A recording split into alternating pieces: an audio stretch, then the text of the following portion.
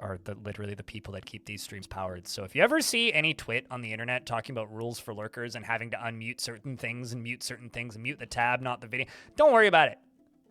Just don't worry about it. Just enjoy the show. That's it.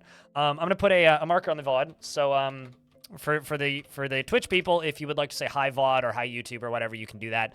Let's play some Creaturekeepers, which I apparently forgot to put an R in the VODs. The way I do VOD titles and stuff, and also titles in general, is I write it down once, and then I copy paste it. So, because I don't see very well, if I typo something, I'm literally never going to notice it unless I sit there and stare at it. So, if you see a typo in...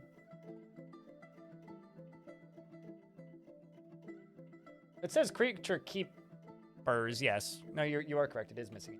If you see a typo, just tell me. I won't get offended.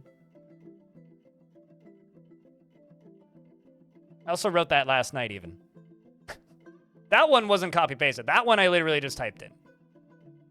Anyway, there's an E in it now. So if you see a typo that I've done in a video or anywhere, I won't be offended. Please just tell me, because I will not notice. Like, just unless I am, like, staring at my titles, and YouTube's like, I was showing this off a couple days ago, but like YouTube's layouts for the back end is really bad. Especially if you're like me and need bigger fonts and zoom everything in on web pages, because YouTube's fonts are tiny and hard to read and very thin. And I was using a plugin for a while that made all the fonts bold, which was good because then I could zoom out. But then they changed a thing. This was around the time they tried to kill adblock, which like didn't. Anyway, around the time they tried to kill adblock, they broke that extension. So what ended up happening was, instead of the text all being bold, it would flicker, which was even worse. So I disabled that extension, and now it works. Now it doesn't work, so I have to do the zoom in thing again. And the result is I can't see my titles on my videos. So unless I'm specifically looking at the details of the description of a video, if I typoed something 3 days ago, I'm just never going to notice, because I can't see it unless I'm specifically looking for that shit. I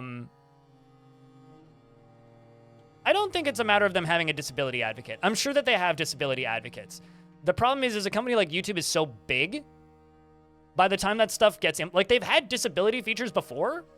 But you also have to remember, like, for a lot of people who really like dark mode, I don't like dark mode. It took them like years to have an official dark mode on the current era UX of YouTube. So if it takes them that long to get a dark mode, yeah, we're not going to get multi-font support or like font wrapping or anything like that ever, because the fuck do they care? Why would they care? That stuff's not paying them money. They're not getting massive amounts of investment from disability groups advocating for them to make their site not terrible. But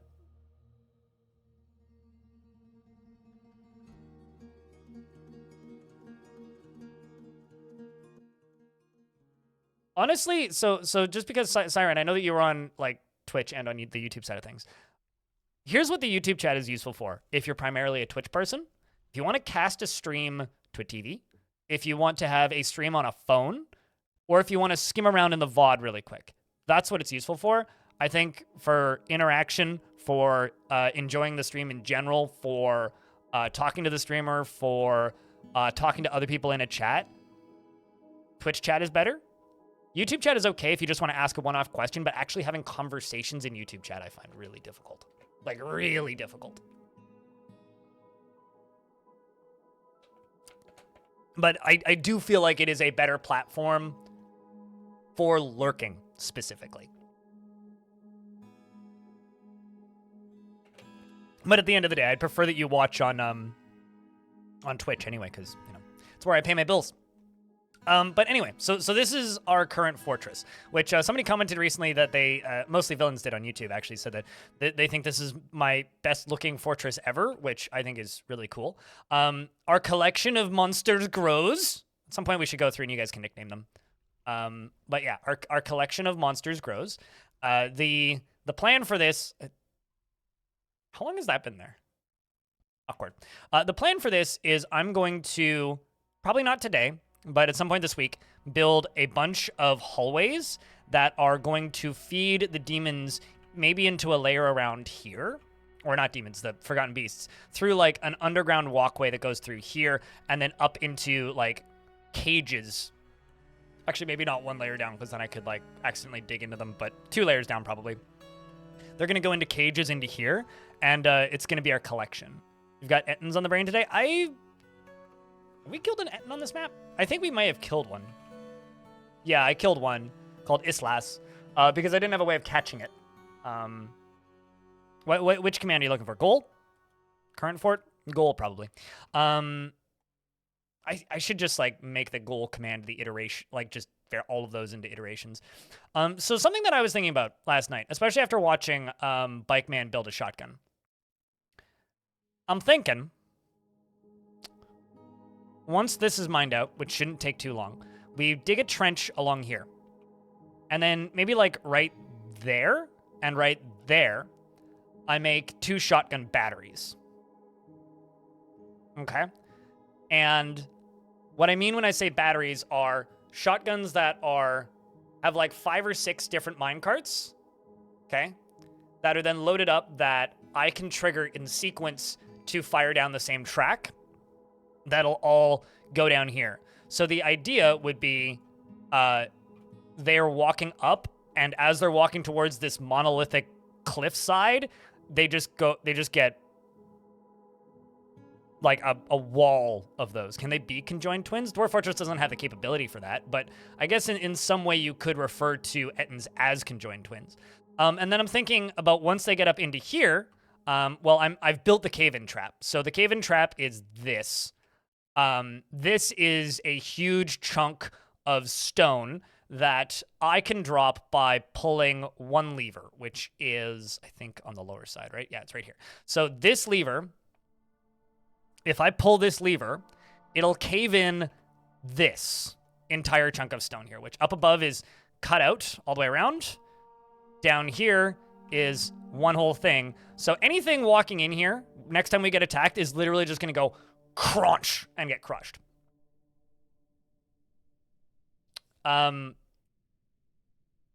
The other things project-wise that we are still working on for this fort is this outer trench needs to keep going down. We're down to layer 43. The cavern layer is on layer 16. We're going to dig all the way down and into the cavern layers and have an open cavern. That is the plan.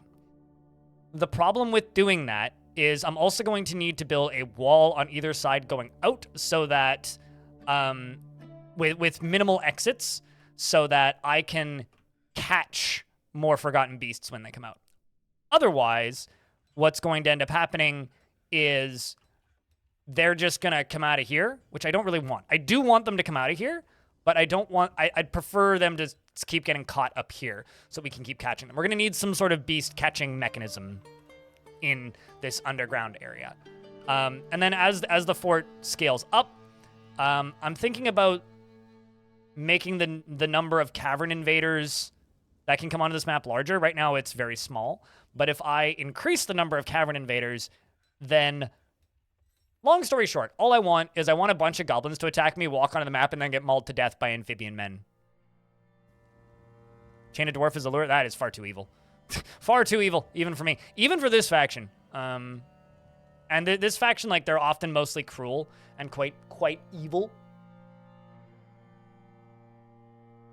What's the purpose of catching the Forgotten Beasts? Those are Forgotten Beasts, not demons. I keep saying demons, like... I don't know. I need to stop interchangeably using those. What is the purpose of them?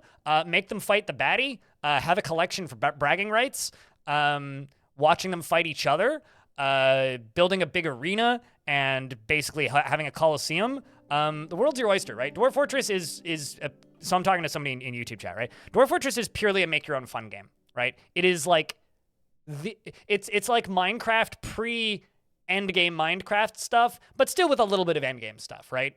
It is a game where you set your own goals and you go about achieving those goals. In this fortress, well, I have this.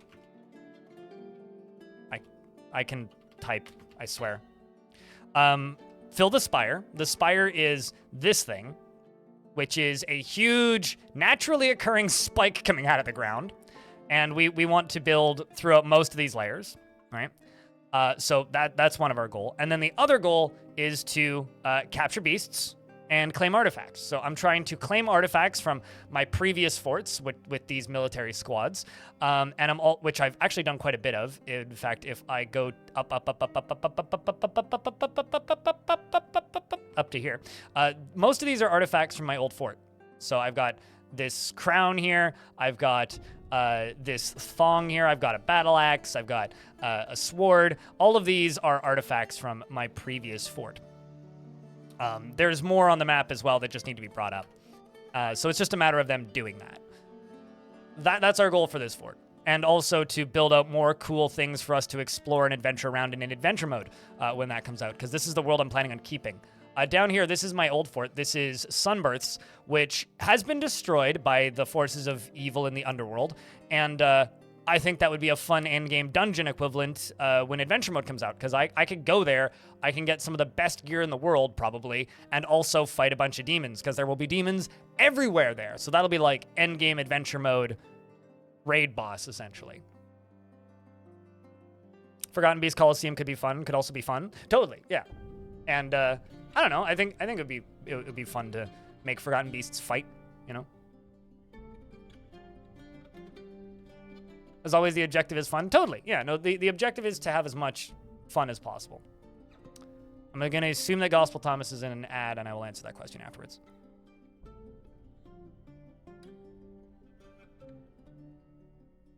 Also, I totally could just build like a roller coaster going from the top of the mountain all the way down. I could absolutely do that. Like Cool Dan just suggested. No, because like in Dwarf Fortress, so someone commented the other day, Mr. 76 Pontiac. I just realized that's a car. Now your name makes a lot more sense.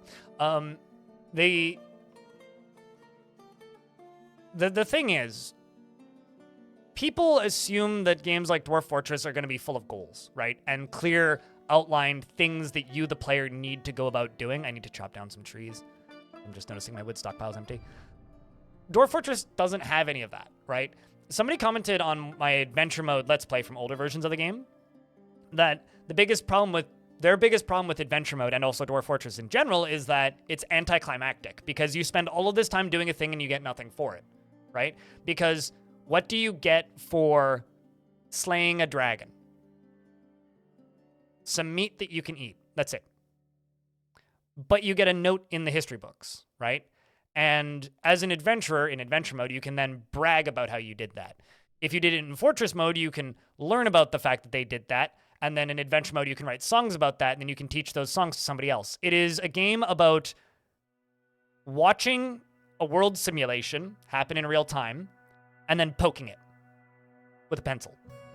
And poking it with the pencil is the gameplay. You can push it in different directions using Fortress mode, invading people, starting wars.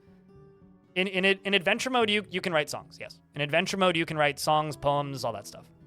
I've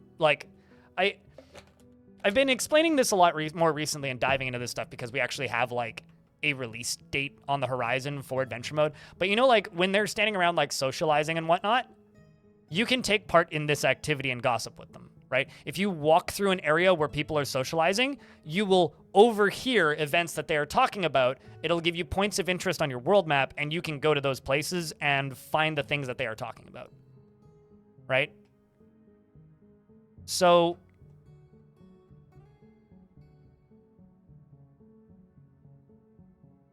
like that, the hard part for me right now, especially now that I've delved back into adventure mode a chunk for a good amount of time over the past week, the hard thing for me right now is all of you guys in chat right now, both chats, if you've never played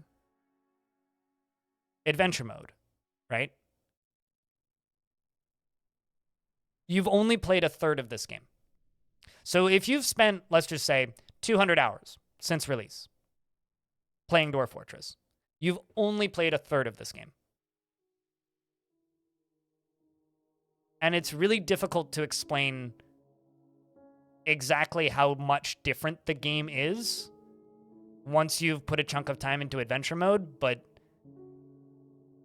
it gives you a different so someone was saying that in my chat during one of the last adventure streams I was doing, I think it was on Thursday last week, that it's a whole, like, they're so much more impressed by Dwarf Fortress having watched me play adventure mode, just noticing some of the mechanics popping up again.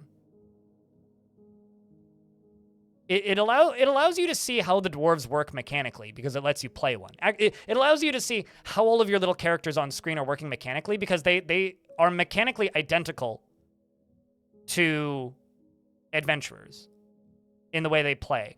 And if you are playing an adventurer, it takes, like, I don't know, 20 minutes to get through one day. In Fortress mode, it takes like 20 seconds, but they're going through the same movements. Hey, Pontiac, yeah, I would have figured that out. Resemblance, yeah. 180 hours to be exact. Cool. You really enjoy adventure mode, and you miss it every time you're in Skyrim. What? I don't see the connection there. I'm confused. But let's read through the named dwarves, because I've been very babbly this morning. Probably because I also haven't streamed in a couple days. All right, so the named dwarves in the fort currently are Shake Break, 800 MTV, Aced 7, Adra the Metal Outlaw, Aimless, Amethyst, and Arende. As well as Argamemnon and Ash, Baby Blueford, Baka Glass, Bastet, Banich, and Venus Betty Grew. Black Rose Bronwyn, as well as Bob, and Bob Tron, and Bubblehead, and Cade Ranos, and Captain Amazing, who I typoed initially, and Caramel Nuke, as well as Cat Dodger, and Cathode Raytube, and Celistaris, Chad Broski, as well as Chicola, and Chromoise, as well as Chuck's Buck and Snuck, and Clairvore, as well as Cleo, aka Taylor, and Cosmic Surfer, and Darius Cardrin, Devon Hunt, and DB Explorer, Das Okan, and Diamond Destruct, Dr. Special 420, and Drakensoul, and Drovin, as well as Dakist Aroth, and Eric Shadowblade, Faulted Thrower, and Frega, as well as Gloves, Gazoom, and Giant Blue Lizard, Glass Half Empty, and Harem Misu, and Hot Rod Ricky, and Hero Dedger, and I Always Agree, and I Drove Us, and Insulina, and Jama Hazer, as well as Jezza, and Joker of Spades, Killer Spud, Cramp, and Crampton King, as well as Lanix, Lazy Man 32, Lucky Steps, and Manticore Alpha, Moma K Plays, Monticore, and Mr. Raven, Mr. Stronghog, Narc, and Naoma, Notokasa, Pilot Guy, Popleope, and Prue Prue. Psychotrop, as well as Quendelf, and Raging Cave, Rare Candy OSRS, and Raw Meat. Rockwell, Hardline, who I miscapitalized there, oh well. Salty Tempest, and Salvadaddy, as well as Satarob, Scriprio, and Shadowstorm, the sequel. Shaku Shogun and Shutterbug. Shaku Shogun Shutterbug. Spider Megatheist and Stonecoat, as well as Sword Coast, and Talon Artho, The Suited Giraffe, Uberike, and Urist McTinkerer. Valleys, Vox Tuberson, Waterlyman, Holy Spokes, and Zeophane. Nope, you're still alive. See, Braga, you're going to archery practice right now. You're quite happy, too. You're in one of my very large military squads. You're a talented mace dwarf, believe it or not, even though you're technically a marks dwarf, because did you know that crossbows are maces? They consider crossbows to be maces, which I think is kind of fucky, but, you know. Also, this is a barracks and not a archery range. What? That should be an archery range, not a barracks. So that's the diamond bolts, that's the ace bolts, and this will be the stupid bolts. There we go.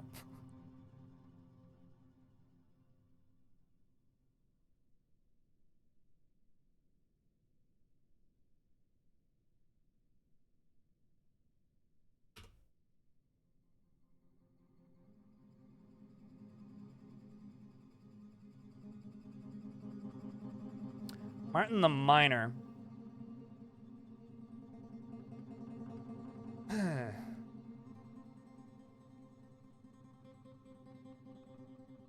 You know, there's a reason I really, really, really hope one day we can get saves uploaded to the workshop. Everybody wants cloud saving. I just want to be able to upload saves to the workshop, specifically for adventure mode, but also because if I could just like set a save to upload to the workshop after every stream, I could just so easily like finish a stream, click upload, and you guys could just subscribe to it and just download the world and like go into the world's history and like figure out who died where. It'd be so useful.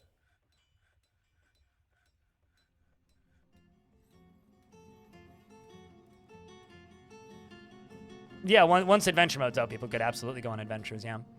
So those are the named dwarves currently. We'll do another round of naming once we get migrants. There are plenty of unnamed dwarves in the fort, so if you feel you need one now, you're welcome to ask me for a dwarf. But for the time being, I'm not going to go out of my way to name people. Popliope just started her own squad, which is the Orders of the Towers of Pulling, which is a very funny name. I'm going to grab these top 3 squads, and they are going to go into no orders. They're going to take a break from training for a little bit. This is the fortress. I mean, it is a very gaudy place. These are my doctor's bedrooms. So all of my doctors in the hospital get these extraordinarily fancy bedrooms. They are some of the nicest bedrooms in the whole fortress. Although this one here wants to practice a martial art. Probably got no other tasks permitted. I should give you some other jobs so that you can go do things. These are, you know, my other dwarves. They want to acquire things and practice martial art. I should make a doctor squad. Should I make a... Yeah, you know what? I should do this. Okay, so I'm going to make a squad, which is just for my dwarves that are doctors. They're all going to be wrestlers. Like, no gear, just wrestlers.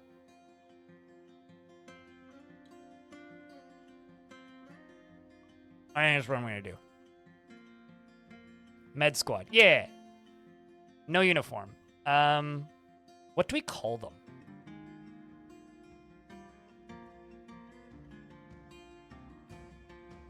The Doctrine of... You know, the Doctrine of Dance is actually a really good name. How about this, actually? Shush. Don't worry about the repeating words.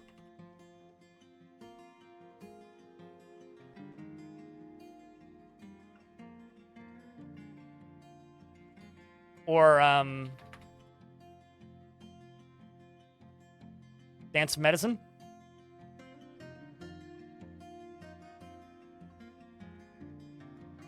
How I built those fancy walls?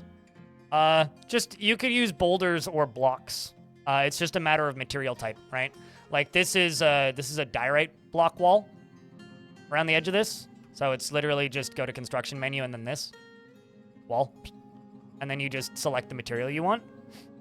But as far as Dwarf Fortress goes, Pontiac, there's no such thing as wrong or bad questions for Dwarf Fortress. So if you have questions, just yell at me. Just ask away. Tell me what you need help with, and we'll do our damnedest to assist. Because, like, it's all about just... The more time you put into this game, the more you kind of learn. And it is just a matter of learning the game's terminology. So once you kind of get past that point, it becomes a lot easier. Okay, so I think the Chromois, Chief Medical Dwarf, will be leader.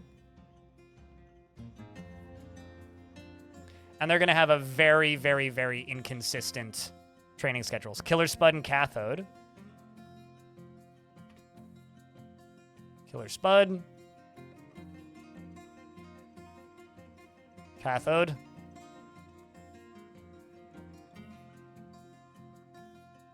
Dasokan, Aced, and Hot Rod Ricky and Satarob.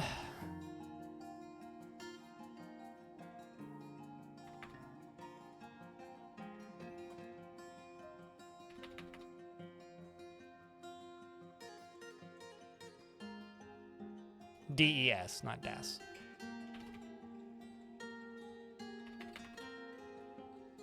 There we go. So these dwarves are all going to get schedule. Give them monthly orders. Except they're going to be off duty more often than not. So they'll do 2 months of training, 3 months off, 2 months of training, 3 months off. Or 4 months off, rather. 2 months of training, 4 months off, 2 months of training, 4 months off. So they're going to get really long periods of break time. Is that huge room my hospital? Yeah, it's very unfurnished still. This is my hospital. It needs work. But we have buckets, we have powder for casts, we have crutches, we have splints, we have cloth, and we have thread. And currently, I need wood. Like stat is what I need. I need wood. There's my stairs. I want this to be as close to the entryway as possible, so let's just go up here. Bonk. Hack down a bunch of trees. Ah, never mind. Not going to do that because the Vile Force of Darkness has arrived. What's the great advantage from stone or wooden blocks? Don't make wood blocks. They're kind of redundant. But if you are building stuff out of boulders, right? You know how you mine out an area, you get a boulder every couple blocks you mine out, right? One boulder is very heavy and makes a rough wall if you build walls out of boulders. It's a mechanic that you're not going to run into at all in Fortress mode. However, and the game doesn't tell you this, but a rough wall is significantly easier to climb. Don't worry about it, Pep. A rough wall is significantly easier to climb than a smooth wall. Bricks make smooth walls, boulders make rough walls. So if you're just building everything out of boulders and then baddies climb over your walls, it's because you have rough walls, meaning you need a much lower climbing skill to climb over them. That's the first thing. The second thing is boulders don't go into bins, okay? And boulders are very heavy. So if you're using boulders, the dwarves take a very long time to build stuff because they're super heavy. The third thing is if you're using blocks, you get 4 blocks per boulder. And they're very light.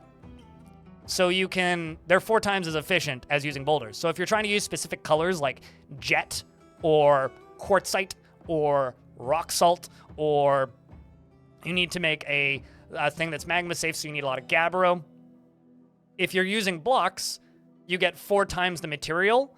And if it's a rarer color or a material that's harder to find, that's only on certain layers, like jet, as an example, is a popular one. If you use blocks, it's 4 times as efficient. And it's a task that dwarves can do. So this is a goblin lasher we have right off the bat. So when they show up here, they have a habit of like immediately leaving, which is what they did. I need to give them more space to walk in, because this is a bad spot for their armies to appear. The ones that appear on the bottom left don't often do that, but that one did. All right, so game suddenly got super laggy though. There's a chance some of them are stealthing onto the map. There's a honey badger on the map? Well, chat, guess what? I caught a giant mole. Friend! I'm not big on this generally, but look, that's absolutely a friend-shaped friend.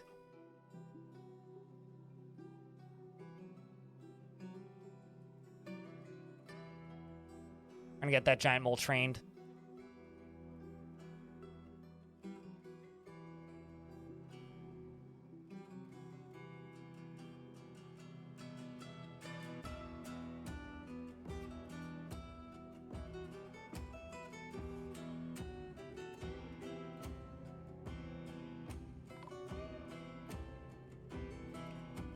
Yeah, no, I figured that out, Patrick, pretty quickly.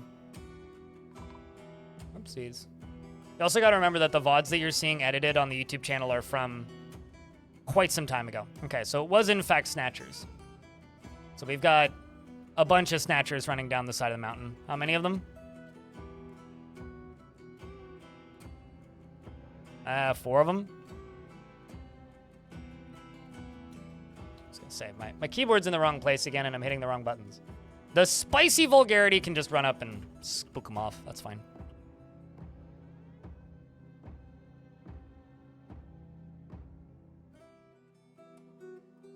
Send the doctors to punch them. They haven't even started training yet. And I want my doctors to, not die. Seems like a really bad idea is just, yo, let's just let my doctors die. No, this is a dad joke safe zone. Anybody's welcome to make dad jokes. I know you don't need a license for those dad jokes, which means you don't actually have to be a dad.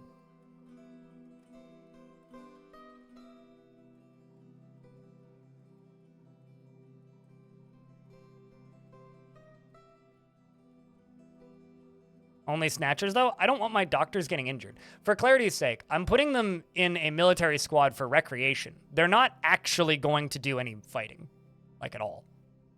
I think that would be very silly to make my doctors go do fighting. Because the whole point of doctors is to, you know, keep them alive. Also, we hit early spring, so my duck died. One of my ducks died of old age, and one of my turkeys died of old age.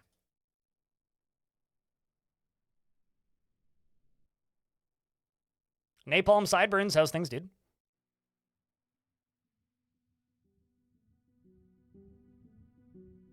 Marriage and a kid on top of that. So what we're saying here is then she would be breaking the law because she'd have to tell mom jokes.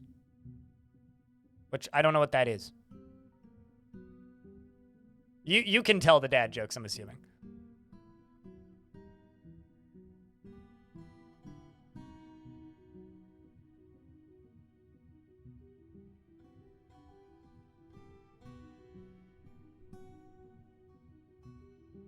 Also, I don't know if this is just a sign of me getting old, but at least on the internet, I've seen your mom jokes coming back a lot recently. And it's kind of nice to have a dated type of joke that I didn't hear for a very long time suddenly coming back with a vengeance. The Weather Mountains one? Oh, Fin Dragons, not Find Dragons. Yeah, my brain put an extra D in there. But yeah, it's interesting that people are watching Weather Mountains again because like someone pointed this out in the comments relatively recently. I think it was on part 3 or something, where they pointed out like an inconsistency and they said that it was funny. The reason there's inconsistencies in that show is because I recorded like the first 8 episodes or so in one day after streaming for 11 hours. So I streamed for like 11 hours that day, and then I recorded all of those episodes in one day. And then I edited one a day for like until I'd gotten through the backlog. And then I started recording again and forgot half of what I was doing. And then I did like 3 and then stopped. And then like a week later did the last 2.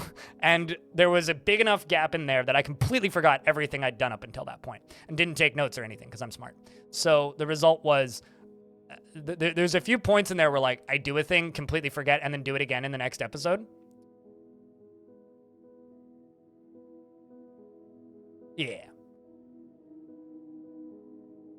They never went away. I've been seeing, well, dad jokes never went away, but your mom jokes I've been seeing a lot more recently. I'm not saying they went away entirely, but it's nice to see them back again. I'm one of those weirdos who still spends time on Reddit, even though nobody likes Reddit anymore, which is fair. I get it. But I spend quite a bit of time on Reddit still. And, yeah, Reddit's silly. I like Reddit.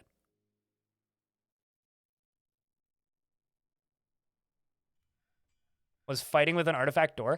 I once had an army of intelligent undead zombies show up wielding coffins with bodies in them. Like artifact coffins with bodies in them. How does one find gnomes? If you want to find gnomes, you settle on a good aligned mountain. If you want to find dark gnomes, you settle on a evil aligned mountain. They live on mountains that are good or evil aligned. But depending on gnomes or dark gnomes.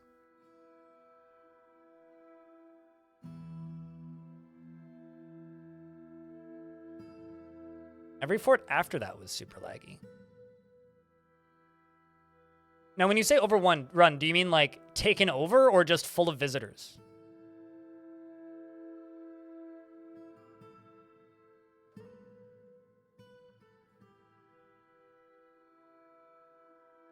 You only found one gnome in your 10-year good mountain fortress? Use DFhack to make a gnome citizen and then later you're baron? That's cheating! Cool, though. You must just...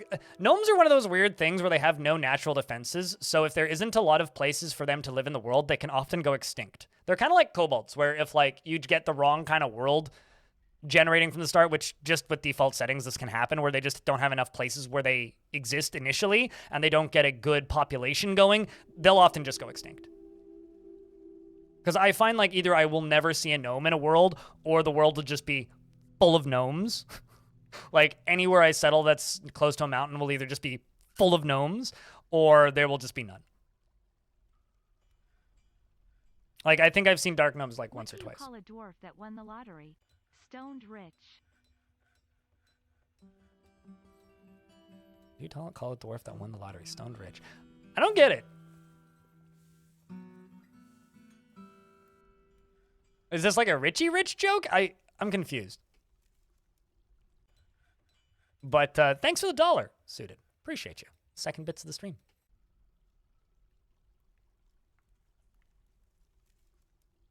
Undead dark gnomes once killed 3 dwarves in one of your fortresses. It's terrifying.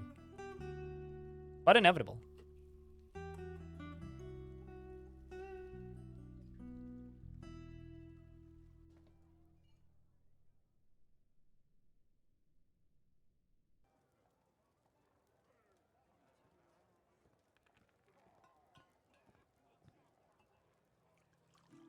So it slowed down the whole map.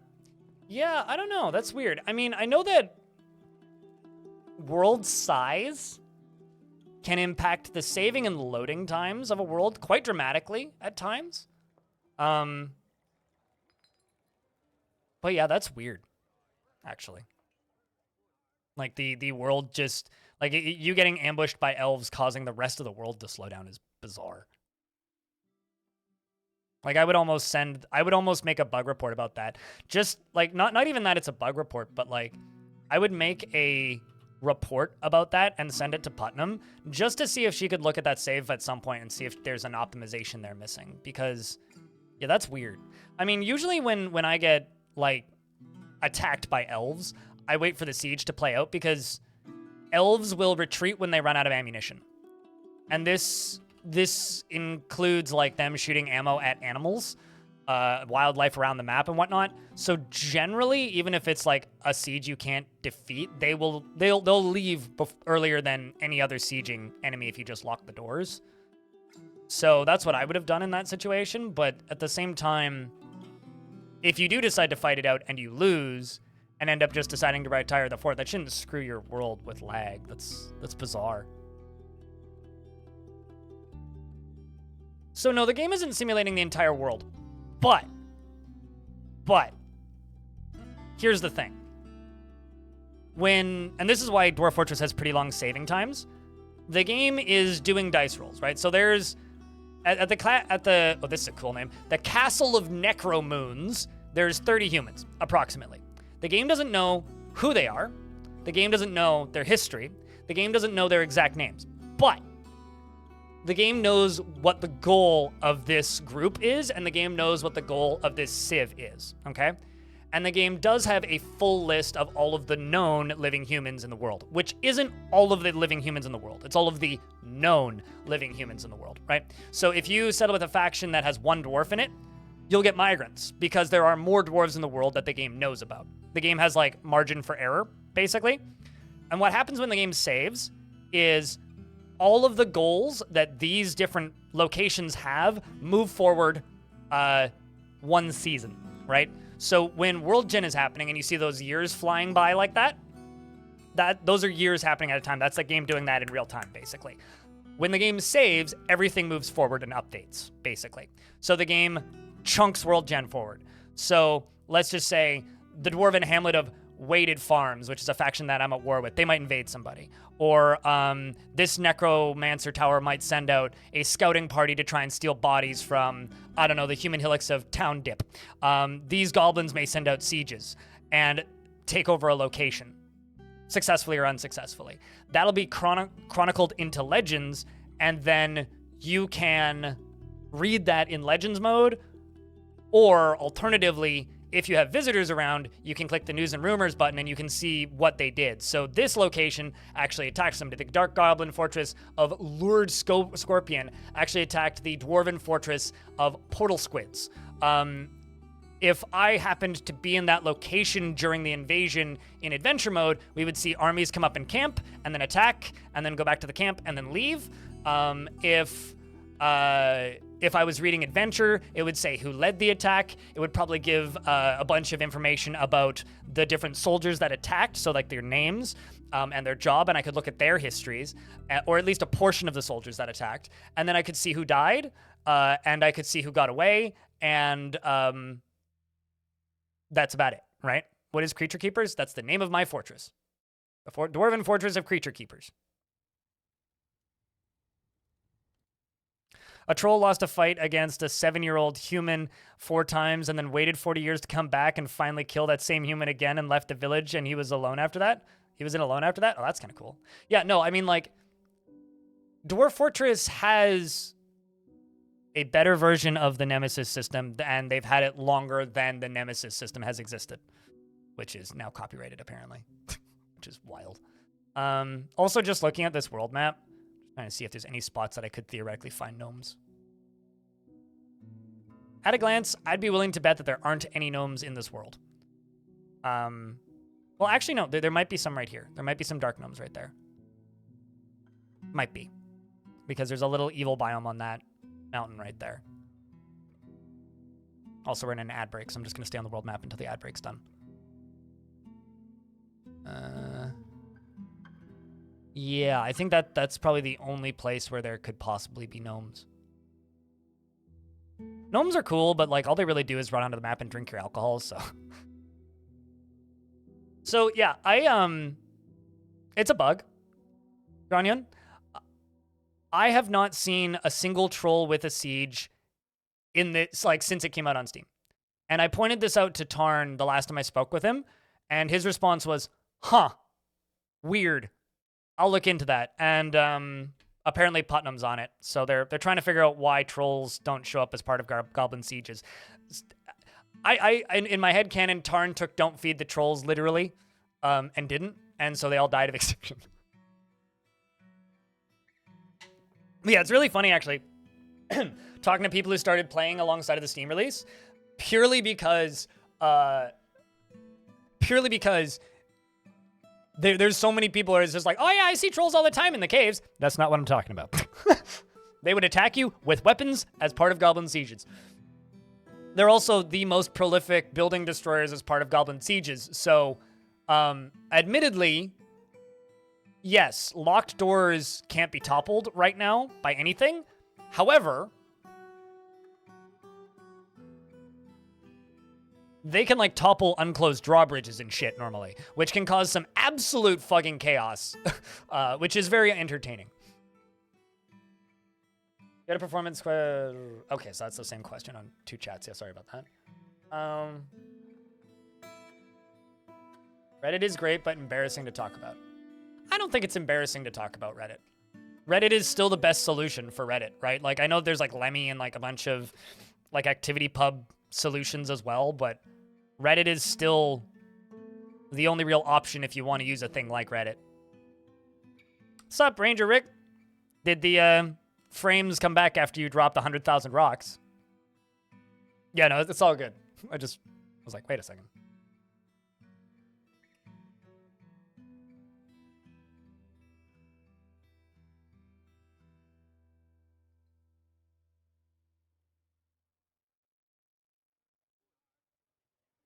Just missed 60 seconds of conversation. Somebody help out Pontiac here.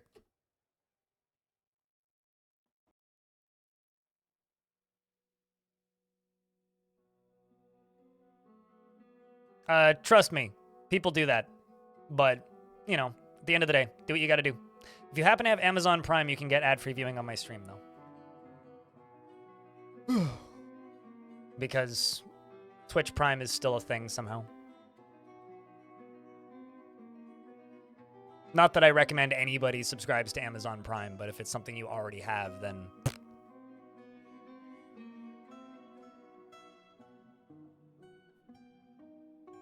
You have a problem searching on Reddit is 1,000 times better than Google. Oh yeah, no, I mean, I still use Reddit like daily. I just don't promote it as much because I never particularly liked them as a company, and now I really don't like them as a company.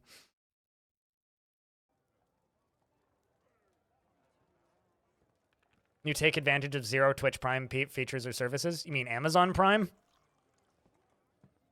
I rent movies on Amazon Prime sometimes because they have a lot of stuff that YouTube doesn't have. And what else do I do? I guess I use the shipping. I do buy stuff on Amazon frequently enough that it's worth it, but not that frequently. What else? What else do I use from Amazon? That's basically it.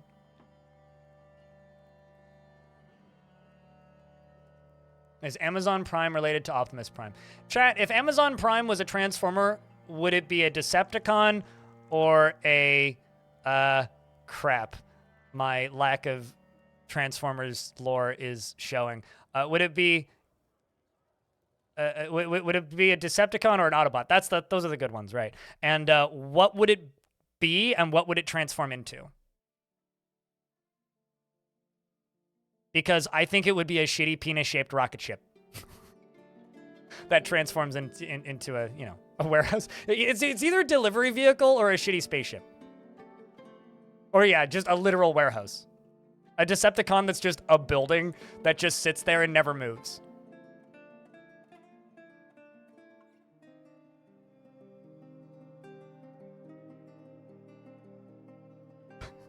It's a warehouse. A house? Where? Giant robot woman. Yeah, and then turns into a giant robot lady. But it has a face that... It's a normal ass Transformer, except it's got Jeff Bezos' head. Oh god, I need to fix this screen.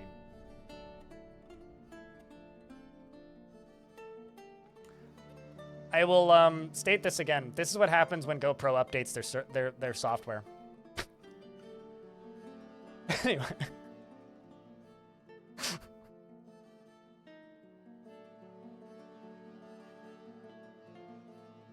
So the dwarves can see through it. So if anybody tries to steal this artifact, then we'll catch them red-handed before they get out.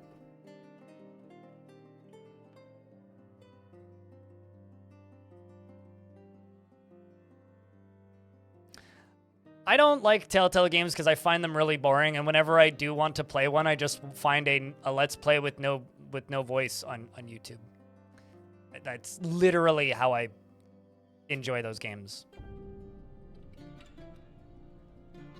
All right, so let's check for bedroom capacity currently.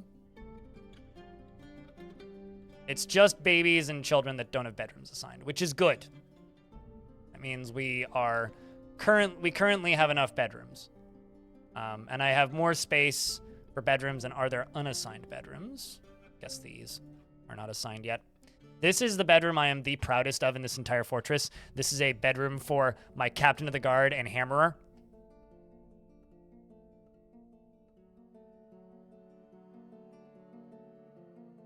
How did I do what? Like, go to YouTube and type in Wolf Among Us, Let's Play, no commentary. Long play, if you want the whole thing in one video.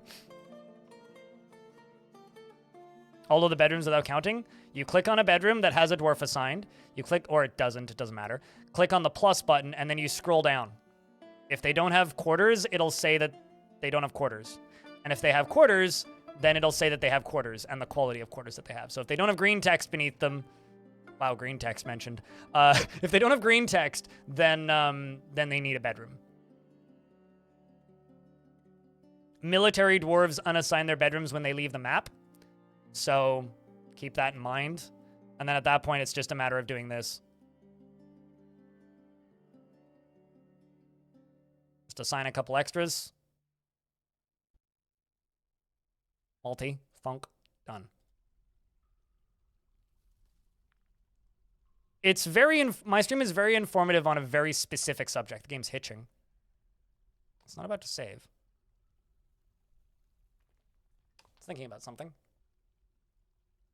Yeah, no, all of the gold's in the mountainside.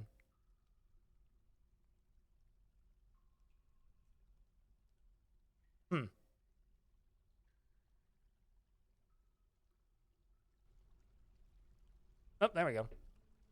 And it's back. Yeah, I don't know what happened there. I'm going to do a quick... Yeah, okay, we're back. I'm going to do a quick save. I don't know what that was, but...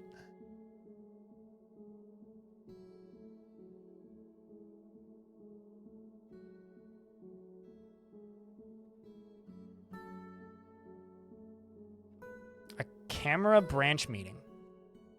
I don't know what that is, but have a good time. Don't work too hard. The game is buffering? Not really. Sometimes Dwarf Fortress just has to stop and think. Because you know how earlier I was talking about all of that, like, behind-the-scenes stuff that the game is processing? Also just, like, I guess playing adventure mode makes you understand why this game runs slowly sometimes when you understand how the dwarves work. But anyway, stands for Campaign for Real Ale. Campaign for Real Ale.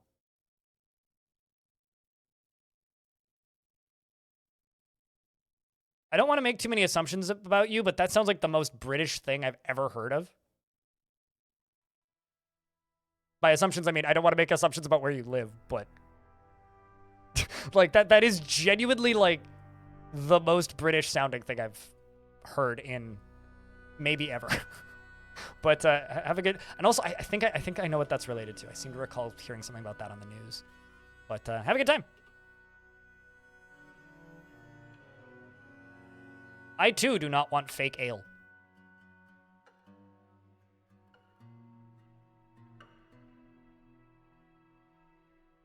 I mean, it sounds like it's like either it's one of two things without having any context of what that is or what it stands for. It's either like people who really like film cameras and you missed a letter while typing, or it's like about chimeras is where my brain was going. But it does kind of sound like a company meeting. But if I'm not mistaken, the Campaign for Real Ale is about not overcomplicating beer or ale, I guess technically, recipes, if I'm not mistaken. I could be wrong, though. I have heard about this.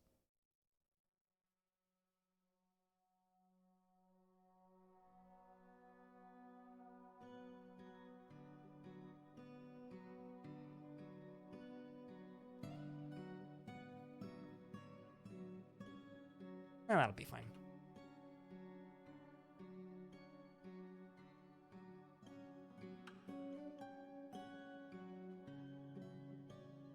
No idea. Napalm probably actually knows what they're talking about.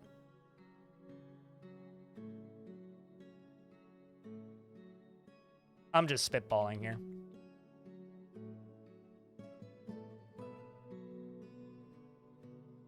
Let's do mica floors for this bottom one.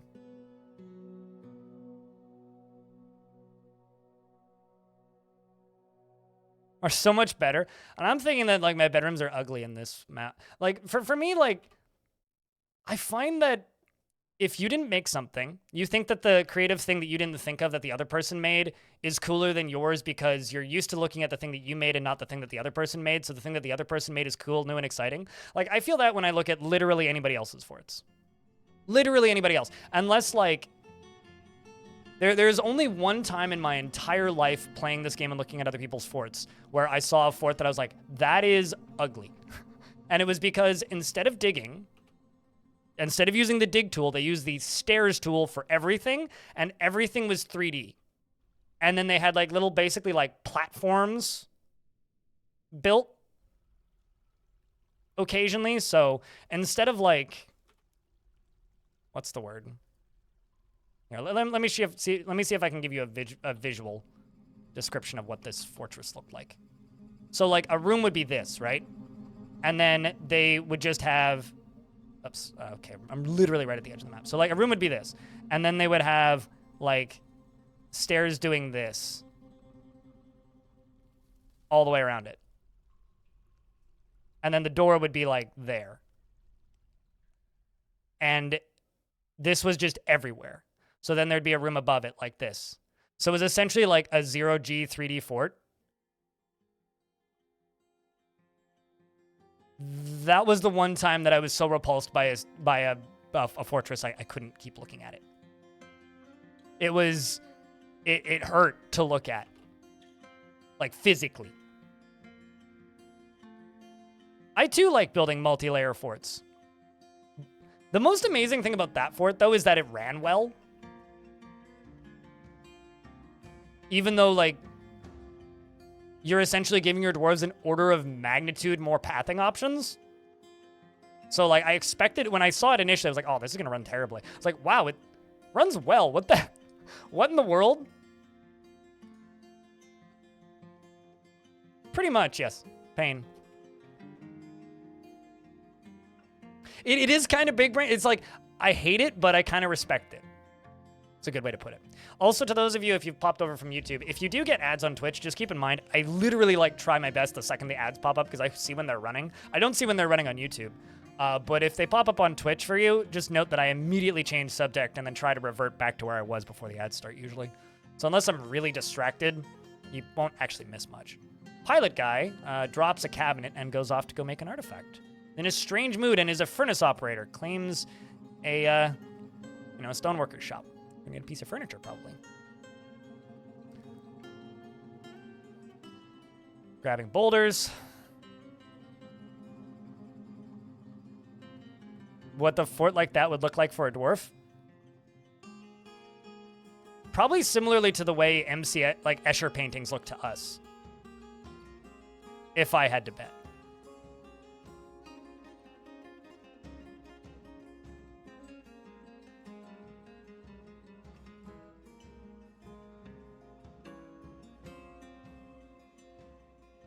Bucket is always covered in ooze.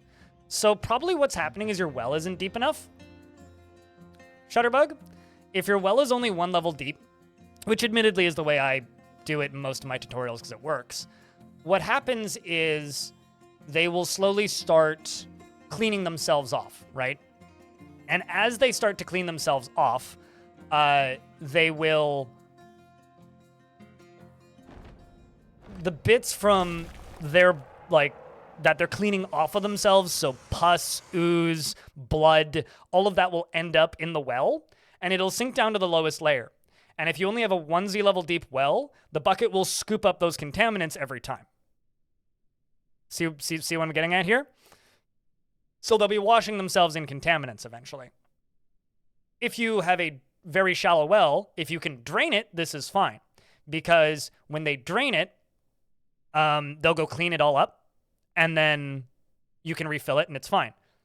However, if you make the well 2Z levels deep, then all of that crap sinks to the bottom, and you'll only be getting clean water. All right, the Forgotten Beast, Nijiru has come. A towering one-eyed louse. It has 2 short horns, and it is ravening. Its eye glows golden yellow. Its clear exoskeleton is warty. Beware its poison gas.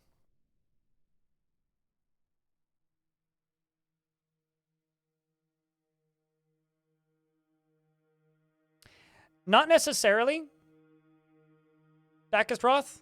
If it's a dirt floor, yes. Otherwise, mud doesn't get into buckets unless it's murky water. So if it comes from a stream, it's fine. If it comes from a aquifer, it's fine. If it comes from a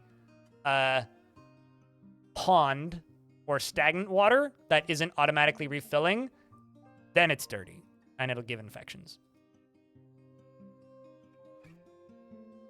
Which is like the weird asterisk to that. All right, let's find this Forgotten Beast.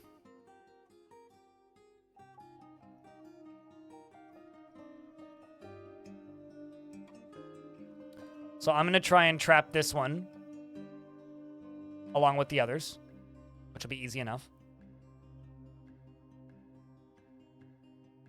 I've got a lot of bodies in that stairwell I need to deal with.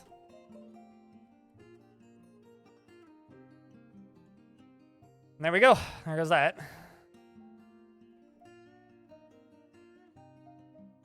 Let's say that there is a very angry reanimated bovine. It keeps keeping some dwarves locked into their hole. I could dig out a pit a few layers under where it is in the main staircase until I get under it and then dig out the ground from beneath the level to Put it into the abyss where it belongs. If you're gonna bother caving stuff in, you might as well just like drop something on its head. But are you asking for like ideas and ways to kill it? Is that the question? Because if that's what you're asking about, like, yeah, I mean, that would probably, assuming it doesn't move, yeah, that would probably work. I'm gonna do everything in the stairs.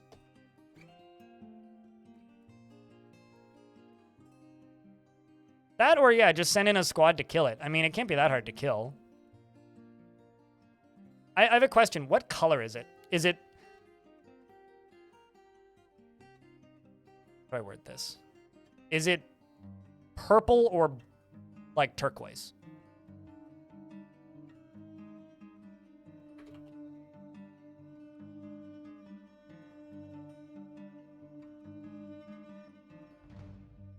What a lousy beast.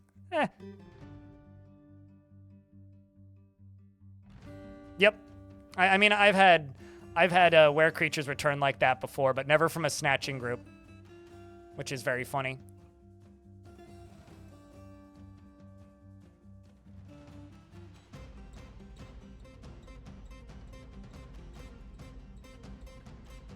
High quality dwarf for sure.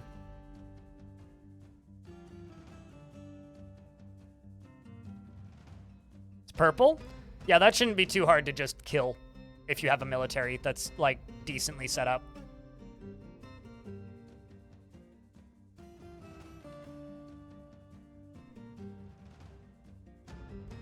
So, I'm kind of running into an issue right now.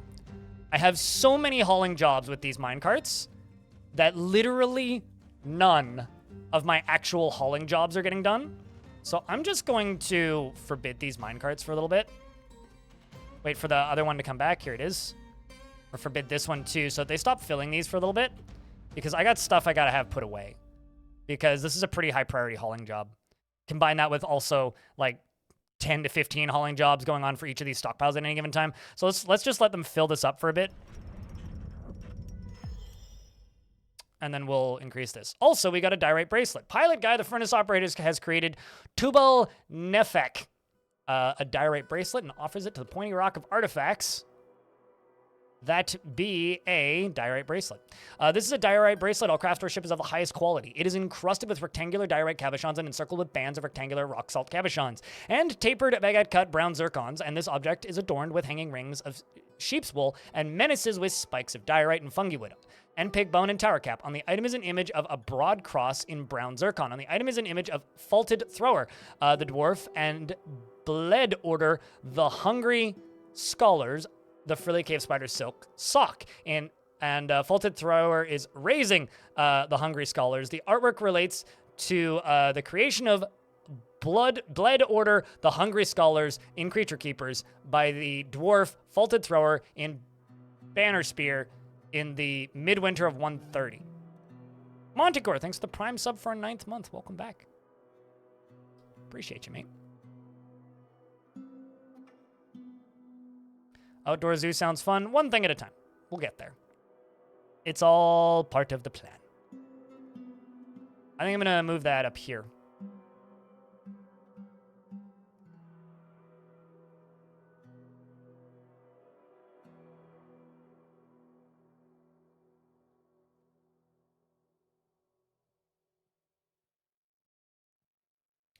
And there's my bracelet. January train? I don't know. You need 2 more folks to take part, but possibly. I won't say no to a train. I'll probably put those behind bars in a moment once that ring gets up there. Put some gold bars here or something. And do some here and some here. There we go.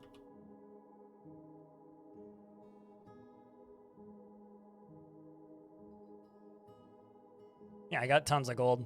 Gold bars. Gold bars. Choo choo. Gold bars. Middle management robot with the resub for 14 months at tier 3. What would I say the best weapon is for the dwarves? Honestly, it's a matter of opinion. Certain types of weapons are theoretically better in certain cases. But the best dwarf that the dwarves can make, for me, I like spears. I really like spears. My melee squads almost always use spears. I think technically the best weapon for a legendary dwarf, or so I've been told, that dwarves can make is usually axes. But matter of opinion, yeah, generally. I mean, I think technically whips in fortress mode are the strongest, but dwarves can't make whips. Humans make whips. So do goblins. So you have to import them. But it's not technically a dwarven weapon.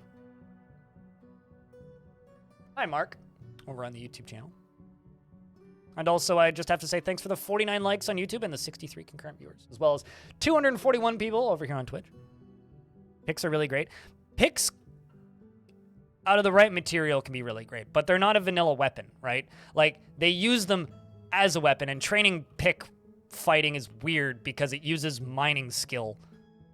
So picks are a good weapon, yes, but they're not what I would describe as good because you have to, like, understand way too much about how the game works in order to make them work consistently.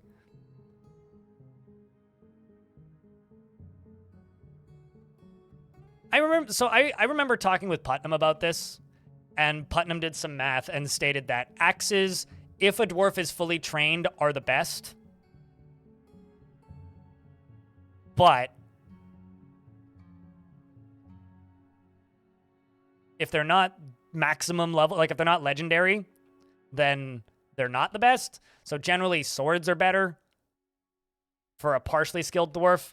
But honestly, I've heard so many different takes and opinions on the strength of different things that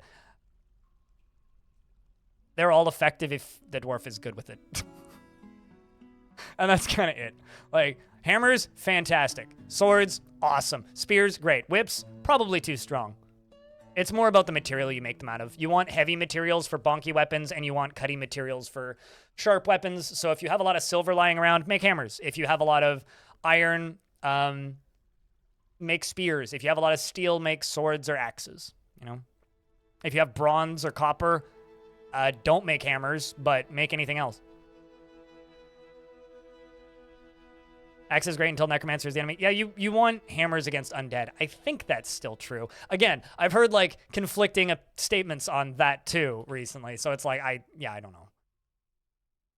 I've always been under the opinion that hammers are best against undead, but I've had people point at me and shout, "He's wrong!" a couple times, so I can pick what you like looking at and use that. Moose, thank you very much for both the $3 and the 13 months. Diaz, thanks for the $1. Gloves, thanks for the $1. It's good to see you, by the way. Appreciate you guys.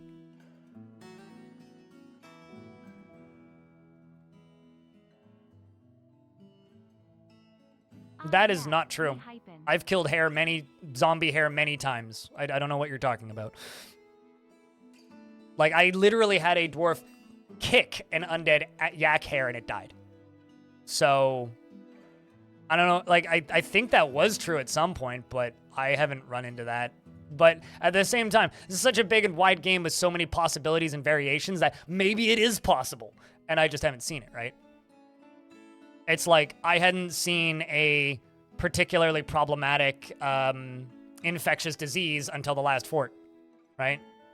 And then that one Forgotten Beast almost killed the entire fortress with, like, years after we'd killed it because it kept recontaminating snow. Like, you know, stuff like that. There's so many possibilities, it's hard to point. Don't worry about it, Pontiac. If you're new to the game, don't worry about it. Not something you need to worry about.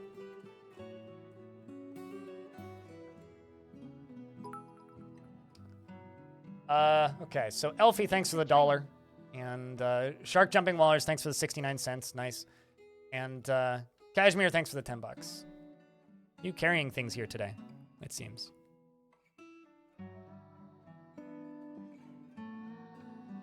You have hiccups? Drink water.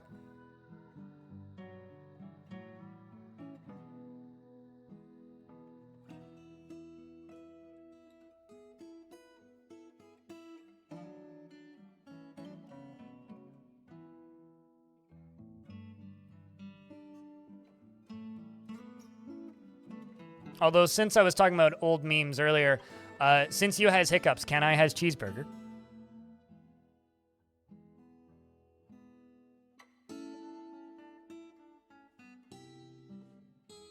About a legendary skilled adventurer who had a longsword, and its severed arm choked you to death. Wait, hold on.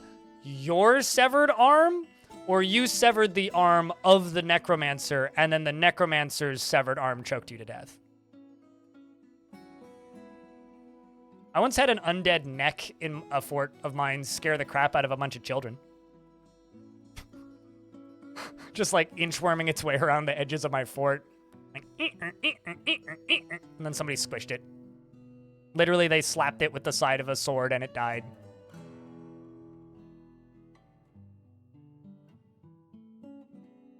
That is... What is this game? So the developers of this game have a rule when it comes to undead creatures. If it could theoretically grab something, it can be resurrected as undead, as long as it isn't mangled. Because if it's mangled, then it's like too destroyed to like be able to do anything. I know. Oh, I see. Never mind. Ads were going to run, but the hype train can't snooze them automatically. Do I have any tame Impala? I have not seen an Impala in I don't know how long. Also, their new music is not great. I like their old stuff. Their old stuff was like had a unique, interesting sound to it, and now they're just like not particularly innovating on that sound, and that kind of sucks.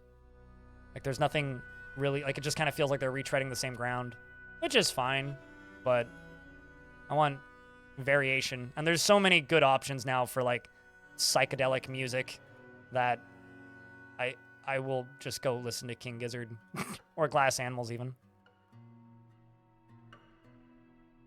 Crypt undulates. Undulates. Sounded like it said undulate for a second there. Okay, we are going to run out of beds in a second, aren't I? Never mind. I guess I made more.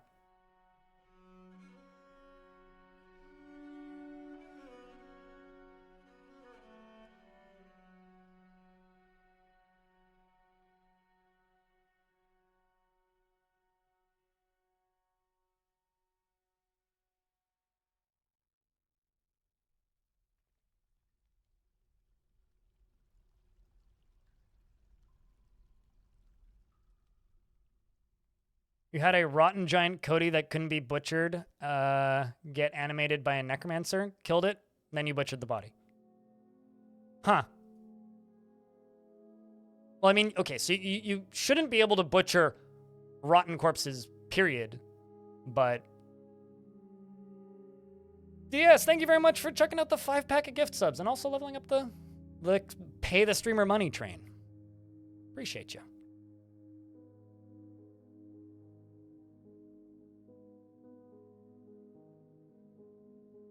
You know what's funny is people missing a significantly worse job system for Dwarf Fortress. As somebody who has gone back to recording version 47 for a side project, and was playing a bunch of version 47 adventure mode, or not adventure mode, well, add adventure mode as well, but a bunch of version 47 fortress mode.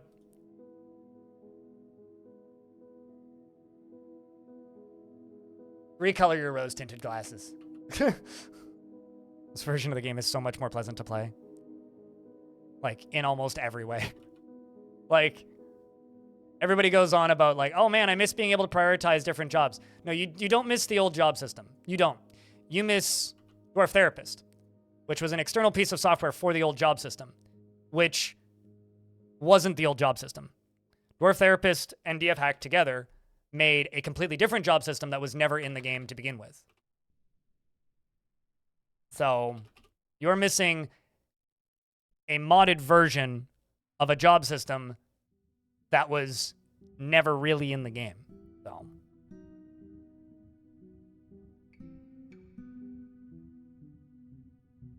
one minor gripe is you want to be able to set mining to everyone does this, but then you won't be able to hunt or chop down wood because all of your woodcutting dwarves would get stuck in a loop of trying to pick up one and put down the other. Even in older versions of the game, if you assigned mining to a dwarf, it would automatically unassign hunting and automatically unassign woodcutting. And if you go back to earlier versions of the game where it didn't do that, the game's frame rate would vanish instantly because the dwarf would be just doing mass job cancellations trying to pick up both. So, no. No, you don't want that.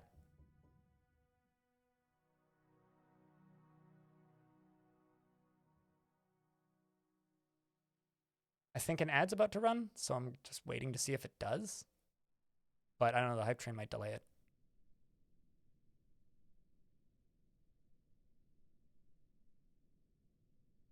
Bear on the bus.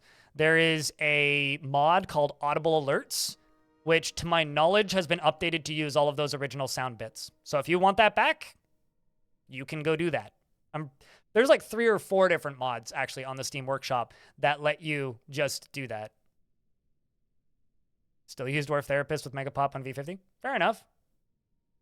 If you want to use a not great piece of software, go nuts. But also, that wasn't Lazy Noob Pack. That was a DF hack plugin called SoundSense. I think there's also a mod on the workshop that puts the old soundtrack from SoundSense in, too. Which is just Simon's older versions of the same songs, mostly. There we go. Okay, never mind. That has got snoozed again. It just gave me a very long period of time to tell me whether or not it was going to play them or not. But yeah, I don't miss the old job system at all. I was one of those masochists who used the old job system and not Dwarf Therapist. And back in the day, I also didn't use DF hack. I'm using DF hack now for the ease of, because DF hack is required for a lot of tile sets for version 47, which I have to record. So things like text will be text and whatnot.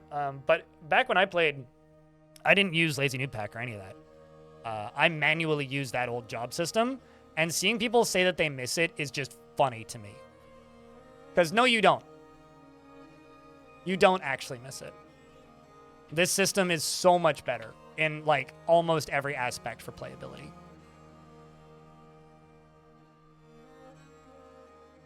The thing I do miss is the consistency and ubiquity of hotkeys.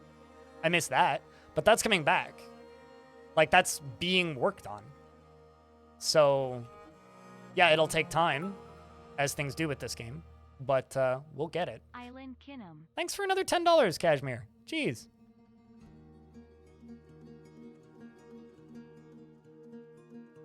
Sure, but not everybody plays the game exactly the same way you do, right, Ed?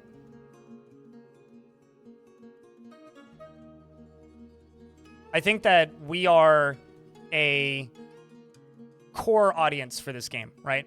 You need to remember that there are a lot of people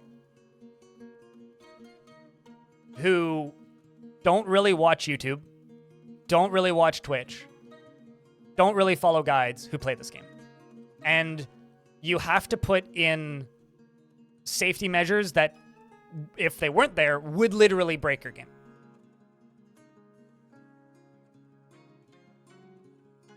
Slippery John, don't use Dwarf Therapist. Use DF hack, turn off all the features except for the search functions, and be able to search for dwarfs. Also, let's just say I know things. We're going to be getting very similar search functions.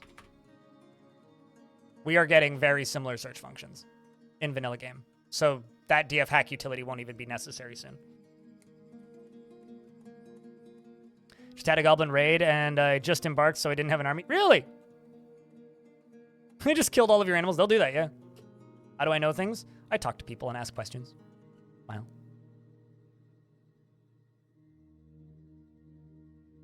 News drop? Wait, did news actually drop, or are you just commenting on me knowing things?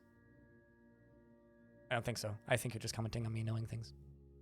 I always go and look whenever people say that.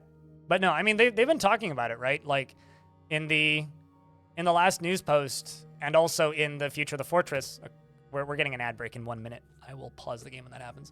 But in the most recent news post and in the Future of the Fortress, Tarn mentions that Putnam's been working on searchable menus and better sorting and filters, which is why like everybody's in menu land right now, because Tarn is working on and building the UI for adventure mode, and Putnam is working on optimizing and polishing, I guess, the UI for Fortress mode.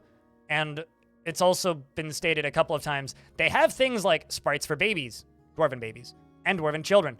But the reason they're not implemented yet is because all of Tarn's time right now is going into making the UI for adventure mode. If you hit, we have only a few seconds before ads run. If you hit T and you go to this menu and you scroll down to the construction jobs and spam these X's, that'll get rid of them all at once. Or alternatively, you use this tool. Because if I use this tool, it'll do, well, I don't really want to erase them, but it'll mark everything, and anything that isn't constructed, it'll cancel the job.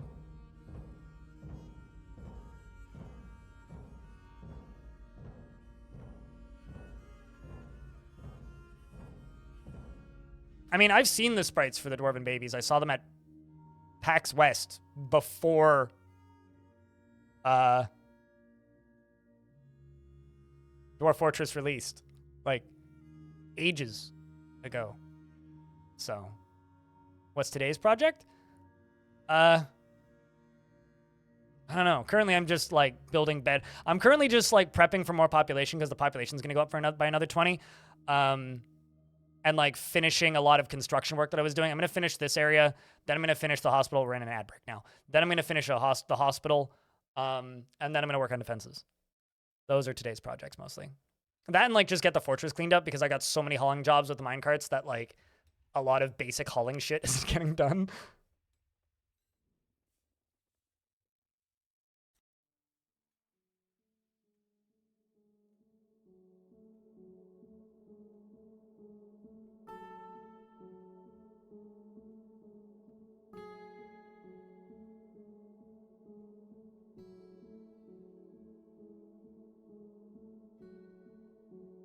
DF hack isn't a mod though, technically, which is why I say, yeah, there's no really required mods for Dwarf Fortress. What happened to your FPS, Plum?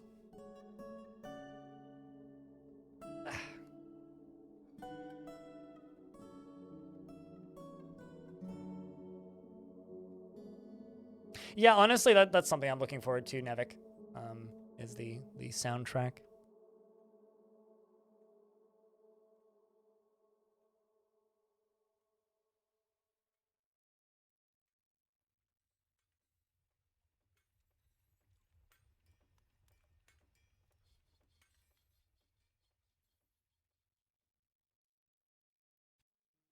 I mean, crossbows are one of the, depending on the material of the crossbow, I think they're actually worse than wooden swords.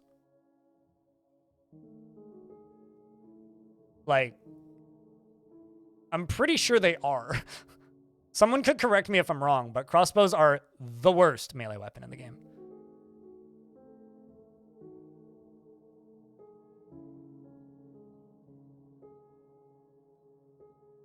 Dwarf got stuck. Where was the dwarf stuck, if I can ask?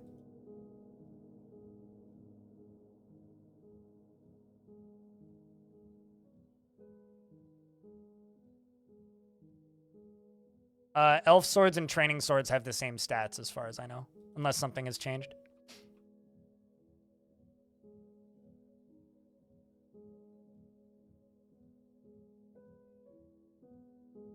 I'm also noticing that a bunch of my military aren't using bedrooms because they decided they don't need them.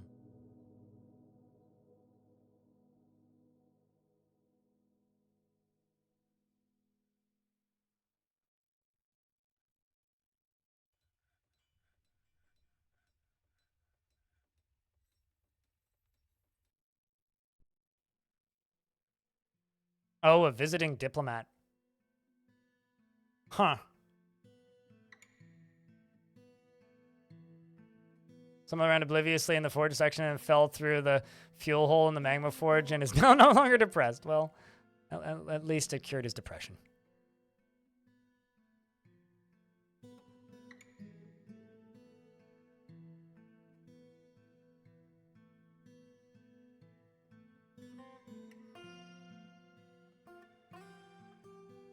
You know, it's funny. So many people have asked me to make tutorials on DF Hack's blueprint system. I'm literally never going to do it. And there is a reason I'm never going to do it. I've talked about this many times. The reason I am never going to do it, I don't care how many views it'll get me. The reason I'm never going to do it is one of the reasons I enjoy this game is I like the slow plotting portion of the game where you build stuff like this, like I'm doing right now. I enjoy that. And I think when everything is just one-to-one clones of the thing before it, shit's boring. And it kind of takes a lot of the life and creativity out of the game for me. And if I'm being honest, I don't want the entire or a large portion of the community to suddenly just start using prefab forts, because then like if you want to dig into that and find it yourself, go nuts. I don't want to encourage it. Because I don't like looking at them. And I want people to make things that I get to look at that I go, wow, that's cool. And not things that I look at and go, oh God, it's exactly the same as this, and this. That's no fun. So. Let me just check a few things here. That should be unforbidden, that should be unforbidden.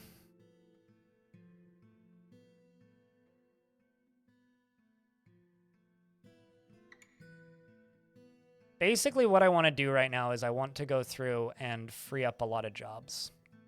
So we're actually just going to go into here and we're just going to pause everything that is pausable that isn't construction. Let them finish those. I'm going to give all of my squads a break and put them to no orders. Lanix, thanks for the 5-pack of gift subs. Appreciate you.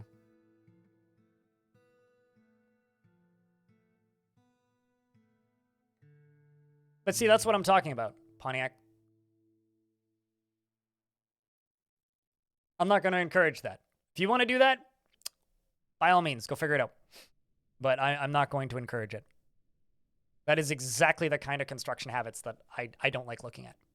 If everything is a clone of the previous thing, I mean, there's macro tools, but they've already stated they don't want to use the macro tools. So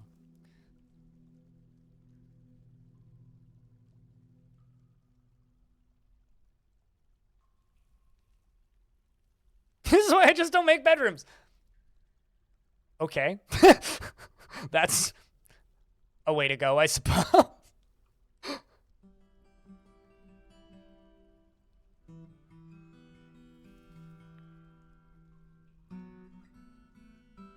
Got 2 brewers.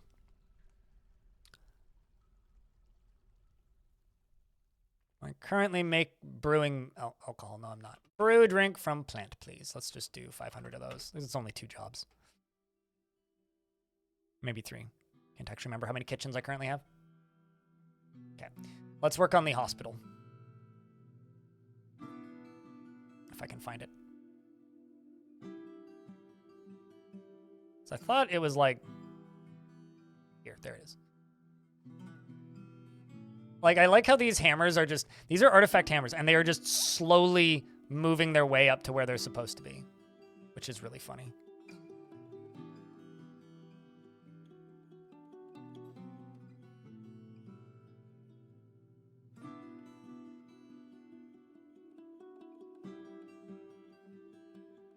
Macro tool, yeah, you just have to enable keyboard mode. And it's literally just control record. See, right there. There's a little recording icon up there. And then I can't remember how to end it. Control record, control E? Nope. I can't remember how to stop a macro recording. Chat, what's the hotkey combo for that? I'm too lazy to go look it up. It's been too long. Is it literally just control R to stop? Okay, I thought I hit that, but I guess it didn't. Yeah, and then it's control P to make them to do it again, right? Yeah. Anyway. But it only works if you're using... It only works for hotkeys and keyboard stuff. Which I'm assuming most people don't want to use.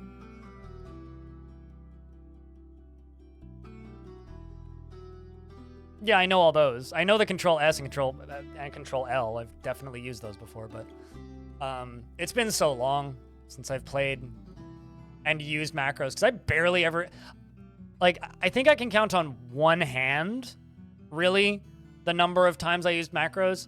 And the reason I used a macro for like those 1 or 2 forts was when I was building spirals going down. So like spiral ramps in the older versions, I would use macros, and spiral minecart tracks, because I did that once and I remember using a macro for that. And I seem to recall using a macro for designating pump stacks in older versions, like telling them to build the pumps. But that's it. I think I used macros maybe 2 or 3 times.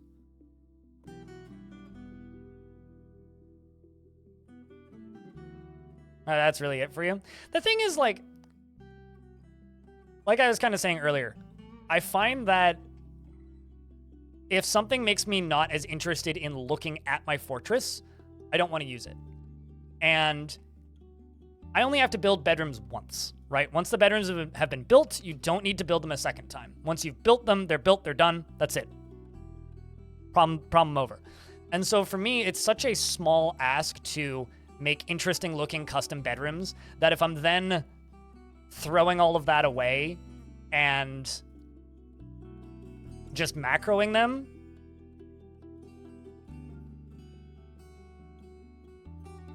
then I have to stare at ugly macroed back bedrooms for the rest of the fort when I could have just, you know, spent an hour designating cool looking bedrooms. Not everybody has the hours in the day, and I get it. Like, honestly, I am a unique case.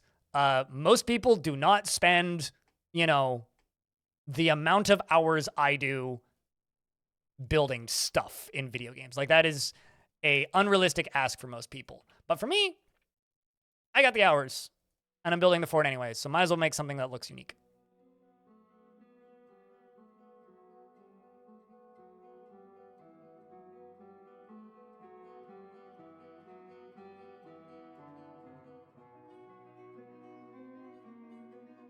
And also, when they bring back keyboard support for Fortress mode, because it'll happen, whenever it happens, I absolutely am going to go back to keyboard-only mode.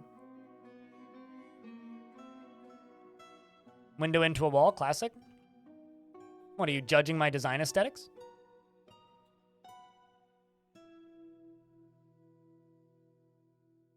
The funny thing is, this is something that I really like about the Dwarf Fortress community. For years, I was streaming this game. And people would say, oh yeah, I don't want to play that game because I can't use a mouse. Pretty good, Arende. Your dwarf's still alive, too. And now I feel like all I ever hear is, man, I really miss those days when you just could use the mouse. It's really funny, like, how collective opinion changes based on availability and, like, what people are used to. It's like, now I just see people complaining all the time that you can't use the mouse anymore. How's Mayor Lanix? Not dead.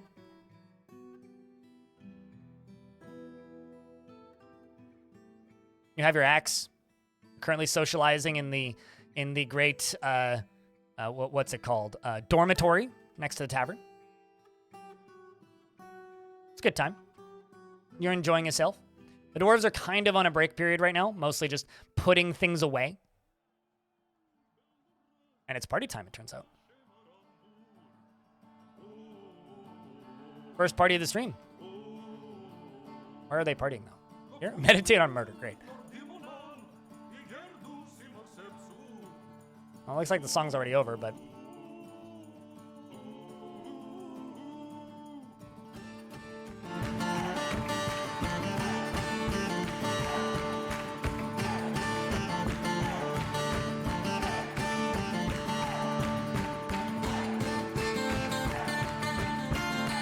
Celebrating getting nearly debt-free? Hell yeah, dude!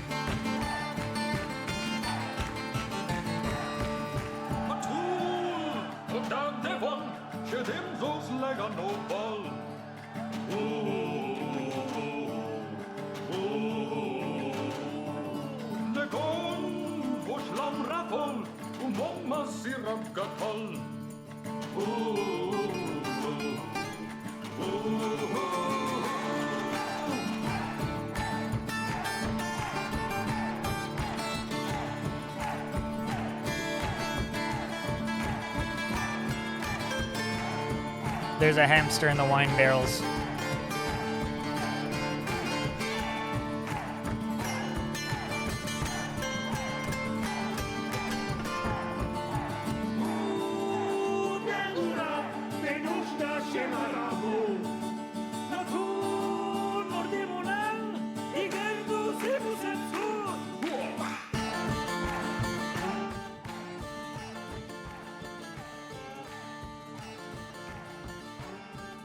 Does that mean you don't like it, Moreb? How dare you? Yeah, I mean, it is very different than the rest of the songs, but I think that's a good thing. It's nice to have a little bit of variation in a soundtrack. Do I have tables? Nope. Do I have thrones? Yes. Question is. Okay, they are gold thrones. Sweet. I'm gonna extend this table slowly.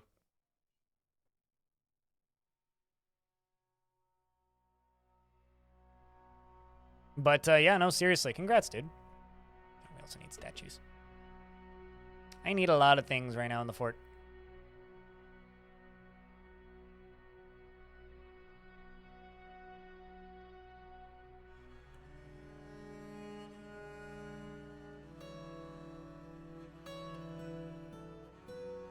You liked Tarn's guitar playing? You know, it's so, like, this is another one of those opinions that I think is really interesting. For years, I would literally get thousands of people saying, man, I love playing this game, but I mute it the second I install it because the music is so annoying. And now all I ever see is people saying, man, I miss that 2-minute long soundtrack. It's like, yeah, Tarn's guitar riff is cool for like 20 minutes, and then I turn it off. It's kind of my opinion of it. And then I listen to podcasts or whatever, and never listen to Tarn play again. And as good of a little riff as it is, it ain't no soundtrack.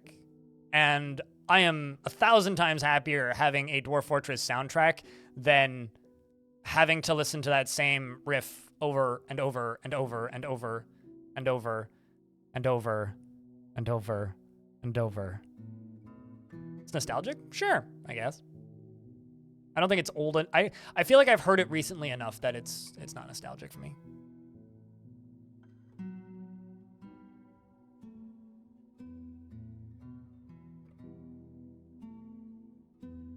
And also, once again, Ed, we are the what I said this earlier.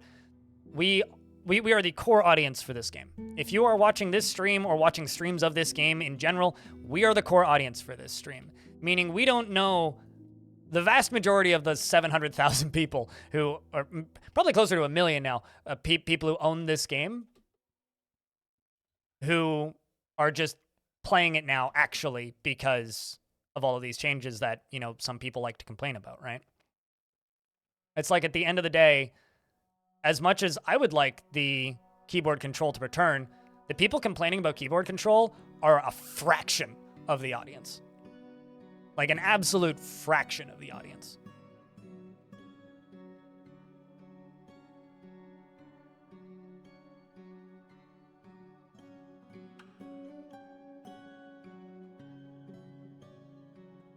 The 700,000 newbies have more pressing issues than Tarn's guitar riff. I mean, a lot of people have figured out how to play the game. Oh yeah, no, if you played the game pre-Steam release, like, and then also I get the weirdest takes ever. Like, when I started uploading that edited stream of Adventure Mode as a little Let's Play for YouTube, one of the first comments it got was, man, I can't remember, I forgot how this game used to just look like straight trash. Straight trash. Imagine what they would have thought if it looked like gay trash. But, like, seriously, that's your take. You think that ASCII looks like straight trash. I don't think this game would be in multiple art museums if it wasn't in ASCII originally. It's more like bi trash. It's more like pan trash, for being honest here. Maximum opportunities. It's a hot take? Not really. I don't think it's a hot take. I think it's just, who cares? that you think that. In the early summer of 123, the dwarf I Always Agree, Save Paints, became the expedition leader of the Pointy Rock of Artifacts.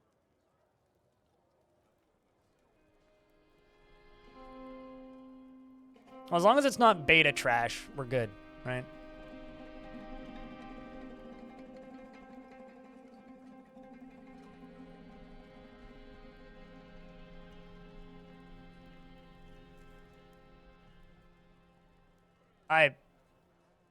There's layers to that joke, so I will just simply smile and nod. Aced. I will just simply smile and nod. These dwarves a chance to dance. I saw Darius Cardrin perform the Goldenrod Mastery at the Cobalt Paper, and it is interesting. They're learning dances.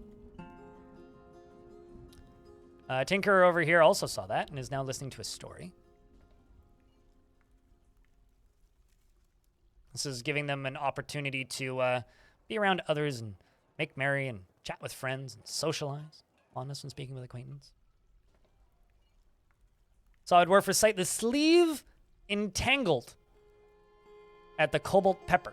And I feel some delight, but it's sad after being away from family. Well, you don't have any family in the fort, so that's probably why. That's why I said there's layers to that joke. Aced? Oh yeah, that's fair. Kick herbs. But like, you know, people talk about nostalgia. There is nothing better than a game that runs solely in ASCII, to me. It is my favorite aesthetic for video games. Because that's what games looked like when I was a kid. When I was little, the games that I played looked like a bunch of characters and numbers on a screen. There's nothing more nostalgic than a game running solely in an ASCII tile set. Or a glyph set, I guess, technically. There's something truly wonderful about that. For some people, it was, if you don't have as many pixels as like a Super Nintendo, I don't feel nostalgia for you. But for me, it's like, no. Like, if you ain't using ASCII glyphs, I don't even know you.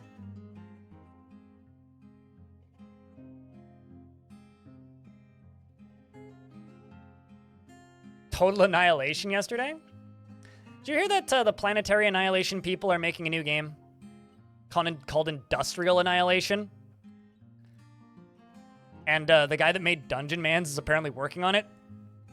And it's literally like, they saw Dyson Sphere program and were like, you could do that, but with more RTS. You're obsessed with Total Annihilation? I think I played Total Annihilation maybe once. I don't have much. I don't have much like reverence for it. I'm mostly just fancying up my tavern right now. I'm really doing.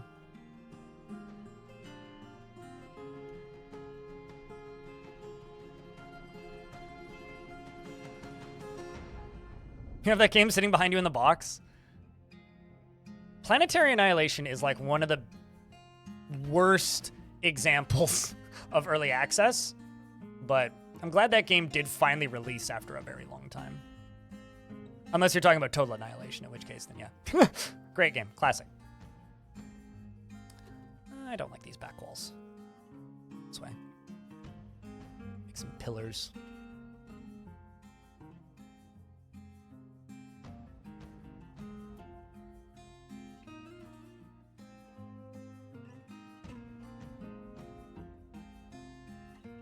Supreme Commander 1? I played quite a bit of Supreme Commander, yeah. That was a game that I got from the Swedish Public Library. And then actually relatively recently tried to install a version, or like that modded version that people play competitively on my computer, and it like didn't work. And then there was a bunch of people that like sent me guides on how to make it work better, and they didn't work, so I just kind of gave up.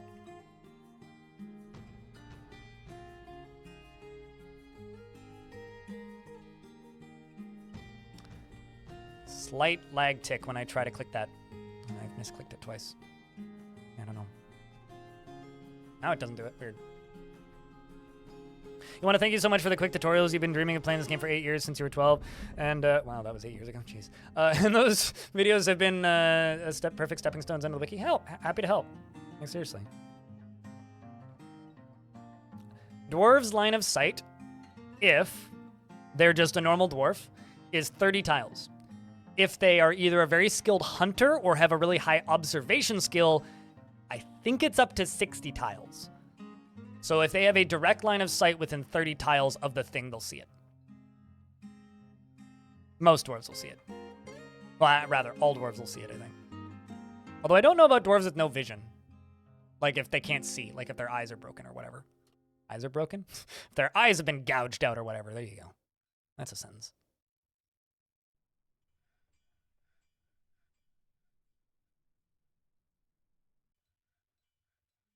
I mean, okay. Let me rewrite this sentence for you, Puphead. Supreme Commander is essentially Total Annihilation, but 3D, right? It's like Total Annihilation in a box instead of Total Annihilation on a map. I think that's what you mean. Do we hear plans to compete? I've said this before, Graveyard Degen, and this is nothing against you. I fucking hate DCSS. Straight trash. Bad game. Used to be good. Maybe in like 2015, 2014 or so.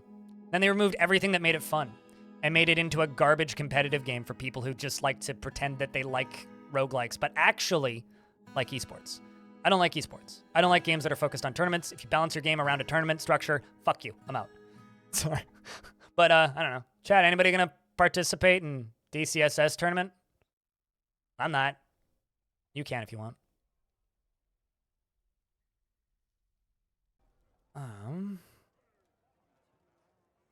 I love that these hammers are just constantly making it like a dozen tiles up. Also, what's with people randomly promoting like DCSS tournaments in my chat now? And same with like NetHack tournaments. I don't stream either of those games. Where did you come from? Probably just like the roguelike subreddit in general, if I had to bet. But Slate? No. Only have 6 schist. What is DCSS? Roguelike. But it's a roguelike I used to enjoy. Maybe the easiest way to put it. It's a roguelike that it's the roguelike that you play if the mean way I could say this is it's the roguelike you play if you don't like roguelikes. It's the roguelike that you play if you want your entire gameplay loop to be based on gamifying scores. If you like to maximize your turn optimization for efficiency. And let me tell you, I mean, I know I'm a roguelike guy. I've been a roguelike guy since I was a child. But in my opinion, if you are building a roguelike specifically for that, I don't want to play a roguelike. Just ever. So, I don't like DCSS. I used to like DCSS. Stopped liking DCSS when they removed all of the fun mechanics, and by that I mean the stuff that like made it inconsistent and bad as a like tournament game, like food.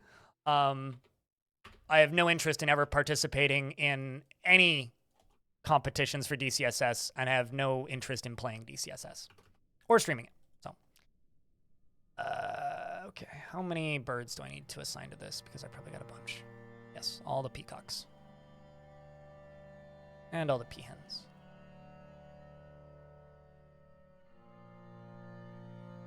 How is my base a cone? Because I found a cone and put my base in it.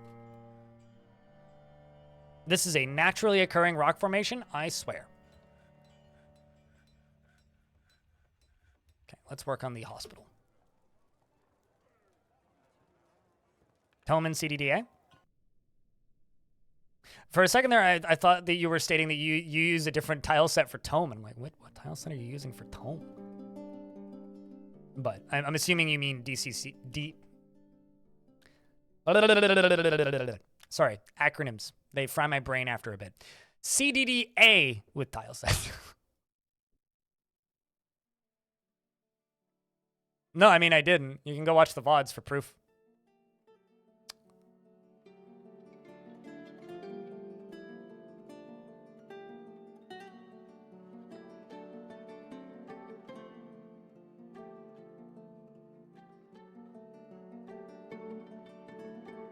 Yeah, I know what you're talking about, Kick Herbs.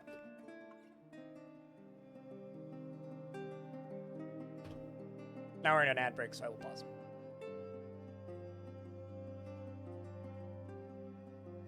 You know, it's funny, Lucas King. There's like a 60% chance that I get limited ads automated on my VODs. I always request manual review, and within like 10 hours, they approve it, and I can get like full monetization on my YouTube VODs. However, because we made so many jokes about that mountain, part 2 and part 3 of this fortress on YouTube, they will not let me monetize them. Fully, anyway. So I just get YouTube premium revenue, which means they are still monetized. I'm just not getting any ads shown on them. Which is your fault. It's your guys' fault. It's literally your guys' fault. And my fault for playing into it, but I just think it's funny. Yeah, YouTube's a Christian Minecraft server. We've been over this before, Crampton. No, you're not. Nasty. Don't lie.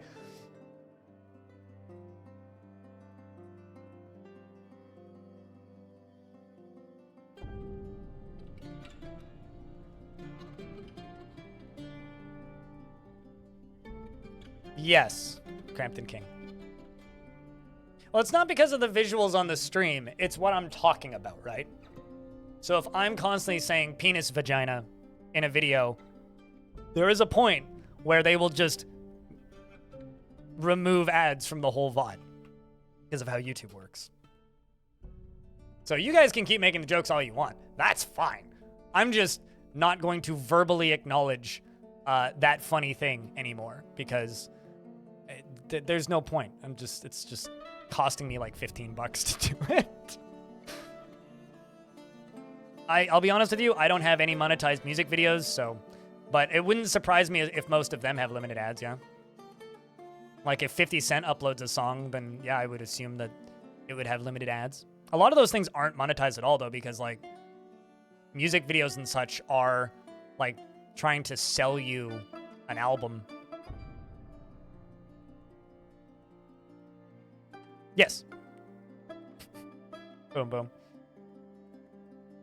To both. It depends on the severity of what I've said.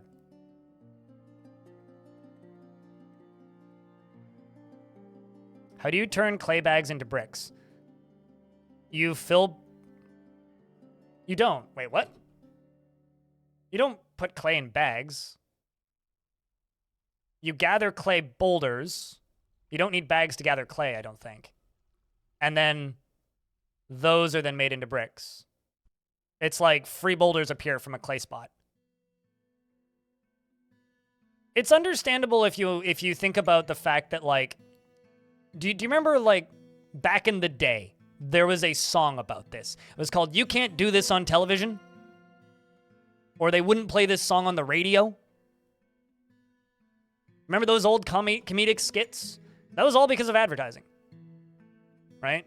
We live in an era now where I can largely, within reason, say almost anything that I want. But the result is sometimes I will make slightly less in ad revenue on YouTube.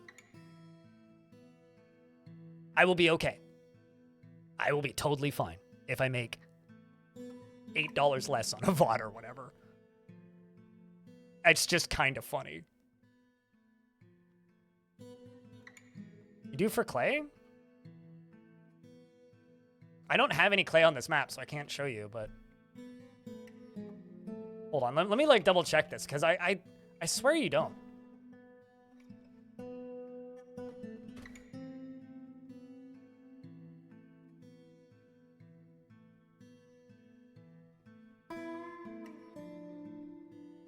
You use an activity zone. I'm looking at the wiki. You use an activity zone function and select an area for soil, preferably the soil in an underground area. Then select see to show.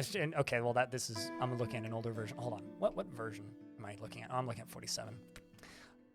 Collect clay.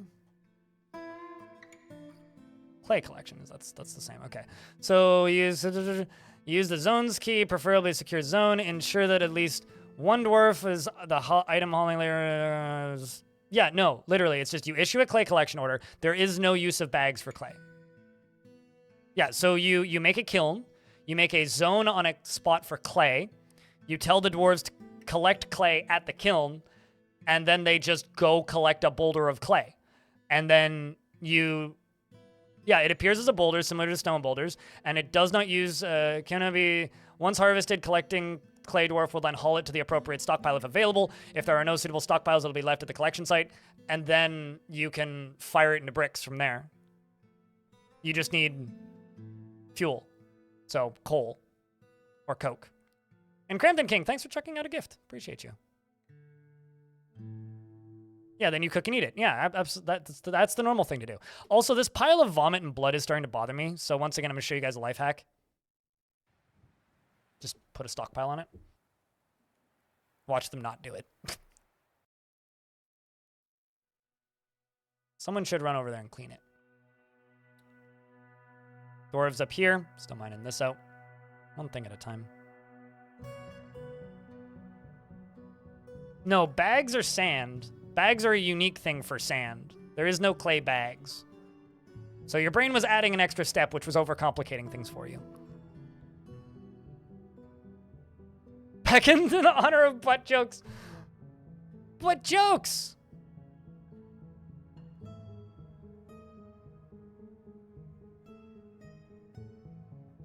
That's where they stockpile vomit now.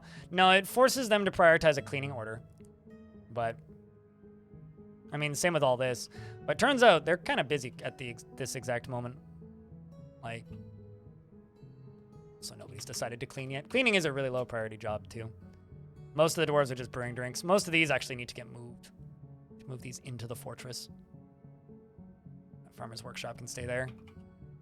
The problem that I have with this fortress right now is it's taken me so long to actually get the construction for it going that a lot of things that should be in the fortress are not in the fortress, which is a bit of a problem. That or I have extras of things outside of the fortress which shouldn't be there, which is like slowing down transportation time by a lot.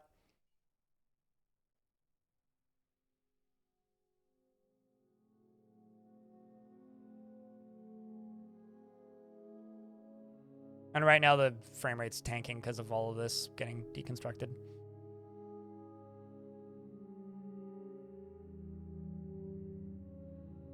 Are the dwarves digging out so much rock because of their experience? Are you asking why there's so many rocks here? Because this isn't the first layer of rocks that I've deconstructed.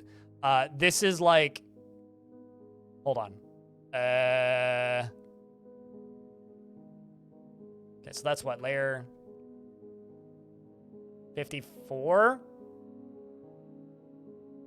So this is like the 60th layer they've carved out here, which is why there's so much rock here. Because I literally spent 10 hours slowly channeling down and caving in a mountain on this map.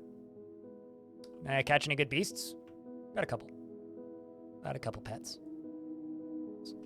Yeah, a couple new pets. This was the newest one today.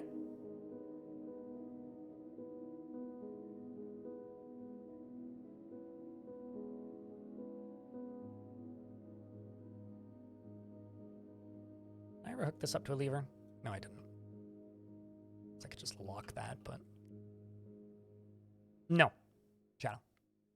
If you guys want to collectively nickname something, you're welcome to, but I'm not doing that.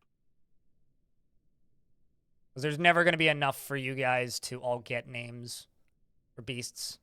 But if you guys can argue and agree on the name for a beast, then sure, I'll give it a nickname. But I'm not going to name it after people. That's just not fair.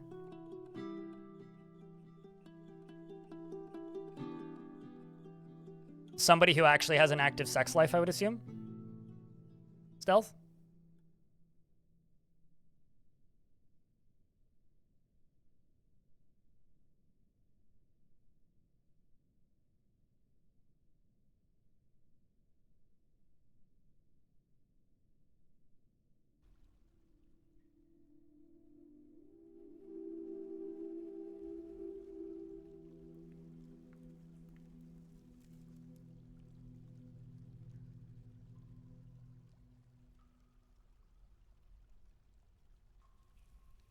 Terrence. Why Terrence?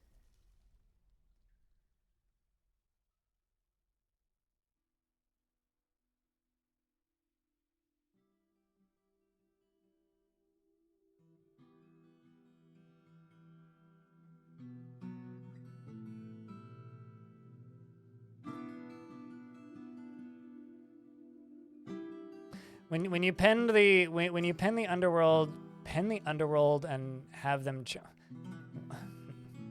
You know, actually, that would be a fun way to end this fort. Is just collecting a huge collection of demons, digging too deep, and then just saying, "Have fun," and letting them all fight, and then seeing how many of the demons I could trap in a. Ooh.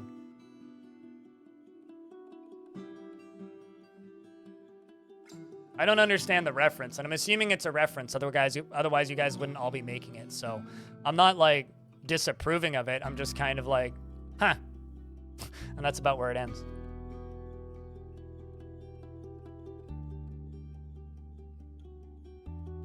Yeah, no, I read through what you were trying to say, I think.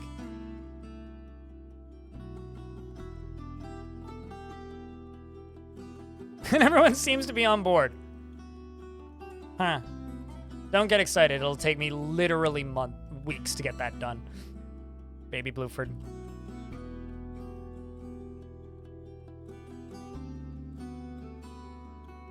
Forgotten Beast versus Demon Arena. The problem is making the demons space out is the issue, because there's so many of them and they come through in like a cluster.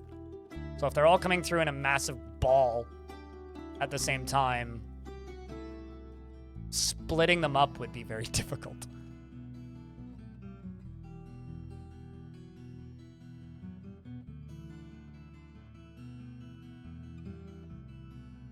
All right, well, if you guys insist on me naming a beast Terrence,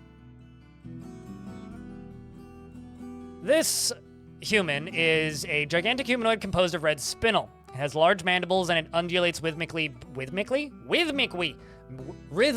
Beware its deadly dust. Is now called Forgotten Beast Terrence. There you go. It's Terrence. You're welcome.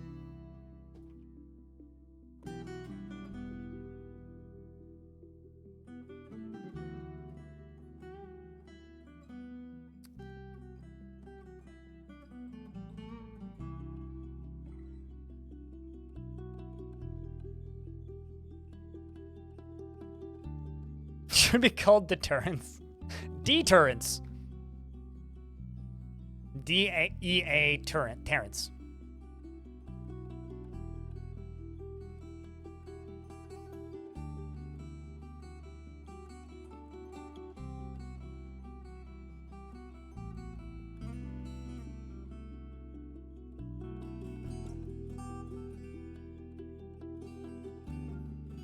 Deterrence is the dwarf who kills Terrence. Ay vey.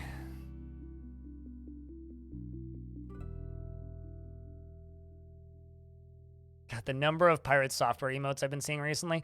Also, Sanic, legitimately thought that that was a Shen emote before I hovered over it and saw that it was a pirate software emote. That looks almost identical to Shen's cult emote.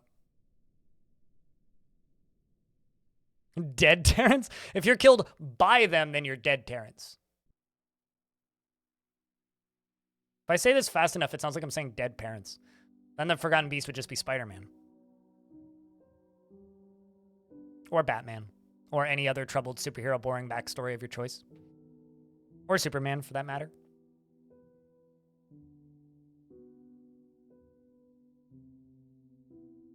Be a lot of mans. Yeah. Turns out, like, comic books are just, like, a coping mechanism for parental issues. Anyway. Or anyone with dead parents. Oh, boy. I was trying to keep it light, but you had to make it dark.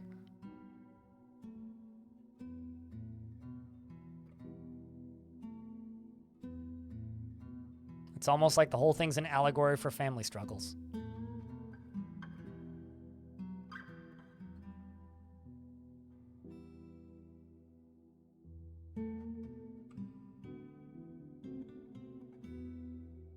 Crampton King says post beers. So, chat, you got to post beers. Hello, Haas. How are you? If I want... No, I think that's how you become super villain, Haas. That's a weird-looking beer, Sanic. Very weird-looking beer. Salty's got the right idea.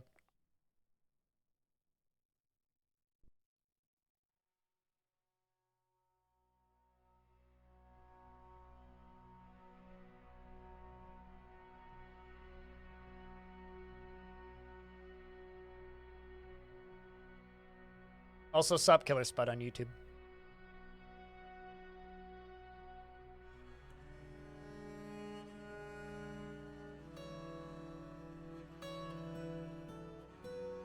Presentation? Being a supervillain is all about, like, having a good supervillain plan with a good supervillain base and then a good supervillain army. Also, I'm really just trying to get this channeling job done because it's going to give me so much more space to work.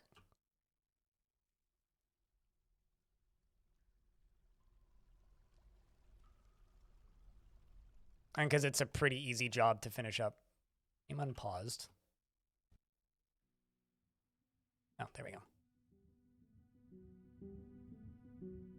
You know, it's kind of funny. My my little sister's husband has, like, the most evil villain maniacal cackle when he laughs, and it's very funny. He actually just straight up sounds like a supervillain. And I mentioned this over the holidays, well, when we were playing board games, and he's just like, yeah, I get that a lot. Like, literally, he's like, bah, ha, ha, ha. It's the funniest fucking thing.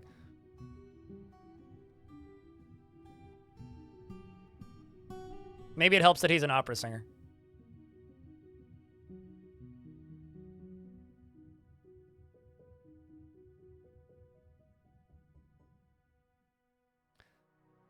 A good villain is the one with good intentions but are doing it in completely twisted ways. Yeah, I could see that. It's a great party trick. But this is just how he laughs. This isn't him, like, playing it up or anything. Opera singer's just his alter ego. I mean, he's an electrician the rest of the time, so it's not exactly, like, a high-paying gig, turns out.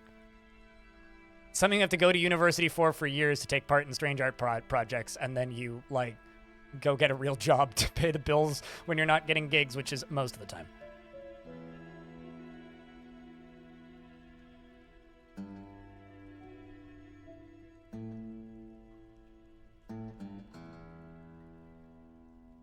I don't even know what you're talking about.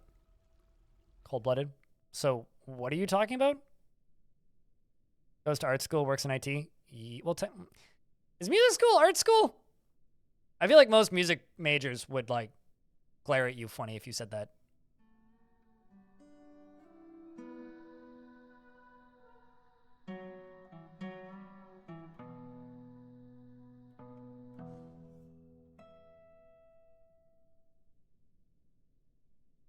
Do I have a plan for all those blocks? Fry, mostly. I mean,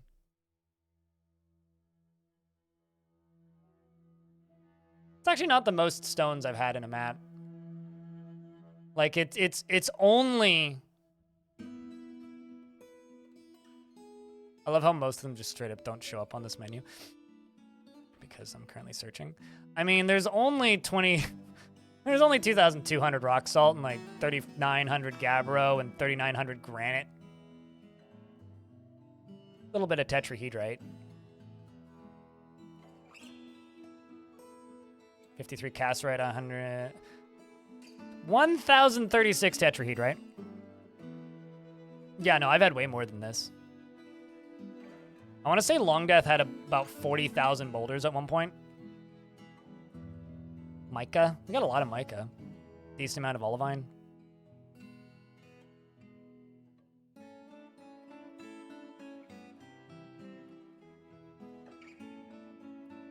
We're trusting the villain electrician. Sure.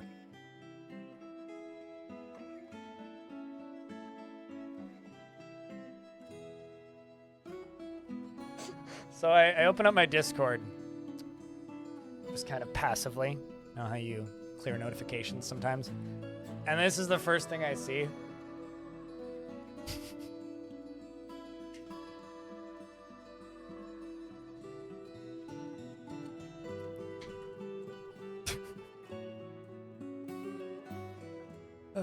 Boy.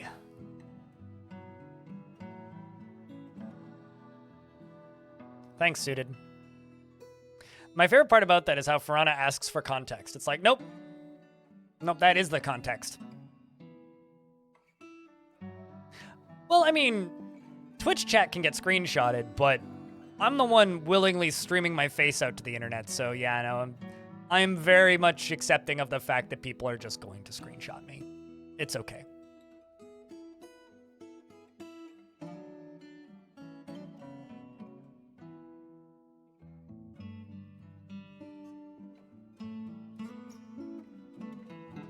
It kind of comes with the job description, you know? Willingly streaming yourself out to the internet.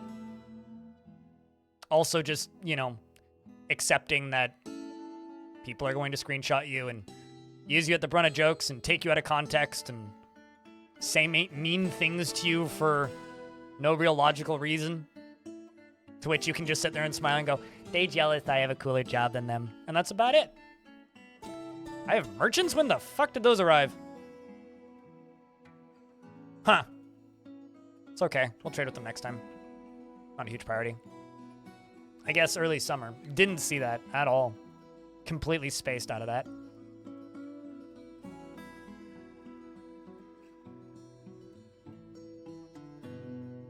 Your face has been a reaction image in your guild for several years at this point. I mean, it's sort of like how Padinsky has an emote that's just one of his mods, like fucking hip thrusting, flash dancing. It's very funny. It's just him from like a Discord call, and he screen grabbed it.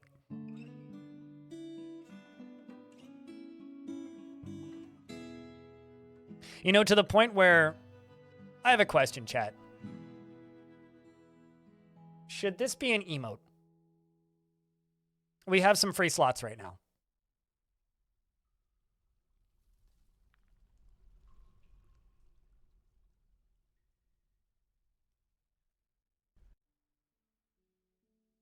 Could offer them a few boulders? Eh. All right, chat. We can have that as an emote. If somebody can clean it up and make it look good as an emote, and if I use the one that you clean up, then I will credit you as artist, and we'll have it as a temp emote until I can get other emotes that are better, unless people really like it. And also, I have no idea what I'd call it. So if I have a volunteer Photoshopper who can get it done before I decide this is actually a bad idea, I'll do that.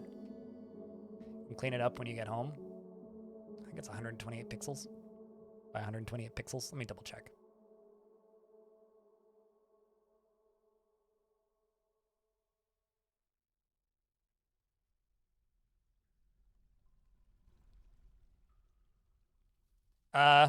Okay, so for auto resizing, it has to be between 112 and 4096 by 4096. It just has to be a perfect square.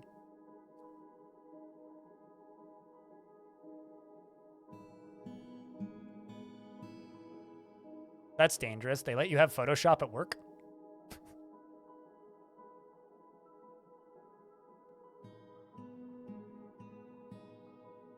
Not a perfect circle.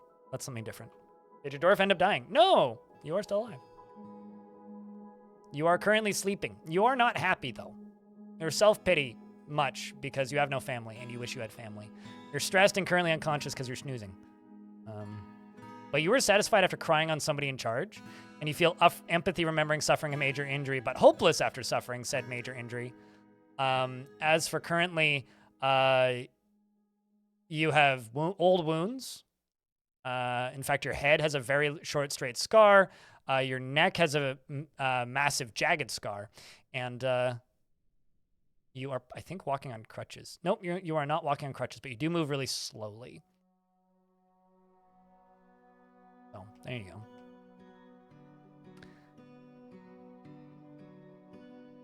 I also need to get better storage for these pickaxes, because I've just got pickaxes everywhere. Which is still very young for a dwarf. They give it to you for free. I'm like kind of jealous, actually. Ooh, the Hull of Oil has many members in Creaturekeepers and now requires a guild hall. The location must be built and furnished. Did I not make a metal? Did I just make a weaponsmiths and an armorsmiths? I think that must have been what I did. Because this, armor, and this, weapon. Okay. I'm actually going to get rid of this dining room because I kind of want them to go to the tavern instead. So because of that, I now need a metalsmith's guild. I could probably cram a metalsmith's guild over here, move some of these tables and thrones and put it over in this corner. Make it look nice.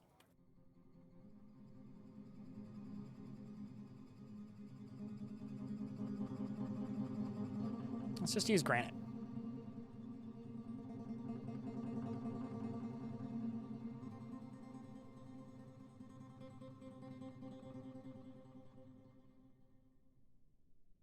Also, keep in mind I am playing on hard economy, so values for things are inflated, and requirements for things like guilds is much higher.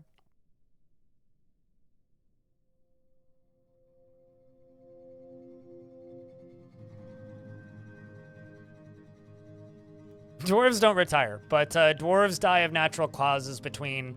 I'm not supposed to be using this as stairs. Dwarves, I need to have a word with you.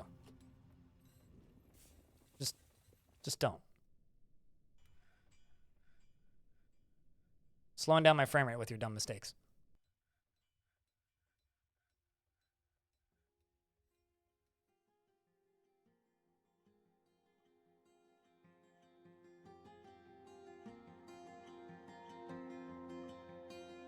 Saunas don't exist in Dwarfort and don't work the way you think they would.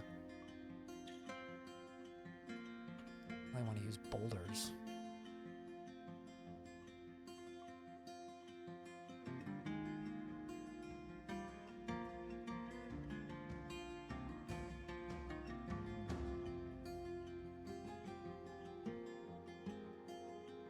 Just make 50 quartzite blocks sets. So I don't want to use boulders for this, but I do want to use quartzite. The dwarves can die of natural causes between 150 and 170 years old, and each year they stay alive beyond that point, they have a higher chance of dying.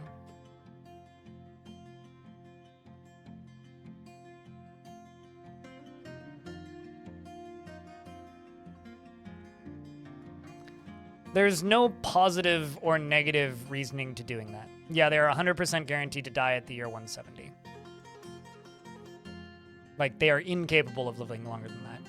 And things only die of natural causes on the 1st of spring. So if you have a bunch of dwarves randomly die on the 1st of spring, that's why.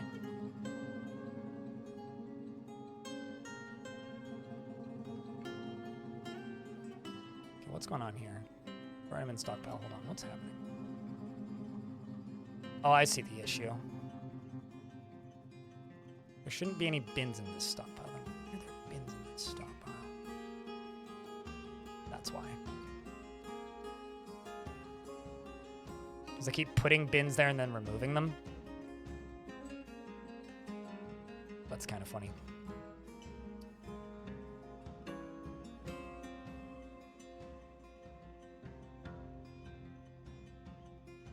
I'm just gonna melt down this bin.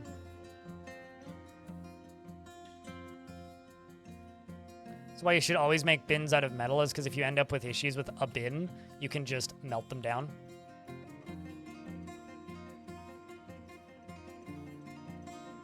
Which will fix the problem that you have with them immediately. Third one, where do these bins keep coming from? It's like, I know why I'm making them, but like, they're not supposed to be in this stockpile at all. Set that to 0 again.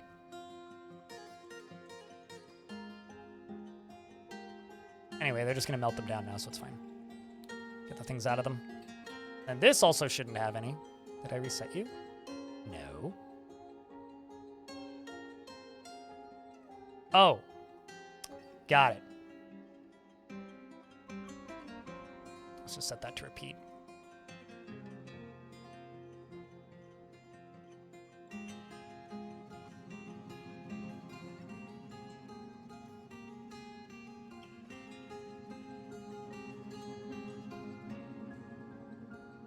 You know, initially I was thinking, oh god, that sounds like a horrible, weird bug, but then I realized what you were talking about. Something else that happened on Bike Man stream that I thought was interesting was he had a dwarf migrate in with their kid.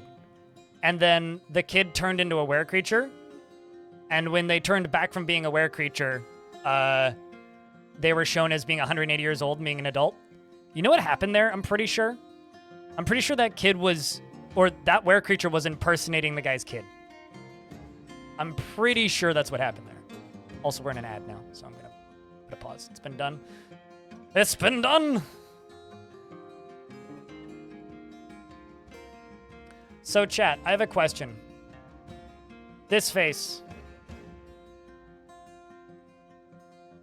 What's the name of that emote? What do we call it?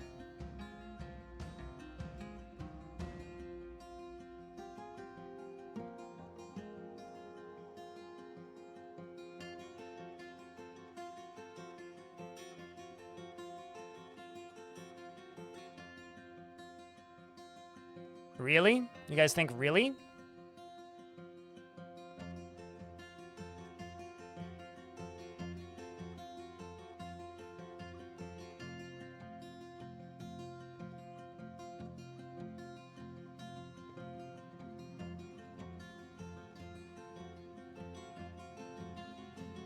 Help if I looked in the right folder.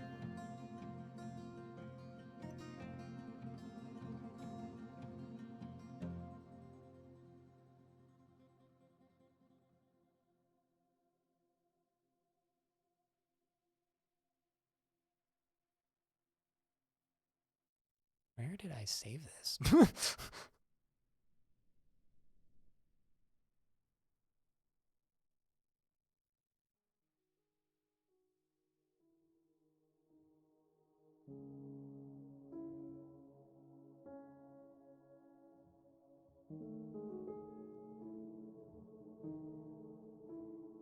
Okay, hold on. Let me say this the second time because I don't know where I put it. It's like I thought I put it in a folder that I could easily find it, and nope, it's not in that folder. So let's try this again. Oh, I see the issue. It's because it's a .gif. It needs to be a PNG. That's why it's not working. Because you sent me a .gif. It needs to be a .png. Glare? I think stare could also work.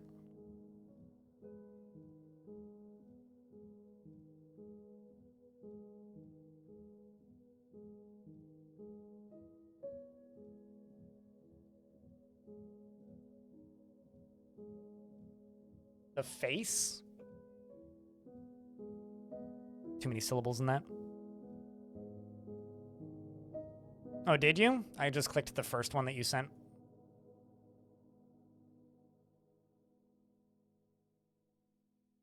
I'll grab the PNG then. Because I know you sent me 3 variants. I didn't realize there was a difference, but... All right, got it now.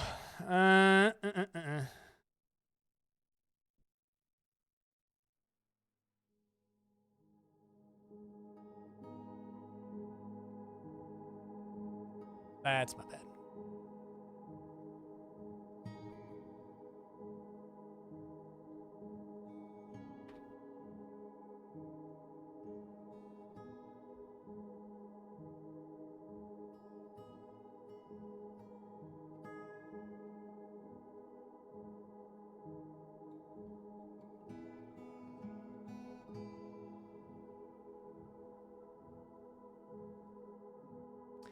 Suited, I would like you to know that there is somebody on Twitch with the username The Spiked Giraffe. Anyway, it's now a new tier 1 emote, so that'll pop up momentarily. You may have to refresh the stream to find it, though.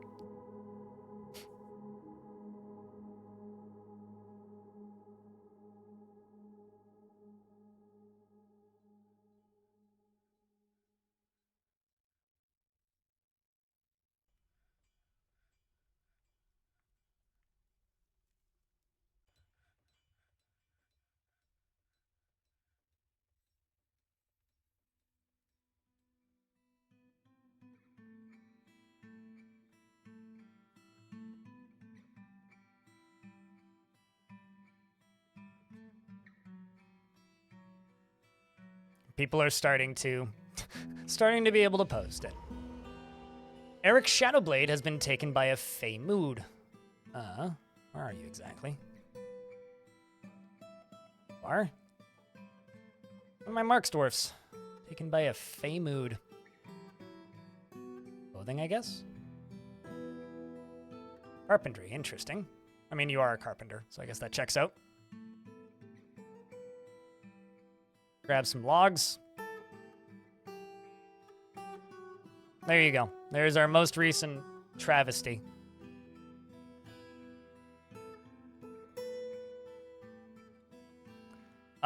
Because Twitch hasn't properly loaded it yet, it takes a while for it to propagate to all servers. Darius, try refreshing. And if you already tried, try refreshing again. It worked on my screen, Ed. It takes a little bit for newly uploaded emotes to work properly everywhere. Maybe like 10 minutes-ish, which is pretty good. It used to take like 6 weeks to get a new emote uploaded. Because you had to send it off to them and they had to approve it. Now, at the very least, they auto-approve all partner emotes unless you get on the naughty list. So don't get on the naughty list. Pro tip. It's a bad idea.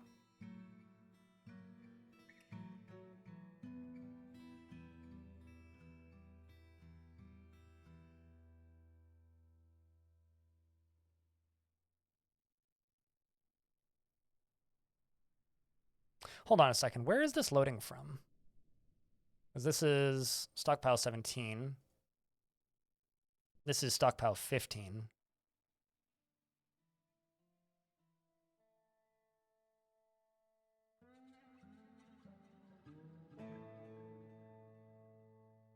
Well, that's vexing. More coal 2. Boulders. Oh, wait, no, it's supposed to be this one. 17. But you should be loading from 15, not 17. Why are you loading from the wrong stockpile? I just noticed an infinite loop here, and then I'm sitting here going like, wait, no, this shouldn't be loading from this one. Be loading from this one.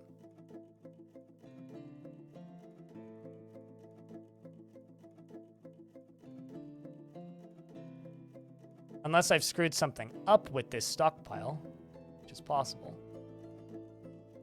Hold on, what's this loading? Because it's coal infinite, right? So it should just be loading coal and bituminous coal, which is fair. This stockpile has coal, bituminous coal. This stockpile has fuck all knows what. Coal, bituminous coal. Okay, no, this is correct then. So then you should be loading coal and unrefined coal from here. And going into this stockpile, which is correct.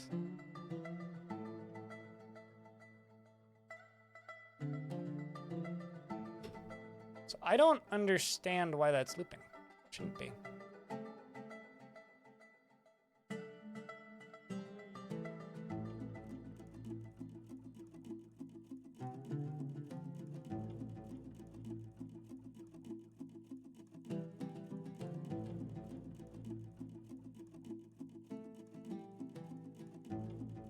We're dumping in the correct direction too.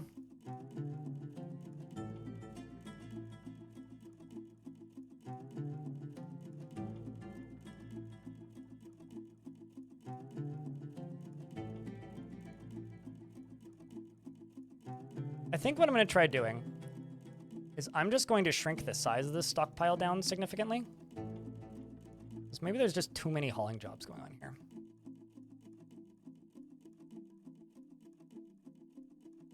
Which is definitely possible.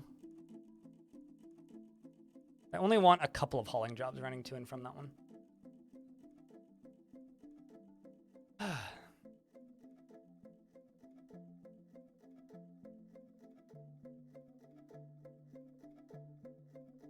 I think that emote's pretty good, chat.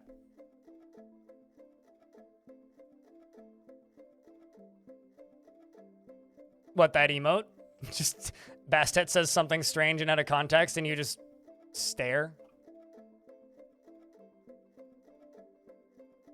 All right, let's get back to working on actual fortress things. So this is going to be the Metalsmith's Guild. What should I put into a Metalsmith's Guild?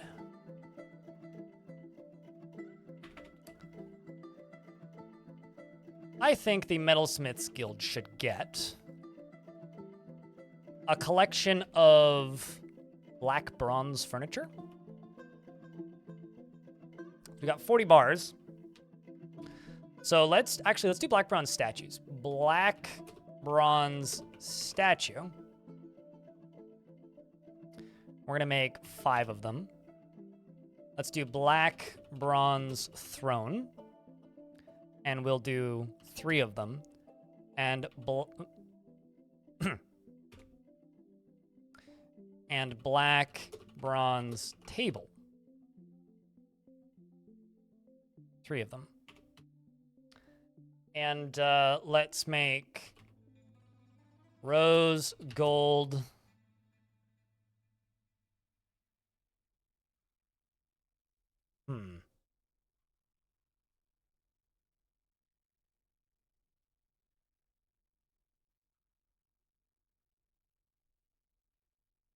Let's do 2 rose gold statues.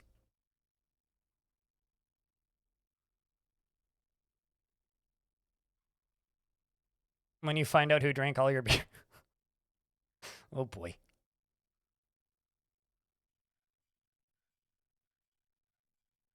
Diamond is going to have a field day with that one.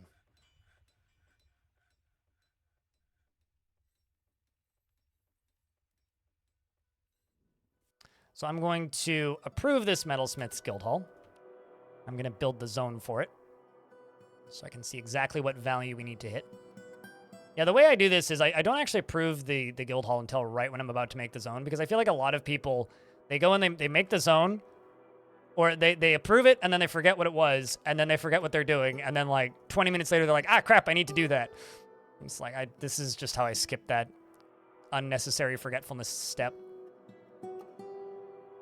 Let's unforbid this, and unforbid this, and go back to cutting rock crystal. I'm slowly bringing all of the jobs back.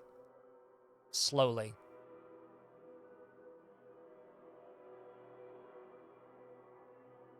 Let's put a rock crystal window in here. A lot of people will have a field day with it. Yeah, I mean, that's the point. Making all these fancy statues. Let's just check armor on all these dwarves. Although I realize my Marks dwarves are all set to use leather armor, which I don't have any of. Okay, well, we're short quite a few things, especially for the lower down dwarves, but we're slowly getting there.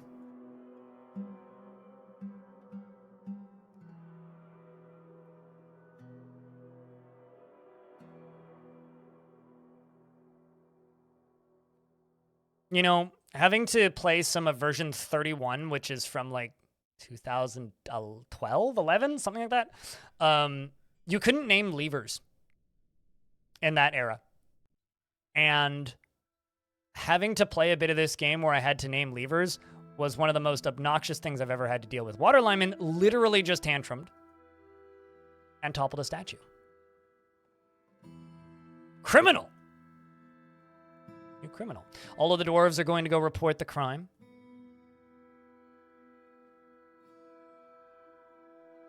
The captain of the guard, spending time in his office,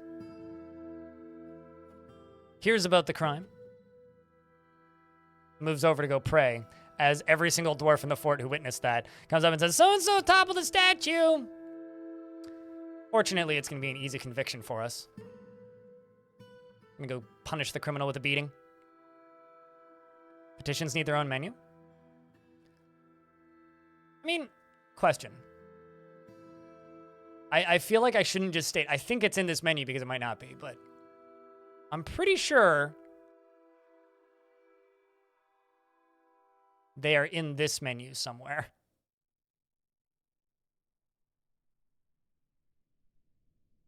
Moods, profession changes, hunting, sparring, crime.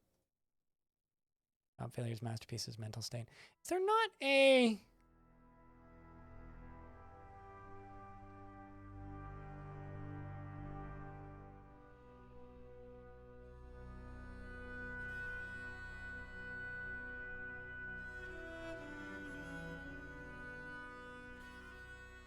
Is it under news and rumors, maybe? Because that would be funny if it is.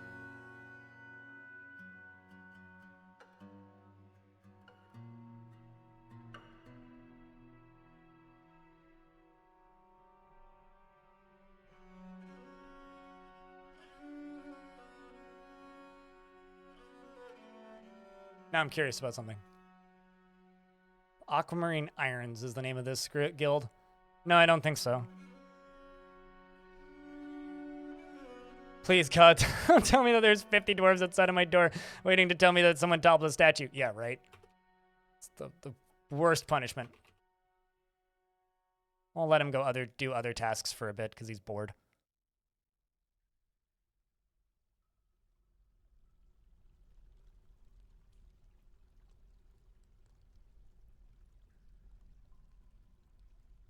Okay, so 2 black bronze.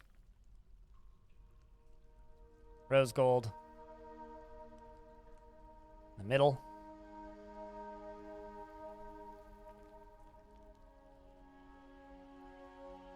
There we go. Got that done.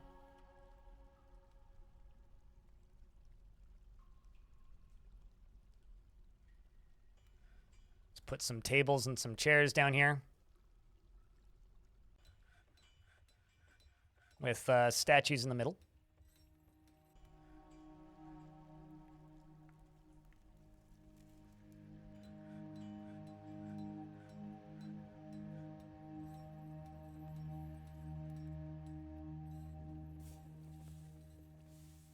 I couldn't find anything.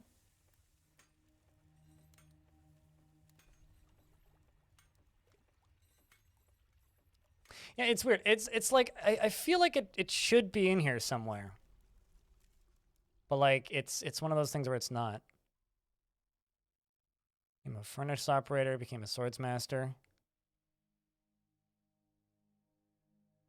Yeah, I don't know. I honestly just leave it up there. So to me, they do have their own menu. It's like one of those things where if you just change your habits slightly about how you play the game, then it's suddenly just a non-issue. But yeah, I don't know. I will put 2 gold chests in here. Let's do... could do another row of gem windows.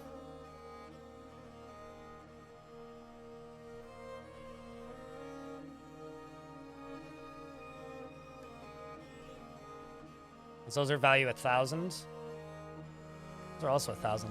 The overall value of this should be higher. My broker sucks.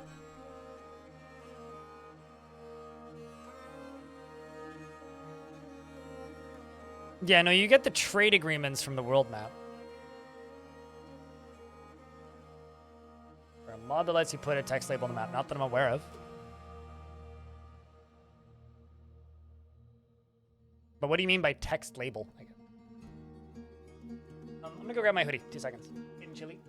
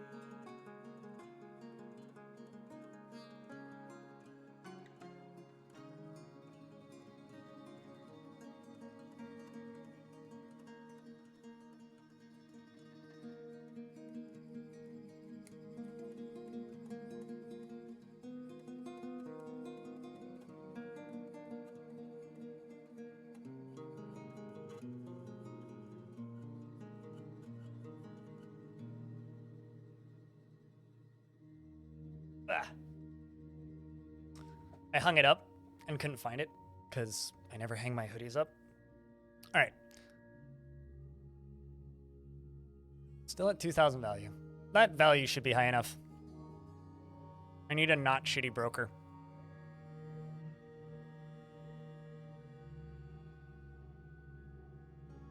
Yeah, I think agreements should have their own tab in this menu. It should exist. Not much. Dwarf yourself?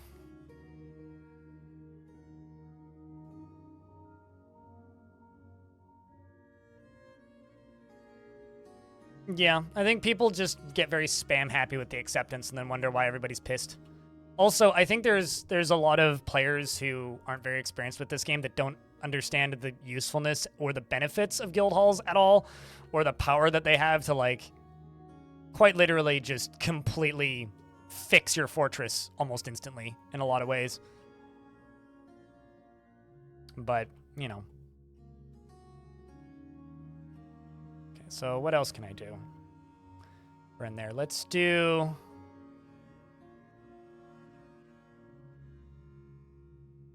make 2 steel anvils.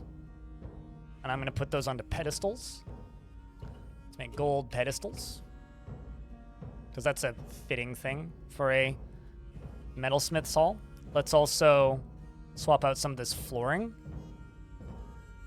I'm going to put in some sort of metal floor. Don't understand guild halls? Dwarves that have skill, so are above the lowest possible skill, like this dwarf, who's the lowest possible, who's novice, or I think dabbling is the lowest, but one of the lower skills, they can go in and they can teach other people who are lower skill level their skill. They gain teaching skill. They get happy thoughts from teaching. They also get the anybody who's being taught the lessons trains that skill without actually having to do the thing. So one of the in older versions of the game, not so much in this version of the game, one of the biggest issues was people just super overproducing items. It's still kind of like that to a degree, is people overproduce items and then the game starts to slow down because they have 80,000 scepters or whatever. But if you have a crafts dwarfs guild and you have one legendary crafts dwarf, then all of your dwarves go into the crafts dwarfs guild if you make it public, because right now it's set to guild members only. If I set it to citizens only, then anybody can enter it, right?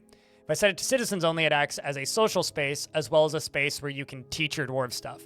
If you burrow children into an area like that, your kids will actually learn skills. And in my last fortress, notably, we had multiple children that were almost legendary weaponsmiths before they became adults.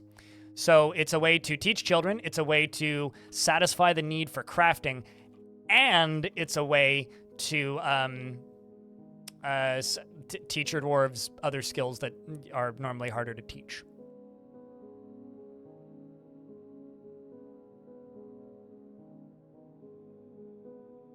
See, here's the thing. You know what's funny? I had 2 people comment things about this recently. Salty Tempest. Cram, thank you very much for the 36 months. Appreciate you. Means a lot, man. Also, check out the new emote. Crypt Stare. So as of like 10 minutes ago. The people have told me 2 things that they said that they think are new in this version, which are not. The first one is what you just said. They were just as effective. I have a fortress running in version 47 for the side project, which has a guild hall, and it has the exact same effects. First thing.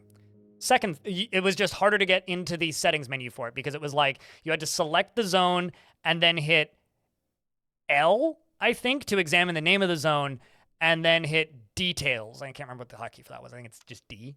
And then that would then give you the menu where you can make them public or not. Also, or no, it wasn't L. L's a different hotkey. And then L was to link a stockpile to, or a zone to another zone. People have told me many times, like, this must be a new feature, like being able to link things to dining halls and whatnot. No, that is not a new feature. That was in version 47. Just nobody knew that menu was there because you had to hit L, and nobody ever hit L. So because nobody ever pressed L on the keyboard while having a zone open, nobody noticed that that screen existed, but you could connect zones to zones in exactly the same way you can in this version back in version 40.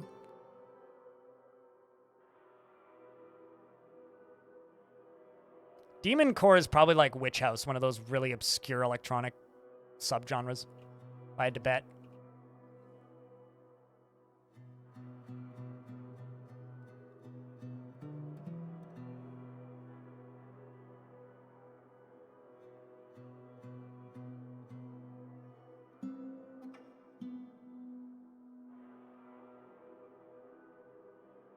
Or a legendary waxworker.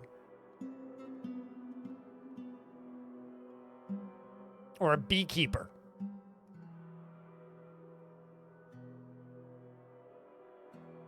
How many dwarves is too many? How many too many dwarves is when your computer starts to slow down or you think it becomes unplayable. How many dwarves have I had in a fort? Like 270, because up until about 3 versions ago, as of August, the game would lag. Like, only new people ask this question. Like, what's the largest population you've ever had? Because before version 50 came out, if you had more than, like, 200 dwarves on any computer, the game would be running at 20 frames a second. After version 50 came out, it got worse for a little bit. If you had more than, like, 160 dwarves, it would run slower than that because you were forced to use a graphical tile set. So it was rendering the graphics on the CPU. After that version, I think it was version 50.10 or whatever, whichever one had moved the game over to SDL2, I think it was 50.09. That version made the game run so much better that it's suddenly possible to have more than like 210 dwarves consistently. So what's the most dwarves I've ever had in a fort? The last fort I built. Literally the last fort I built. Sunbirds. So as somebody who's been playing this game for way too long, it's a really funny question because it's a complete moot point. Because it literally wasn't possible to have more than like 110 dwarves realistically, 210 dwarves realistically in a fortress. And having played version 47 yesterday and having had a fort that has 80 dwarves, you want to know what my frame rate is at in that fort right now? In version 47? With 80 dwarves on this same computer? On a normal sized map with nothing crazy going on? I'm at about 45 to 50 frames a second. Right now, I have 140 dwarves, and I haven't cranked it up to the max to see actually what it's running at, but, like, we're running at 80 steady. So, what you don't realize is it wasn't possible to have more than 200 dwarves, really, a couple of versions ago. And people complain that this version isn't as good as version 47. It's like, yeah, there's some mechanical differences that made the game harder in version 47 because of some weird eccentricities in this version, but this is so much a better version of the game. It's not even like a joke anymore. It is incredible how much better this version of the game is. Yeah, also that too, Ed. It's how good is how optimized is your computer specifically for this game. Too many dwarves is the point where the game stops being playable for you and you don't want to play it anymore with that many dwarves.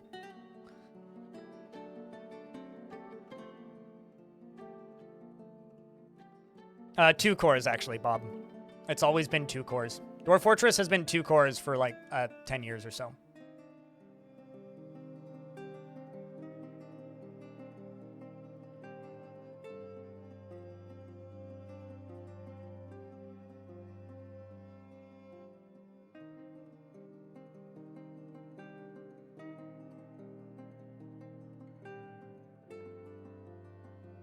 Well, it wasn't happy hardcore, that's for sure.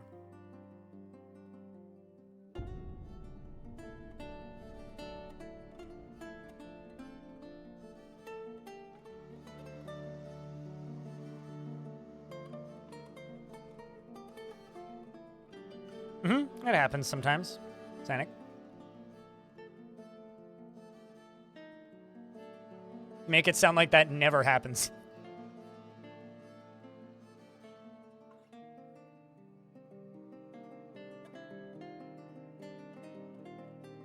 Sure. I mean, you run your forts exactly the way you want to, right, Francisco? At that point, it's just personal preference.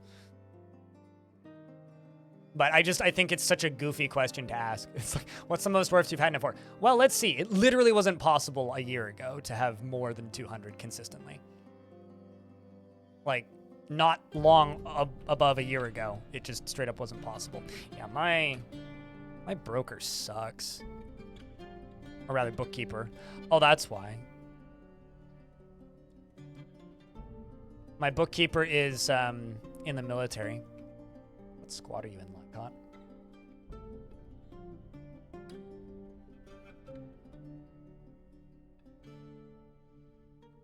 So instead of doing your job, you're just training.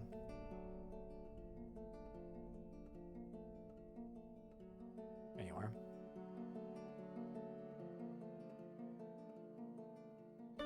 Also in an ad right now, so I will wait.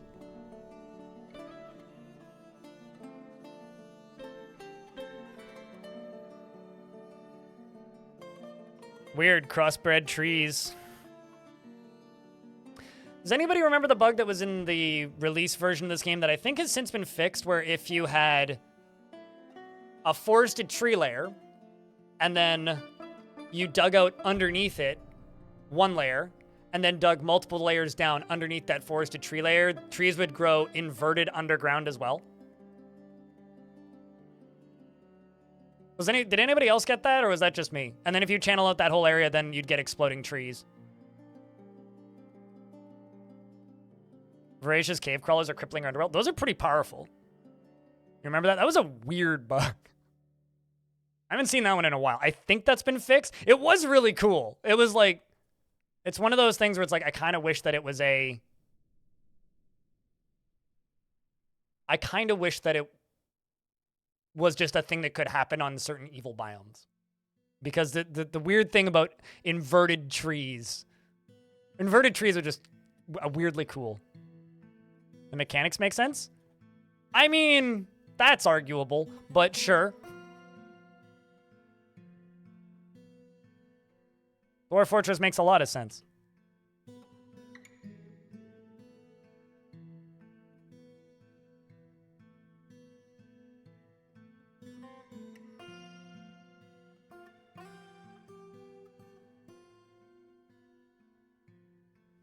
You do have an office, right?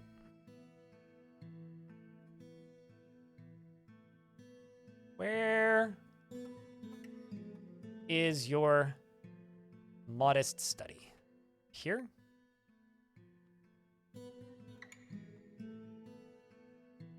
I'm going to upgrade your modest studies. These modest studies by throwing those in.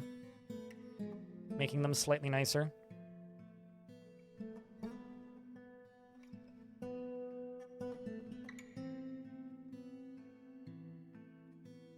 How to piss off a music major with one sentence. Music is math.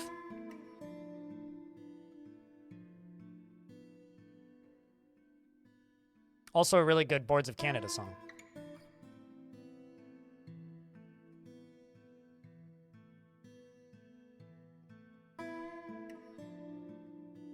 Try making a mushrooms tree farm. You spread mud, and they have 5 Z levels above, and the saplings keep dying. I have no idea what you're doing wrong. Can they see the sky? Like, is the sun above them? How thick is the layer of flooring above them? How many Z levels down is it? But honestly, I have no idea what you're doing wrong. Sometimes I get them to grow, sometimes they don't. I don't know.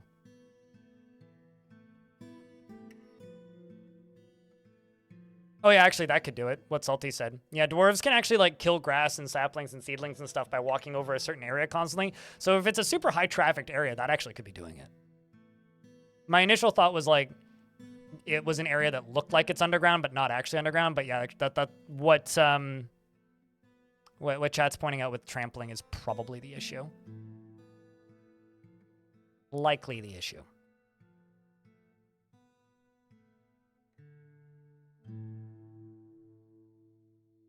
Where they would start using tombs? I never even encountered that one. That's funny, though. I'm a month late to the party. You're a month late?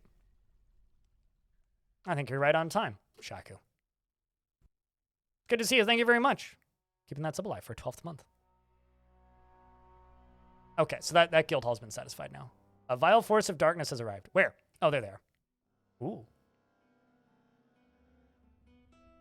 Dwarves and Gerblins. Okay, well, I need to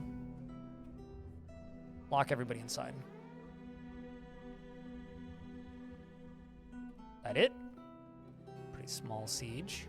Why are you moving so slowly? You really weak or something? Yes. Checks out. So I kind of want to drop the rock on them, but there's only 1, 2, 3, 4, 5, 6 of them. So we shall fight them. Dwarf? Where are you going, buddy? Ah, cutting rock crystal. Well, that's easy enough to cancel.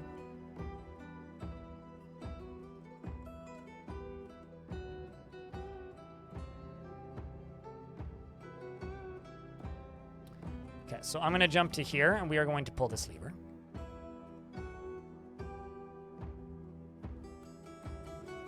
Hopefully this dwarf gets inside first. There you go. And now we got the big walkway. The big front too. Give my military a little bit of time to get themselves together.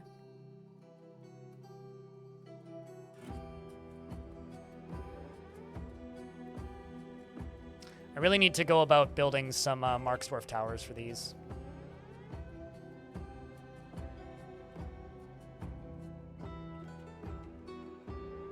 So you know what? Let's just send them all up here.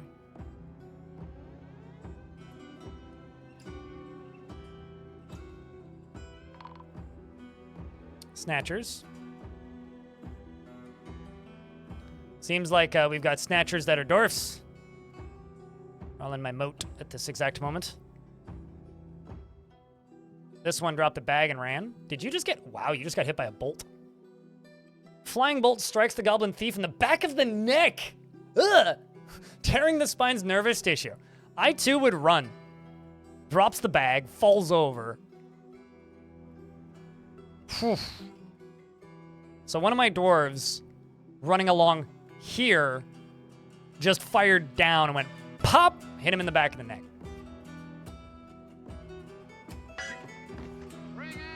It's gonna suffocate. Cannot breathe, yep. M's Sinful Chaos, whose wife we killed, by the way. In fact, that's their wife's blood splatter, which is still there. Seriously injured, novice organizer. Was just trying to steal a child. Neck shot, I think. Well, they all scatter. Can you breathe yet? Look at all these bolts that are appearing around this door, this goblin, just getting turned into a goddamn pincushion. Still cannot breathe. Not even letting you get away in peace. Just crawling away and suffocating. There he goes. Horrible. Good shot, dwarves. Curious about who was firing those bolts, though. Not it, Tab. This one did. Hit the goblin's thief in the upper arm, opening an artery. How about you, Dodok? No, you didn't even fire anything. Groski didn't fire anything. No. Dwarves are all collecting the front of the hallway.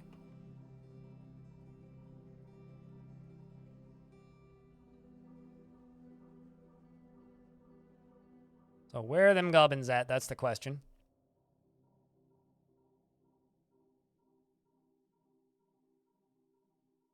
Slowly walking up through the fields. There they are.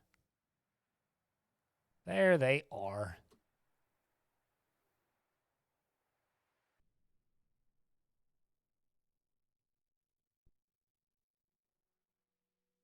I mean, that one shot would have killed, but everybody else had to get their shots in, you know? He's our friend's dead body. This goblin moving forward. Well, brought his wife with him. She made him go first, clearly. Muddy Evil is his last name. Moving up through the fortress. I haven't even traded with the elves yet. I don't think the elves are aware of us. Hold on. What was your name?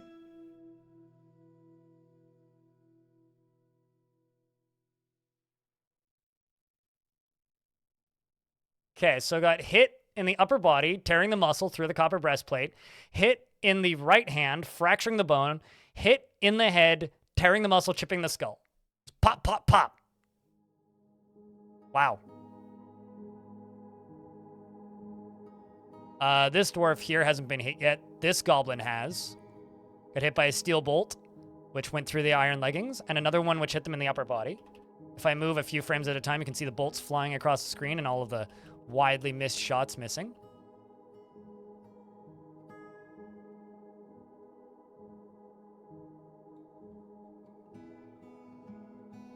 This dwarf here doesn't have any relations to anybody around. This one's husband isn't here. You'll never see him again. More shots flying out. Steel bolt hits her in the lower body, tearing the kidney. Dwarf's turning into a pincushion now. Yeah, he's already got some lodged firmly in the wound. Seems like Raw Meat decided to just take matters into his own spear. Charges forward in a martial trance almost immediately. Spear Dwarf stabs the goblin bowman in the right lower leg with his iron spear, fracturing the bone. A ligament has been torn and a tendon has been torn. The force bends the right knee, bruising the muscle. Of course, bruising the muscle. Charging through, the goblins begin to fall. Dwarves are now running forward. Soma's, whose partner died up here, is terrified in conflict after seeing trauma, doesn't feel anything after seeing a goblin die. And doesn't, but she was uneasy. Was that your spouse's dead body? No, after seeing somebody else's dead body. Hasn't seen her spouse dead yet, which is probably for the best, frankly. She's she fired 2 arrows and my dwarves have dodged both of them. And she says, "This is a fight. I must press on." Dwarves move forward. She dodges. Throwing backwards, looses a single silver arrow. Heavy bleeding. Been slapped with the side of the sword. Artery was opened. She falls almost immediately, probably to Crampton King, who bashes the goblin bowman in the head with a bismuth bronze mace, jamming the skull through the brain and tearing the brain. That's it. It's the siege.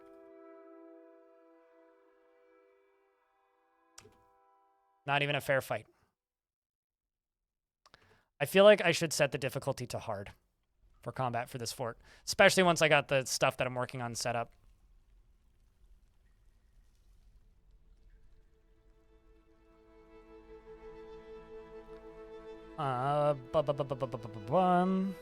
Body parts. Dump everything. Same with corpses.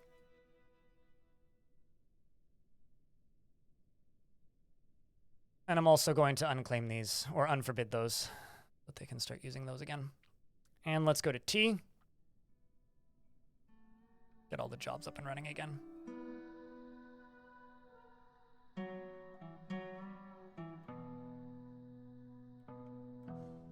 And we're also going to do this. Pull this lever. So we can get that bridge open. Because right now they're all going out the top. Pretty cool, actually, if you think about it.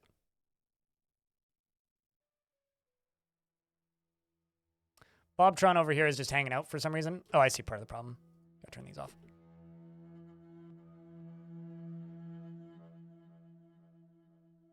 Does silver... You know, I don't know. Isn't it like it's a based on the world thing where certain metals are extra effective against were creatures? I don't know. That's one of those things where it's like, I don't actually know what's true in those regards. I've heard so many conflicting reports and people saying this is right, no, that's wrong, no, this is right, to the point where, like, when it comes to that particular subject, I don't actually go stating what is good and what isn't, because I don't know, if I'm being honest with you. I think everybody needs new clothing. Hold on. Let me find a dwarf here. Just going to screenshot all of the stuff you're wearing, glass half empty. We're going to make a set of clothing, because I think people need clothes. Let's just check cloth. It's probably pigtail is what we got the most of. Yep. Okay, so let's do just 140 of everything. Work orders. Cloth. Cap. Cloth.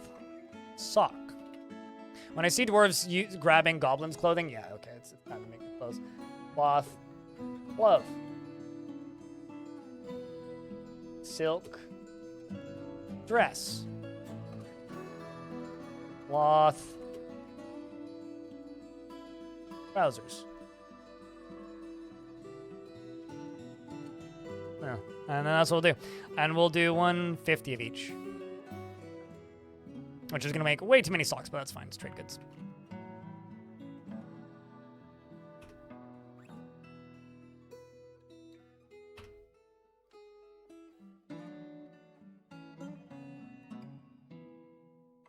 Also, yeah, they finally cleaned the vomit stockpile. It does work, it just takes ages. We're also going to do that here. Just don't put anything in it. Yeah, but they hate going commando. Like, they'll go commando, but it's bad. You don't want them doing that. See? They clean stuff, like, immediately. Put a stockpile on it. Great way to get rid of contaminants. Do they have loincloths? The thing is, dwarves only crave clothing once they've had it. And because I haven't made loincloths yet, so yeah, no, they don't need loincloths. The reason they don't need loincloths is because there are no loincloths in the fort. To my knowledge, anyway. Yeah, there are 2. They're both artifacts. So, no, I don't need to make loincloths.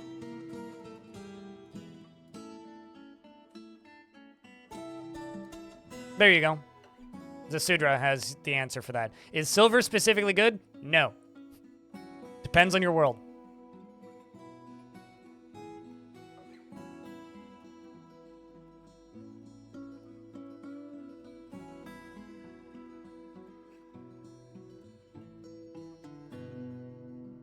And also, are silver weapons good? Eh. Good for maces and hammers. I don't know about other things. Like, I would honestly just make copper bolts.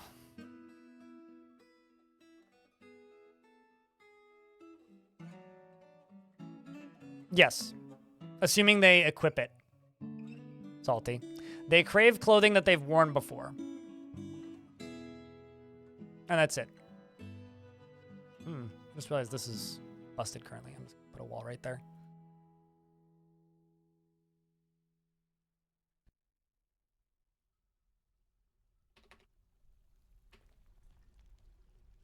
What's up, agent? Your name reads like a brand name. Let's make 50. Diorite doors, that'll do her.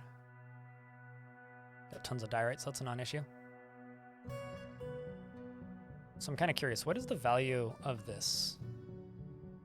Hold. It's not telling me, but it's high enough.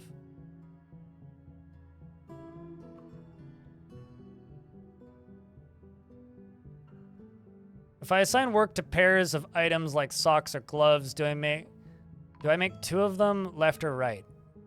So I need to consult the wiki, but I'm pretty sure it's a really weird number.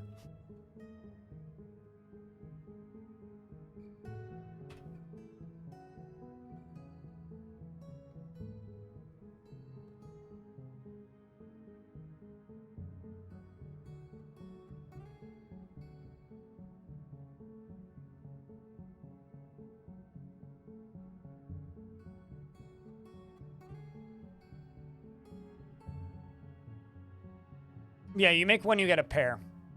It's not quite like mugs where you get even more. But yeah, no, if you make them, they just get a pair. But if they make an artifact, it's either a left one or a right one. And dwarves are here to trade, so I will give them crappy clothing.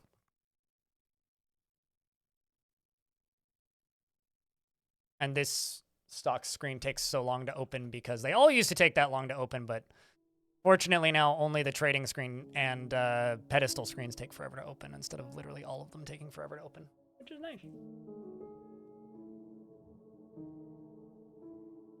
I need to sell them more than crappy clothing, though.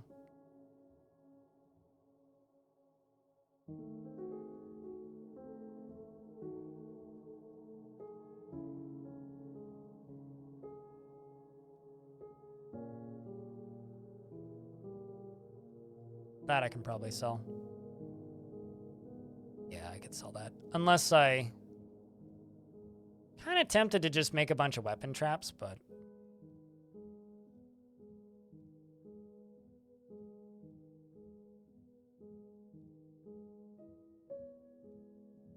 Skimming for artifacts. A couple named items in there that I don't want to sell.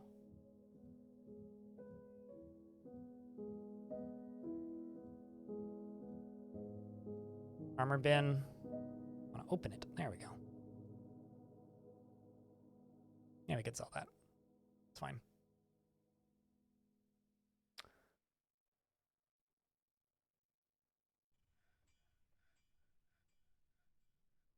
Did I used to be in the Sovereignty? You mean back when the Sovereignty existed?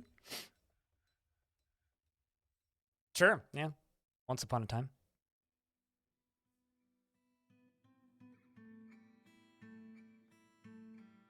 Oh, I know who you are now. Okay. I was like, your name sounds like a brand name, and it also sounded vaguely familiar. It's like, okay, I know who you are.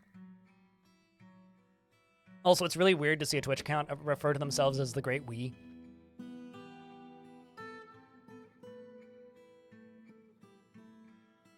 Because so many Twitch accounts are individuals. Yeah, Sovereignty. Unfortunately, that thing ended up being a humongous waste of time. Kind of unfortunate, really. Could have been such a cool thing, but... let's sigh.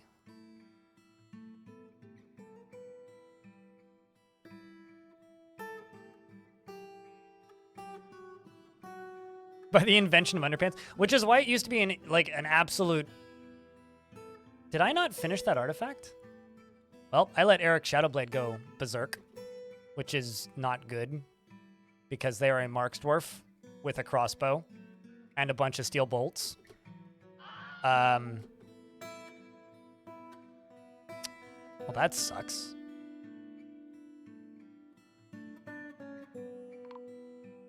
Fortunately, we only had one death. Yeah, that's a shame. No. Doesn't matter how much you play this game, you'll still forget things. No.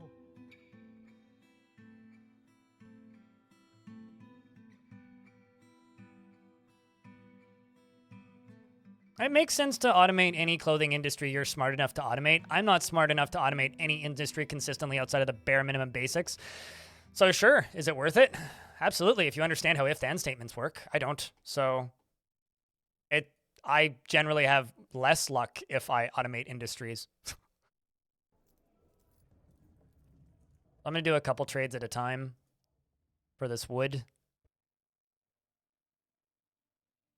so that I train up my broker a little bit. Like, I'm just going to kind of do one for one item because the value of this clothing is way more than this wood. And the reason I have all of this wood is the reason I'm trading for so much wood specifically and not anything that's higher value is so that I, don't have to go rummaging around in the caverns for wood constantly. Because believe it or not, we need wood in this fort. Slowly start doing bigger trades.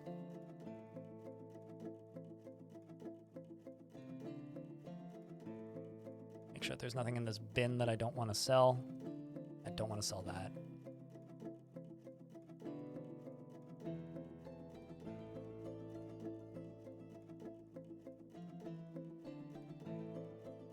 Need to make sure that that's been set for a need to make sure that that's been set to go onto a pedestal, actually.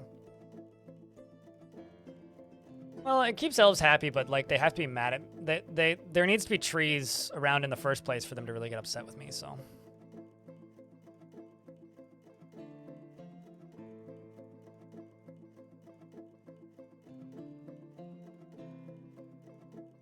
Like currently I'm pretty sure the elves in this corner of the world aren't even aware of my existence.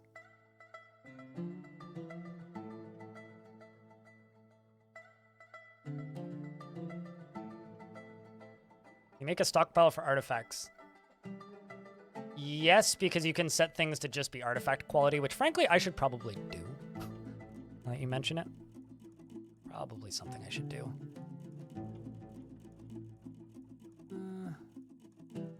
Sell that. All the way down.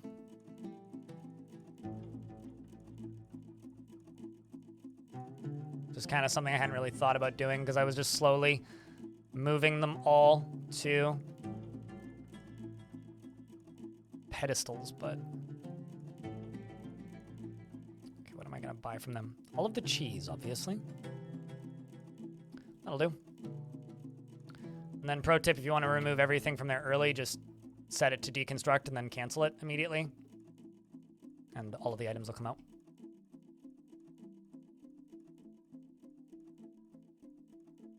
I feel like you can. I just can't make it work in regards for worn quality. Because like what I could do is I can make a weapons stockpile and then just go to quality. Artifact and artifact. The difference is I don't know what the difference between core quality and total quality is. Genuinely. Like I have no idea. I feel like you used to be able to just make stockpiles of worn items because like specifically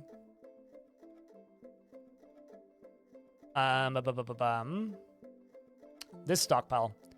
Refuse. Clothing, when it gets to double X's, will go into the refuse stockpile. So I could make a stockpile specifically for refuse tier clothing. Like just, I could do this. And then say, refuse. And then remove everything except for clothing. Because they will put clothing into refuse piles, which is weird. Because like if I go to item types and I scroll through here, everything is listed in here. So I can go headwear, footwear. I can go, you know, armor, I guess. And handwear. I think that's everything. Then when stuff gets damaged, it'll just go into this stockpile. Fresh hides are in that list. It's always been in that list, but yeah, I mean, it's something that you have to remove manually, right? The amount of food we have in the fortress is skyrocketing.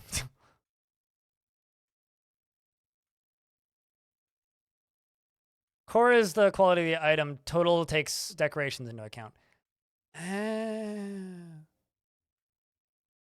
Good to know.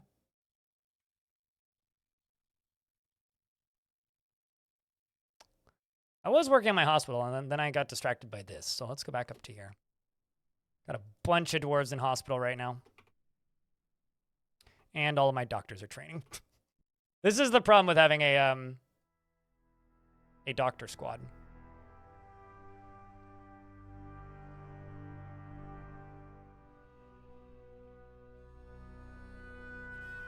Even though they are quite a bit happier than they were previously.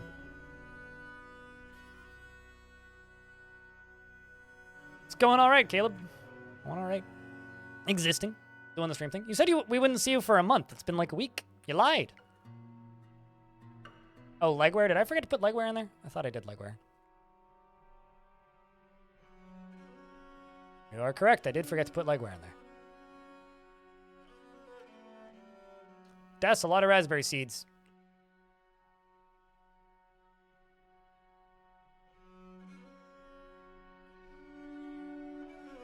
There's also a bit of a stockpile there, so let's crush all this.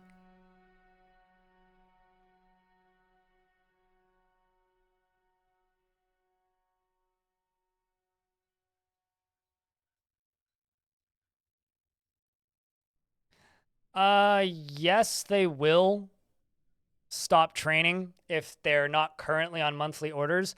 However, I find it's like one of those jobs like playing make-believe where if you need them to stop immediately and go do something, you have to completely unassign them. Otherwise, they'll just kind of keep training for a good chunk of time. Like they'll finish the current training session they're doing, which could be quite a while at points.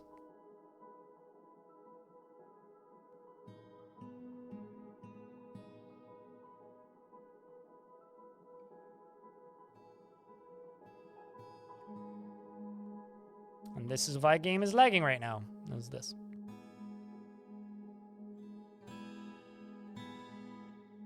To wind down before going to bed? Oh, well, it's good to see you. Thanks for swinging by, man.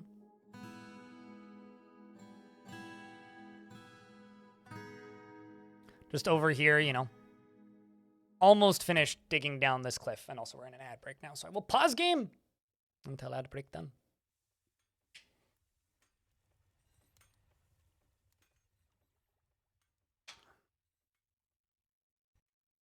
But yeah, if they are in a squad that is assigned to a barracks, they will go train as just like a downtime activity. If you want them to stop immediately, you have to tell them to stop training, take them off duty, and then unassign the squad from the barracks.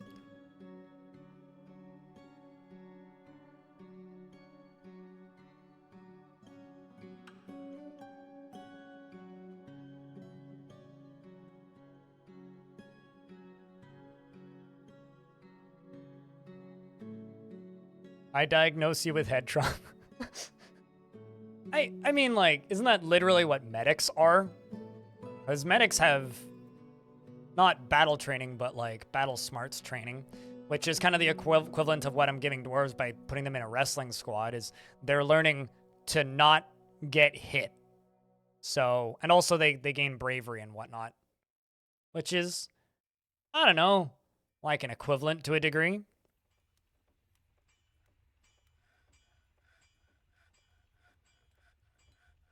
Medics also stop bleeding. Can I just say that with no context is very funny? Medics stop bleeding. I mean, generally if anybody is bleeding, you would hope that they would stop bleeding. Hold up above heart and apply pressure. Unless we're talking about, like, non-trauma-based bleeding, in which case, I can't tell you when you run out of blood. Pro tip, chat, you guys want to hear a funny story about blood? I've told this story before, but... So I used to be in medic cadets, which is also known as St. John Ambulance, which is basically just like you learn first aid, and it's like a way to fast track if you want to be a paramedic. But you also do cadets bullshit, so you learn to go on parade and shit, and they send you to like Remembrance Day parades and stuff, and you get to go stand in formation for various events. It was a fun thing for a couple of years that I did. Anyway, every year we would get together, and this was my favorite part of the year. We would get together and we would do triage setups, where we would get all the little kids, and we would take like all the younger kids, and we would teach them triage for a bit, and then we would take all the older kids, so like in our teens, right? We'd either hire makeup artists or get volunteers to make us look like we'd been violently injured due to some catastrophic thing that happened. And let's just read through this real quick. I'm here, I'll post liaison. What do you request of our merchants? I would really like you to bring me more wood, actually. That's exactly what I would like you to bring. All of the wood that is from the caves, please. And they want bracelets. Cool. Anyway, so we would do big triage events. And as part of these triage events, we needed tons of makeup. Well, it turns out volunteer groups like St. John Ambulance don't always have that much money, especially when it comes to like, you know, events that we ran with kids and whatnot, right? Like money wasn't a thing that we had unlimited amounts of. So we had to go budget with a few things, such as like our makeup. We would make a lot of our own makeup. And the way you make fake blood is you take cornstarch, water, and red food coloring, and you mix them together until you have roughly an equivalent consistency for blood. And this was just something that we would do, and we would do it in very large amounts. And we'd get like the instructors, like the leaders, and like the older kids. We would get together and we'd order pizza, and we just sit there and like mix up blood solution for like 2 hours, and then put it in the back of the truck of one of our leaders, and she would take it to the grounds the next day for the actual triage event, and we would stay there until like 11 o'clock, like prepping makeup stuff. So we would make like body makeup. We would make props. We would take like fake arms and stuff and prep them to be like attached to a person and all that kind of fun stuff. A good time, really. Anyway, there was one time when we kind of got done a little bit early. And we put all of the blood in these like 10-liter buckets into the back of her pickup truck. And shortly after that, the pizza arrived and we were sitting inside eating pizza and talking. And we had a window. We could see outside. And suddenly we start seeing like police lights outside. And for reference, we used to do these meetings in a church. It was the space that we rented, right? It was just like a gym in a church, basically. So we're in this church gym. We can see police next to our leader's car. And they're just like looking at the back of her truck and one of them's talking on a phone. And we're like, uh-oh. So we go outside. We're like, hey, what's going on? And they're just like, we're going to need you to step away. This is a potential crime scene. And we're like, we think we know what's going on. And they're just like, okay. And we're like, it's a prop. It's edible. It's cornstarch and red dye. Because we could tell that it was dripping out of the back of her truck. You could see this from away. There's just blood just like oozing out of the back of her truck. And they're just like, excuse me? And because I guess when we put them all in and closed the back, one of the buckets tipped over. So it literally looked like there was a copious amount of bodies in the back of this truck, which wasn't true. It was just buckets of blood. Perfectly normal, right? Just a thing that you do on a Friday night, I guess. The buckets didn't have lids? Yeah, they did, but it popped open when it fell over. We had 8 10-liter buckets of blood, and one of them tipped over. For reference, a human, how many liters of blood is in a human? Hold on, let me just look this up. How many liters of blood is in a human? Okay, so a human has about 5 liters of blood. So there was about 2 humans worth of blood-ish coming out of the back of this pickup truck.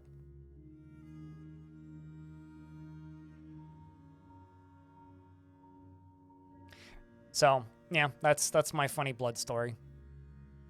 Whenever people start talking about blood, that's like the first thing that comes to mind is just like literal paint buckets full of blood tipping over. A single migrant has arrived.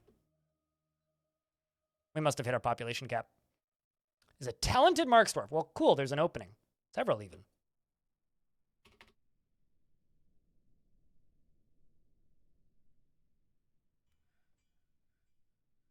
But that's it.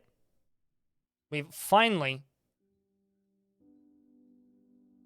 are going through the final stages of this mountain. Did they taste test the blood? After they finished laughing, yes. I mean, for whatever, you don't even need to taste test it. You can smell it. Like, the food coloring that we were using was cherries, so it smelled like weird cherry corn. Like blood has a certain scent, right? The shit didn't smell like blood. This is the final of it, Big Bang. This is the last bit of it. So, like, yeah, you didn't even need to taste test it. Like, we showed them, but, like, we also showed them the bags of ingredients that we used and everything. What was even better was, like, during the actual triage events when, like... Because I remember there was one time I had, like, a pencil sticking out of my eye and, like out here, like, out of the top of my head and, like, shrapnel all the way up my chest with, like, fake glass and shit. Because it was supposed to be, like, an explosion, like, a gas explosion, I think was what we were pretending to do. And so I had, like, my entire chest was shredded with bits of shrapnel. And I walked into the corner store next door to where we were doing this and bought a coffee and walked out. And no one said anything. To this day, I just remember the look that I got from the guy working at that corner store, like...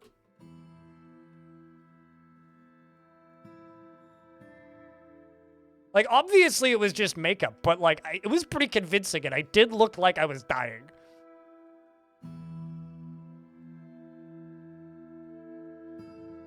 I mean, the year before, I was missing an arm, which was pretty great, because I just had, like, this stub here.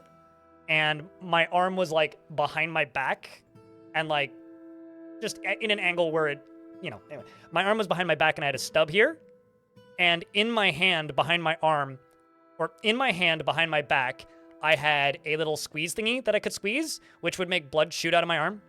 So my entire job was to sit there with this blood bag taped to my back, lying on the ground screaming in agony while also squirting like 10-year-olds were coming in to do first aid on me. It was fantastic. It was a great day. Some of the best volunteer hours I've ever done. If I ever have to do mandatory like community service again, I just want to do that. Or rather, if I ever have to do mandatory community service, I'd just rather do that. The only time I had to do mandatory community service was because I beat a kid up. He was bullying my sister. I think it's valid. Oh, God. I mean, not that Alex Jones warned you about, but yes, I've been a crisis actor before. Because Alex Jones spews bullshit to make people blink.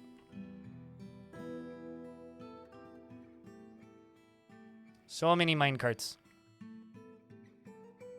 I'm happy to inform you, all of the news about everything that happened during our triage events were in fact fake, yes. If there was in fact multiple bombs that went off in a, what's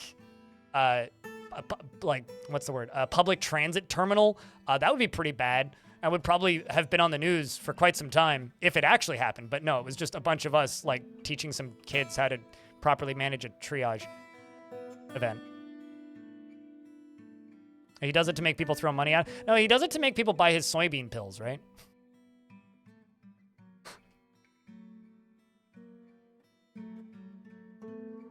I recently rewatched, like, all of that shit. Because when H-Bomber Guy uploads a video, I go back through the backlog again and go, ah, yes, all this stuff is great.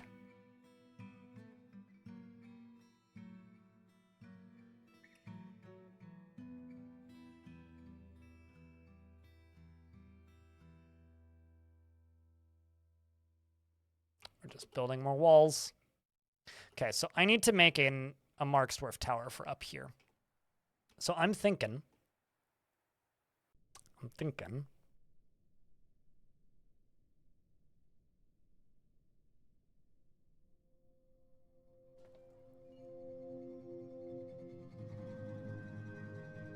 Let's just carve out these two sides.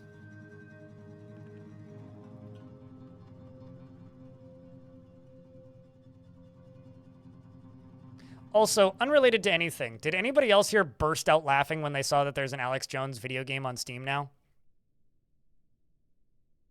So I'm not going to start going on and saying that like it shouldn't be on Steam or anything, because there's significantly worse shit on Steam that shouldn't be on Steam. But is it weird that I'm kind of happy that that exists?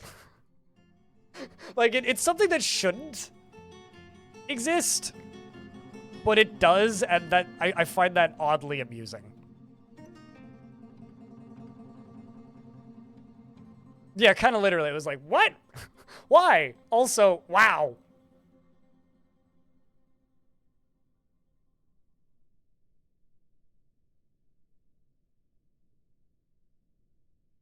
If it's satire or not? Well, it's made by Alex Jones's company, and he recorded bits for the trailer for it. So if you consider Alex Jones himself to be satire, then yes, it's satire. If you take him 100% seriously, which some people do, then no, it's not satire. As somebody who doesn't think the guy is particularly funny, I think it's kind of awful, but at the same time, I'm kind of happy that it exists. Because, like, there's one format in which I like Alex Jones content, and that is his face copy-pasted onto Warhammer characters. I find that shit hysterical. Because he's not getting any of the money from it. But outside of that, he could just vanish forever and the world would be a better place. He's a conspiracy theorist who goes around saying horrible shit to make people give him money. That's who Alex Jones is. He is a downright fucking dogshit human being who has absolutely no morals. But there's bit recordings of him saying absolutely nonsensical bullshit, and if you don't take him seriously, out of context, he can be very funny. And he sells shitty knockoff vitamins.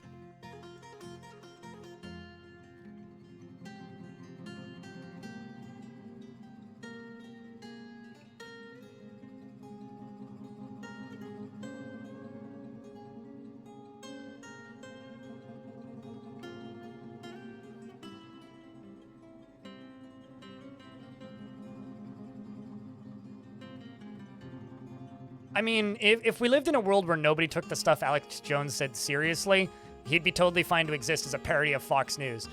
The problem is people take him seriously. Which literally is the issue. It makes the memes much better. I know enough about 40k lore to get it. I don't know that much 40k lore, though. But I know enough. Color do I make this wall?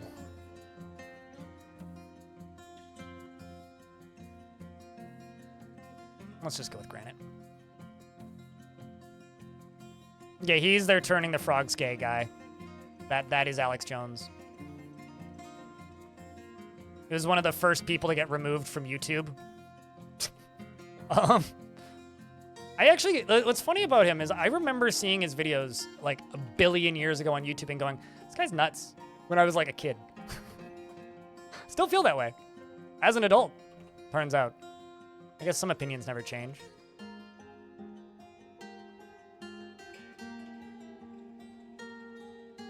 And I know that there is a pickup truck in the general vicinity of me. Not my building, but I think it's like a maintenance person or something. Like a contractor. It's a Nissan pickup truck, like an older one. And it is completely covered in InfoWars stickers, which is his like website. And 40-minute videos?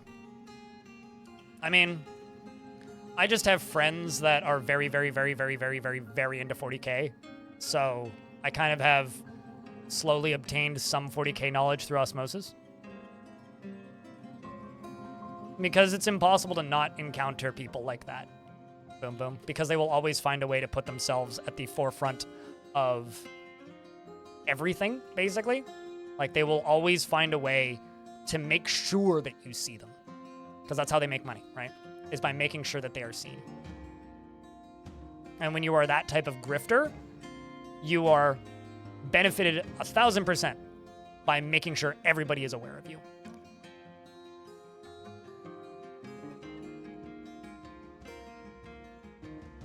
I have cool friends.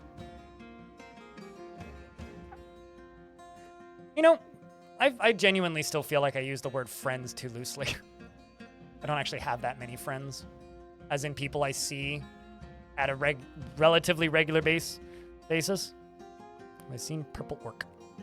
No. Do not know what that is. I'm also pretty okay with, like, being relatively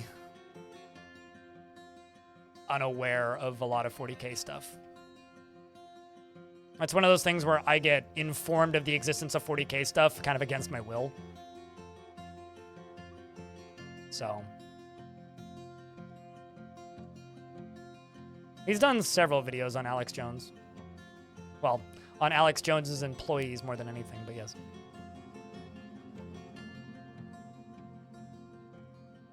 I know a lot of people. I don't have a lot of friends, is my definition, basically.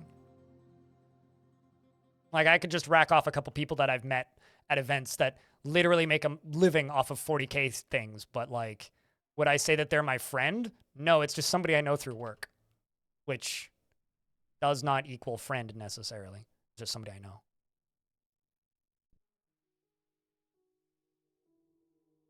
Yeah, there's very few of those. Very few.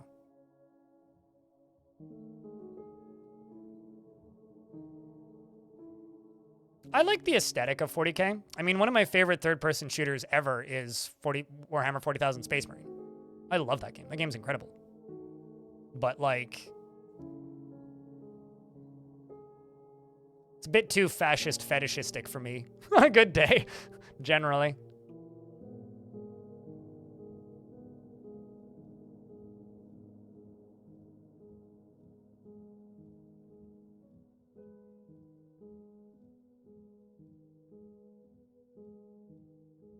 Yeah, sounds about right. I mean, there's a lot of businesses that more or less get by on only that.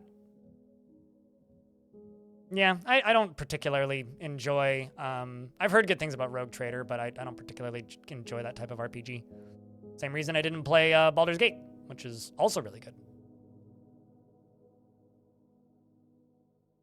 For a multitude of reasons, but...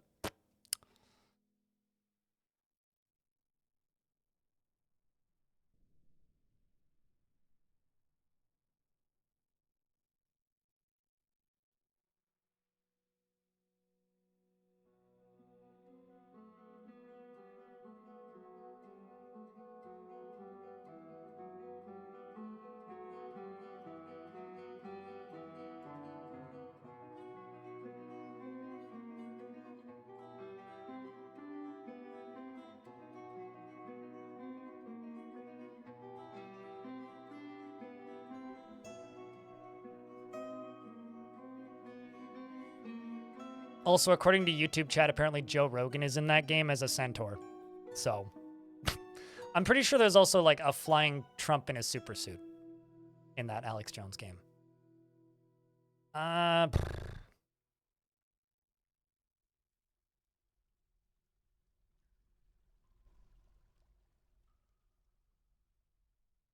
Old reflexes die slowly. You know, it's funny. People keep asking me if I use keyboard control in this game. And I've seen people trying to use the hotkeys for Dwarf Fortress, and I get it. But to me, it's if the game is fully keyboard supported, I will use the hotkeys. If a game isn't fully keyboard supported, I will not use the hotkeys. So I don't have problems with the old hotkeys because I literally like have broken the muscle memory and just don't use them. Because if I did, I would constantly be annoyed like some of you.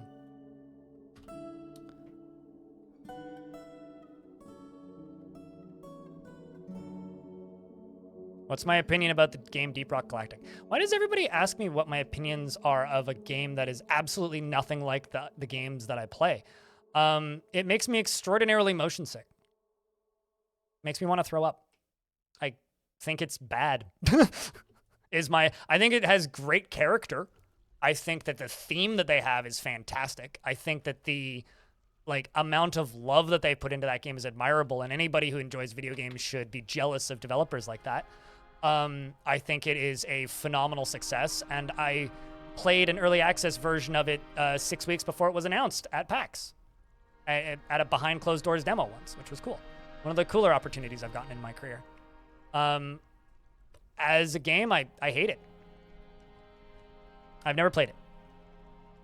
In fact, I've never played a Madden because I could not care less about football.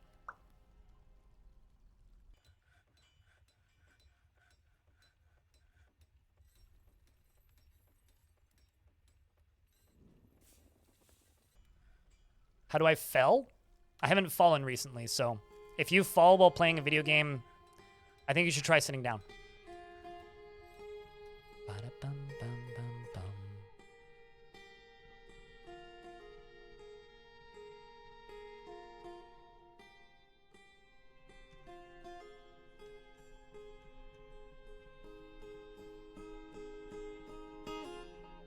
That's not my problem.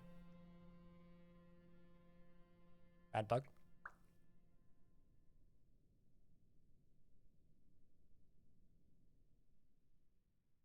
Ask a stupid question, get a stupid answer, I think is the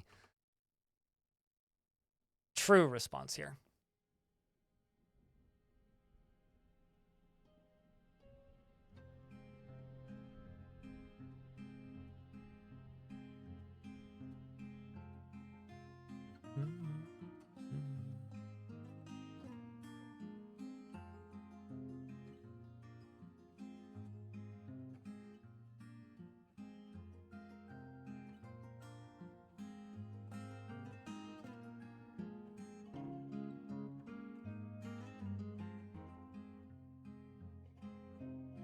Is this 32 years in?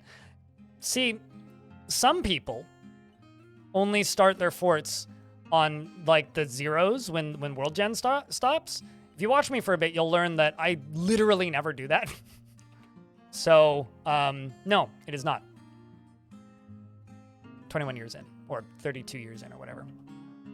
I want to say the first fort in this world started like 112 or something. This one started at 120 something. 0 vaporizer.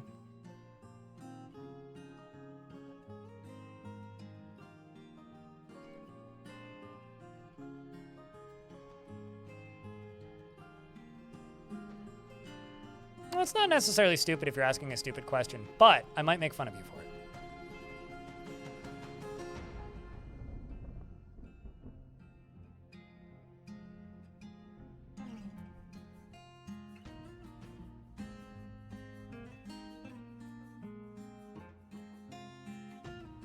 Which is why it's 0. If you want to get fancy, you can, but I stopped going to school, so I didn't have to do math anymore, so I will ignore all math questions from here forward.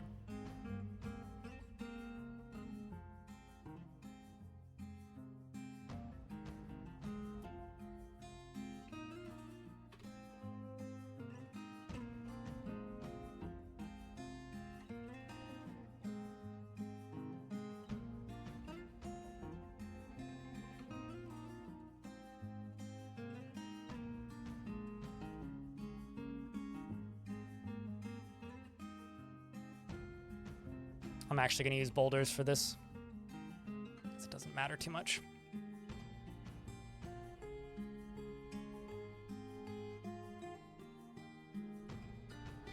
The defaults are 100, 250, 500, I think. Or it's 100, 150, 250, 500. Because you have to go into Advanced World Gen now to get a 1,000-year forts. Is this a volcano? Nope. Do you see lava? Would need lava to be. It's funny. I make forts on definitely not volcanoes and then pump lava up. And then everybody's like, wow, volcano fort. It's like, no, I pump the lava up myself. And then I make forts, again, definitely not on a volcano. And it's just a big mountain. And then people are like, is this a volcano fort? It's like, well, where's the lava? How could this be a volcano fort if there's no lava? Need lava. Otherwise, no volcano. This is definitely no volcano.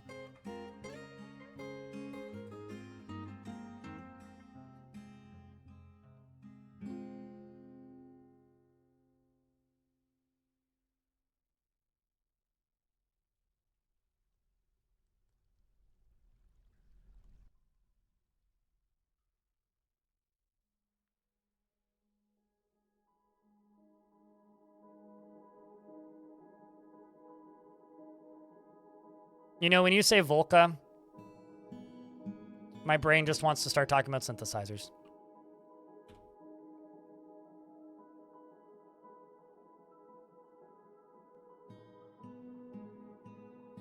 Let's make some gold statues for the front door.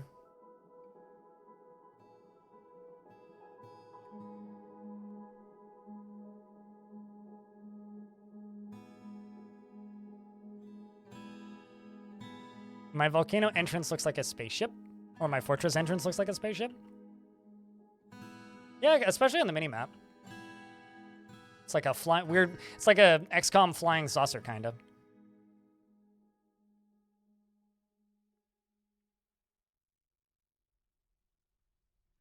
No, you're all good, Magic. I'm just being snarky. If you want me to turn down this, like, I've figured this out over the years, Magic. I am a dry-humored, sarcastic snark box with a resting bitch voice. Can you build downwards? Not really, no. You need scaffolding. So if what I'm saying is too much, just realize literally nothing I'm saying is serious, and I'm saying things that my brain thinks are amusing. And there's been points where I've tried to not do that so much to people. And there's people who get my sense of humor really quickly and we get along great. And then there are people who never really get my sense of humor and think I'm constantly attacking them. I'm not. That's literally how my brain works for humor. I grew up in a like German-Irish household that constantly just like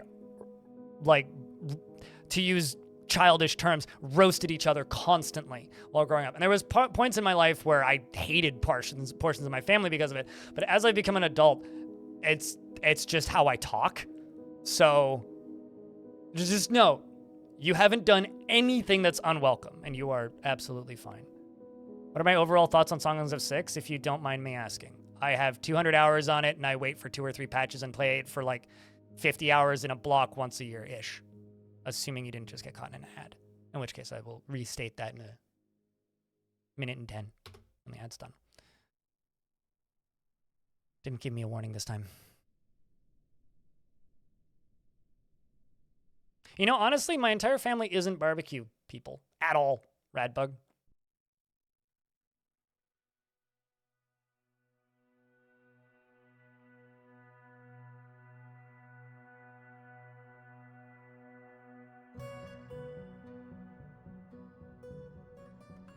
But Magic, at the end of the day, you do what you're comfortable doing. If you want to lurk and play CUD, enjoy that. If you want to chat, chat. Fuck ads. I fuck subtracts generally. Much more into divisions and subtractions than ads. Multiplication's pretty fun too.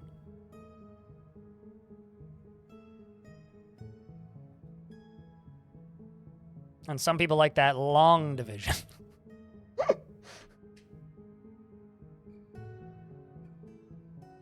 Remember how I said that I wasn't going to do, like...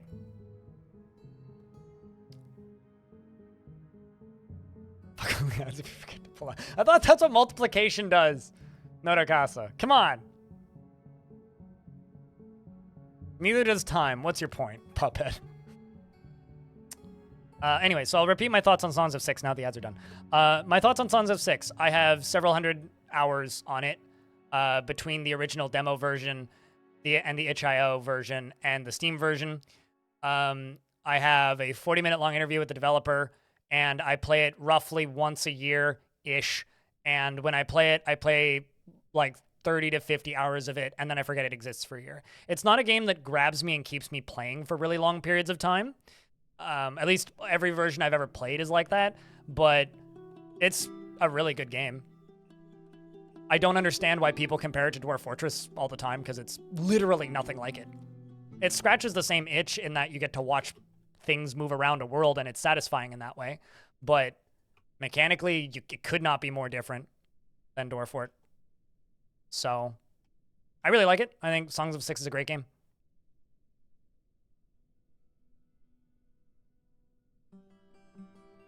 Four out of 10? I mean, I don't do ratings, so if that's how you rate that, then okay.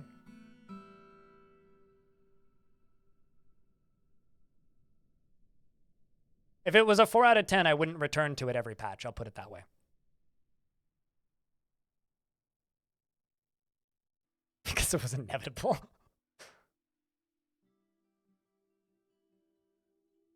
I mean, so Songs of I don't know if you're asking for my opinion because you already play it or not, but like, if you've never played Songs of Six is like Pharaoh or like an Impressions city builder on drugs.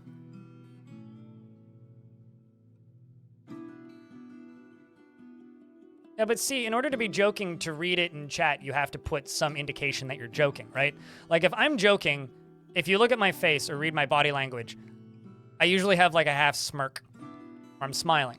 I can't tell if you're doing that. So if you want it to be clear that you're joking in Twitch chat, if you're just trying to make a point, use a kappa or a forehead or a /S if you want to be an old person, or any kind of text-based indicator that you're being sarcastic or making a joke.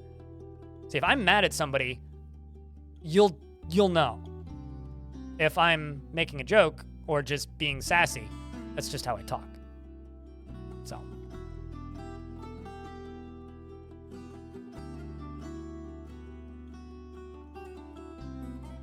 Sure, I mean, it definitely grabs some people, but it doesn't keep me playing as long as Dwarf Fort does, because there's parts of Songs of Six that get a bit too Factorio-y for me, and while I like the theme of the game, and I like the general gameplay for most of the stuff that you're doing in that game, there are points of where that game gets to be a bit too micromanagey for me, and I'm not a big fan of that.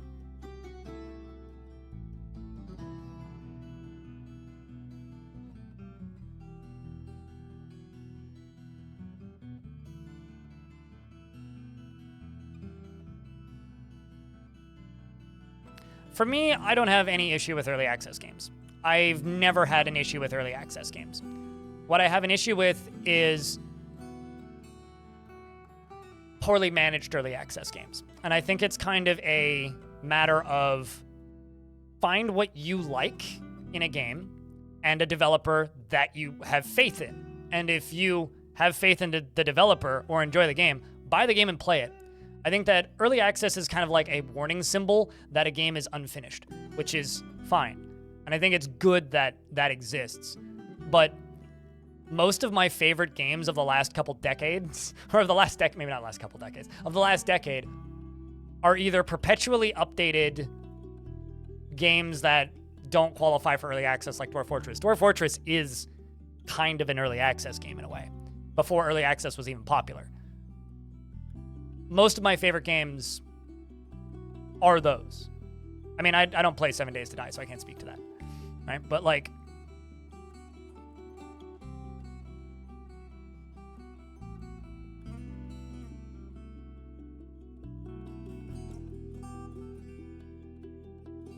I mean, EA games does not equal EA games. Because, you know, it's funny. I've ranted many times on this stream about why I think acronyms should be illegal. This is one of those reasons. PoE is not Path of Exile. It's Power over Ethernet. Get it right. You goddamn wrong people.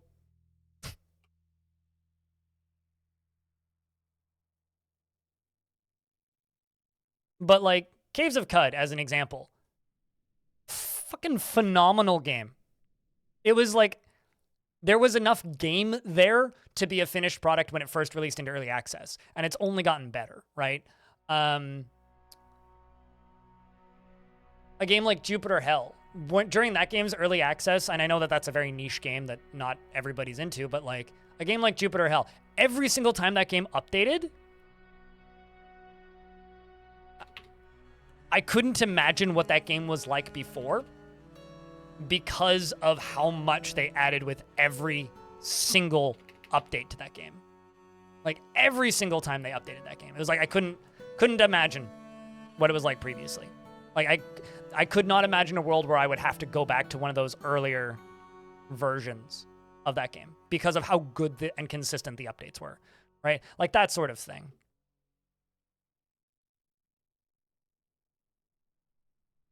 So I don't know. I think that there is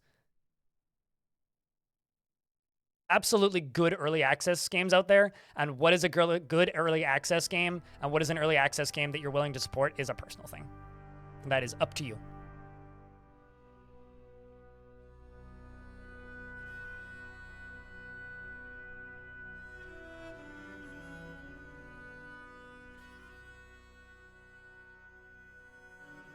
Edgar Allan Poe, very strange alcoholic man. I really wonder what people like Edgar Allan Poe would be like if they were alive today. Like, do you think that Edgar Allan Poe would have been as much of an unhinged, crazy person as he was if he was alive today? I wonder about that sometimes. It's like, would Tolkien have been able to write Lord of the Rings in the current day?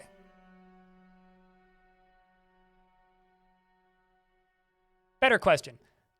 Do you think Edgar Allan Poe would have gotten canceled on Twitter? Magos, thanks for the $10. What? Just tuning in. I hope you're doing well today, Blind. I don't usually get to watch live because of sleep schedule. Yeah. But I have watched a ton of VODs this week while sickly. Thanks for the quality entertainment. It's Twitter, no Casa. There will always be Twitter. Thank you very much for the $10. I didn't need to do that, but appreciate you.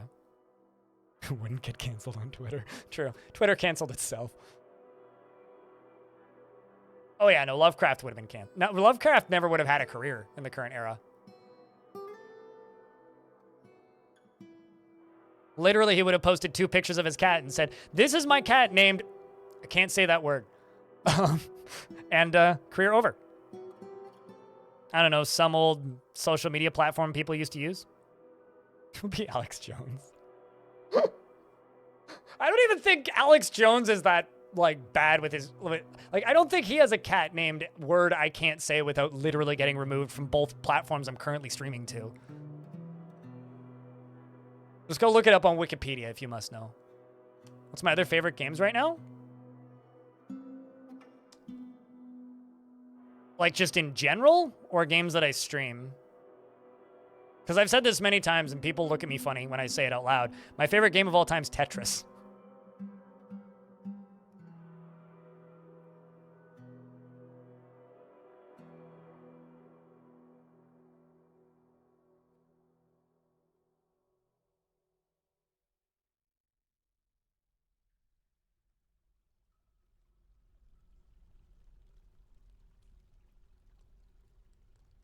They would be completely different?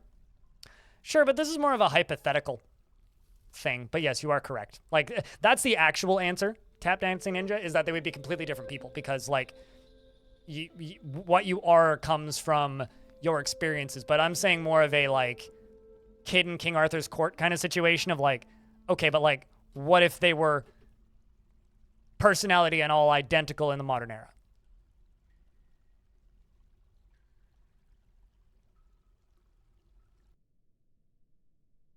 I mean, and my current favorite version of Tetris is Tetris Effect.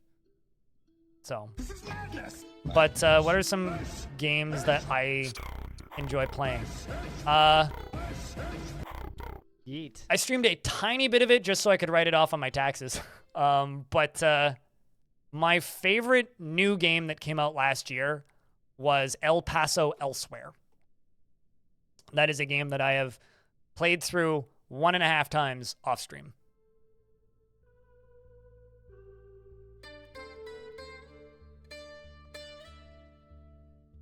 It was, as somebody who exists in the video games industry, Fall It Rain, it's impossible to not know that.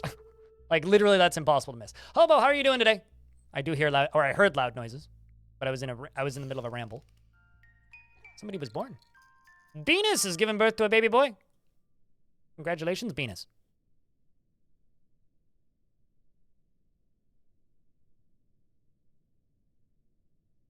But yeah, it's impossible to not know that. Yeah, I played a ton of Game Boy Tetris. Although, ironically, not much on the Game Boy. I did have Game Boy Tetris, but my cartridge stopped working due to things that happened. I've got, like, pickaxes everywhere. Do I have, like, some weird... Okay, where are you going to go get a pickaxe from? I'm assuming you just dropped your pickaxe to go get a different pickaxe. There's something weird going on with pickaxes. Looks like the game is pretty realistic. Does your friend also date a vampire who's trying to end the world?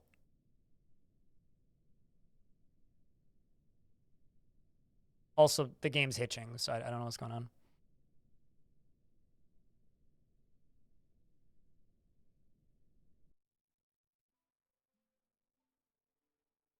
No one would understand. Yeah, that's fair. Frame rate gun.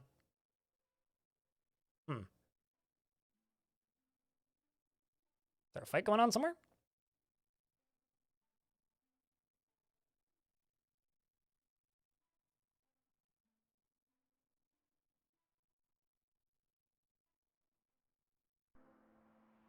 Yep, it's back. Or it was. So I've got something strange going on with my miners right now where they are stuck in a loop. I think I need to make a weapons stockpile somewhere. Scared and confused? Okay, I mean, that's not really the spirit of the question, but...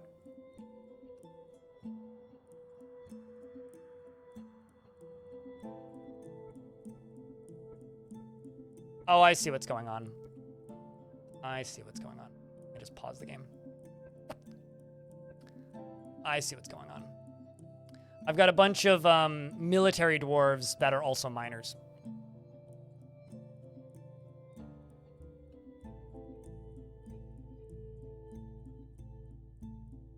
Or you mean like he would immediately suffocate? That's probably what would actually happen.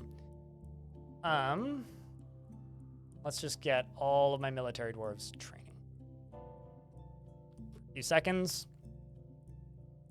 And then go to jobs and be like, boop, okay, remove you. Any dwarf who's a soldier should not have the mining job assigned, which is why they are constantly swapping doors. Also, I've got somehow, how did I manage this?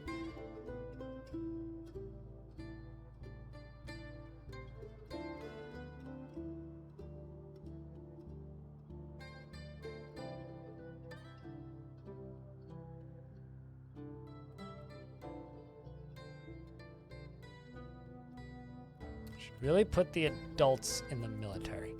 Ha ha ha.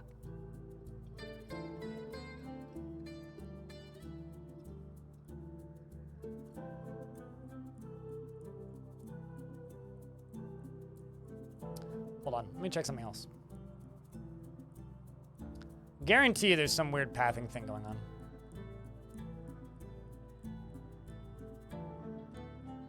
Yeah, it might actually be this. All this equipment mismatch stuff might actually be that. Let's do this real quick.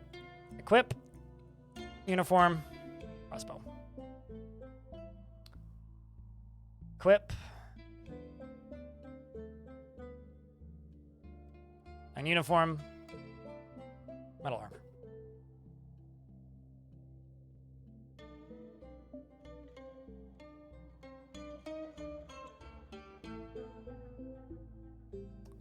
Might be one of those situations where I jump back. I mean, we're in early winter.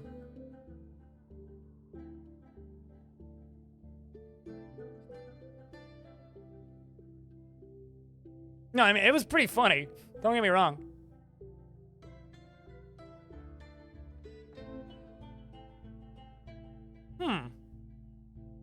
Any suspicions, chat room? It says that there's fighting happening. Somebody's got to be stuck somewhere. It's gotta be one of my military dwarves that's stuck somewhere. Question is, where in the world would they be stuck?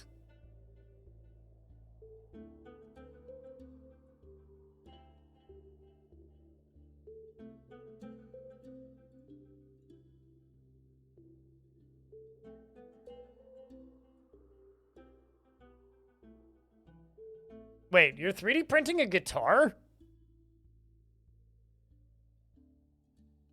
How?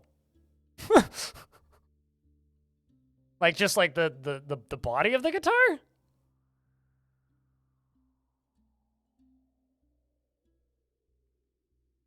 I'm amazed that that would have like the structural integrity for like the guitar neck for like the tension on the strings.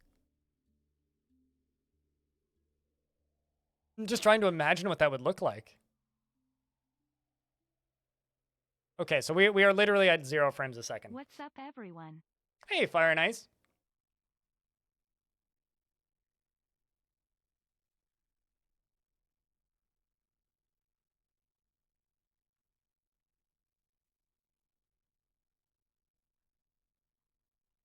Certainly, but unless Hobo's gotten a new 3D printer since the last time I talked with him about it, I don't think it's like a high-end one, but I could be wrong.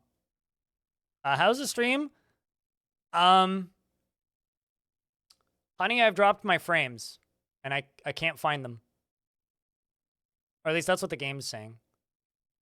And I tried to refresh my military's gear, and then the game just went, nah.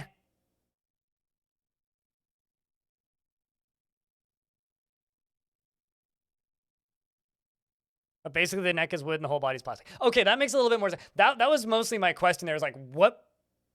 How? Okay, well, that menu disappeared. Also, Hobo, we have a new emote. Which I'm now forgetting about what we called it. Yeah, it's Crypt Glare. I think it's great.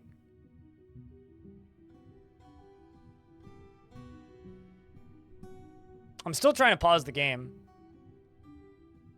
2,000 Ratman? That would be very odd.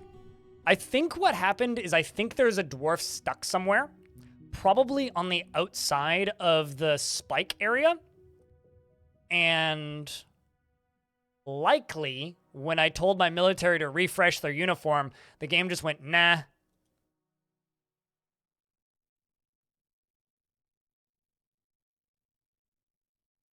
There's some fire in the caverns. There shouldn't be. I mean, like, smoke and fire could be causing this, but there's nothing that shoots fire that has shown up on the map. I mean, I'm just trying to pause the game is all I'm trying to do. It's back? No, it's not. No, it's not. Okay, now it's back. Okay, so hold on. Hold on.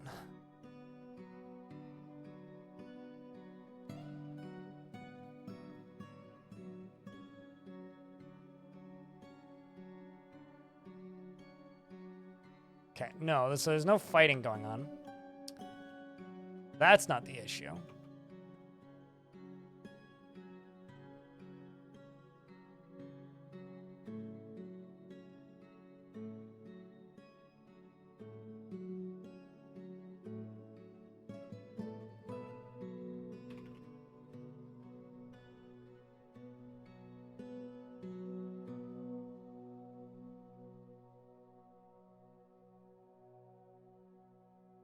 Well, this dwarf committed 3 more crimes.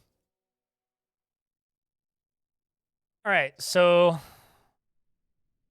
guess I try unpausing, yeah? Okay, so when I unpause, game does the thing again.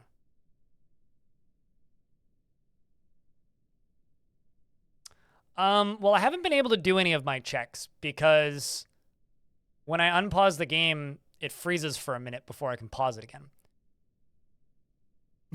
So I literally can't do any of my checks.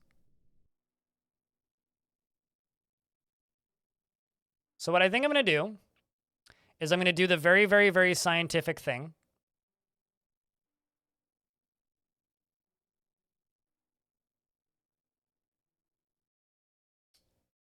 Of crashing the game forcibly. And then reopening it. I mean, I use Control-Alt-Delete, but whatever works for you.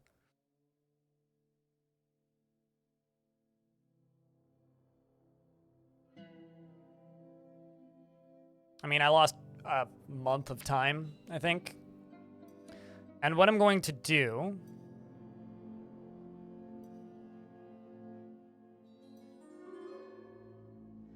Be nice that if there was something in, like, DF Hack that you could point to a place that's... I mean, it's possible. Like, that stuff could exist.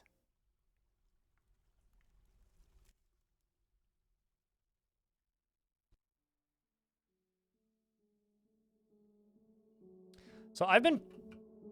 Wait, what?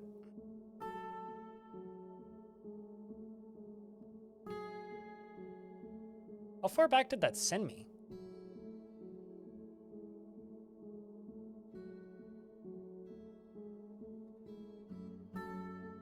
Quite far, what?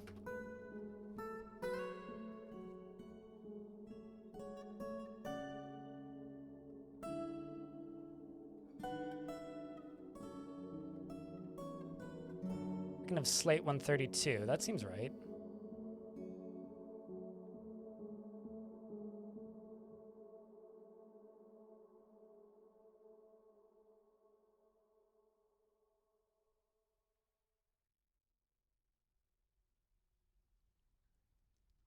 I mean, I started playing today at 129. Yeah, I have no idea. It's not my area of expertise. Yeah, no, we lost actually quite a bit of time. 14th to Moonstone. Was there a more recent? Are they out of order? What? Yeah, no, we actually did lose quite a bit of time. Well, that sucks. I need to look at the calendar to, like, know which is the latest one.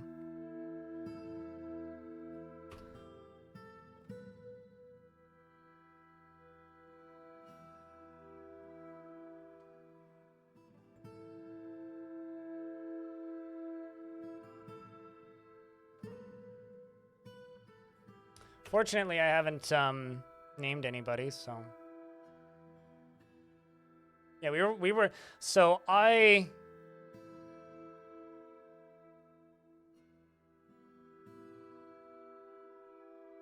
wait. Yeah, so we lost like a season and a half.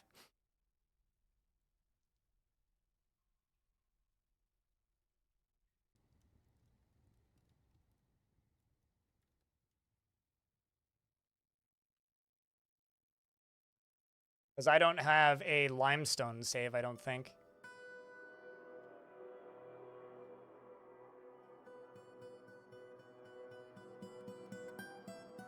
I don't know if you fix your that stutter that I had. That was in a different fort. The stutter is caused by animals pathing onto the map if you have a larger map. That, or at least that's what was causing that stutter. But late spring, early spring. It's mid-autumn for sunbirths. Yeah, so late spring, I guess, would be the most recent of that year, but we're in 132. Well, that's a lot of time lost. That is weird. Where did those 2 saves go?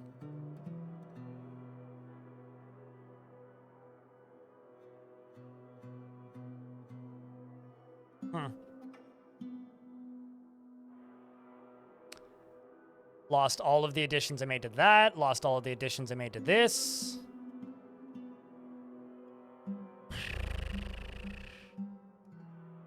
Well, at least Eric Shadowblade's alive again.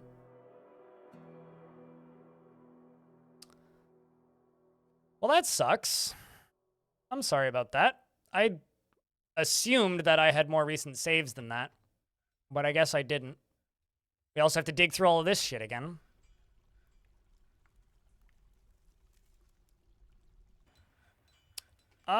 No, because I remember the save going through. At least I thought it did. Well, that sucks. All right, well, back to what we were doing. Did I make that? Yeah, I didn't even make this. I think what I was doing is I was just playing really slowly. And just doing a lot of very intricate building and talking a lot and pausing a lot, I guess. Like, I can't really think of another thing, a thing that, or anything else that happened there. So yeah, I don't know. That's odd.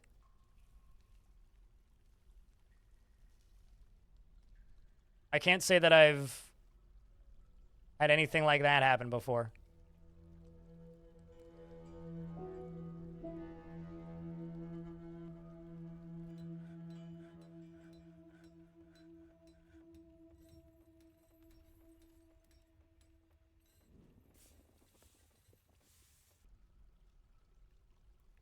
Like, it's not the whole day that I've lost by any stretch, but, like, still sucks. Lost time in video games is no fun. Can confirm.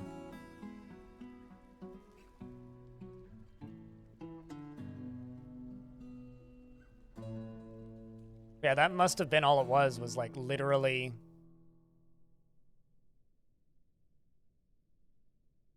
melt a metal object. Yeah, that must have literally all been all it was. Oh. Fortunately, I haven't lost any, like, what's the word? Like, named dwarves, because I didn't name any in that time, so. That sucks. I don't know what else to say.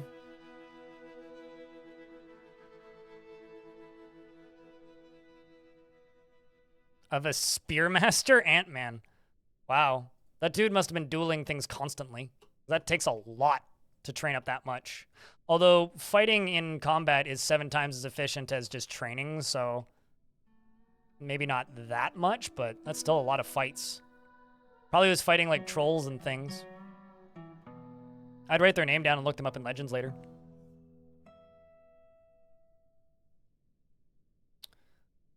Oh well, it's an opportunity for me to change this design. Looks like you missed a lot while away. Not really. My game just, like, decided to stop frame rate and give up on frame rate. And then I did the thing that I would normally do when that sort of thing happens, which is Alt F4 and jump back to a save. However, for some reason, we were in fall, right? Because we traded. But for some reason, I didn't have a save for summer or a save for fall, even though we were all the way up in Moonstone, which is winter. Yeah, we were midwinter, but it just booted me back to the beginning of the year, which is weird. I don't know. Like I'm not even like mad. I'm just weirdly perplexed. But I mean, what can you do? We're also in an ad break currently, so.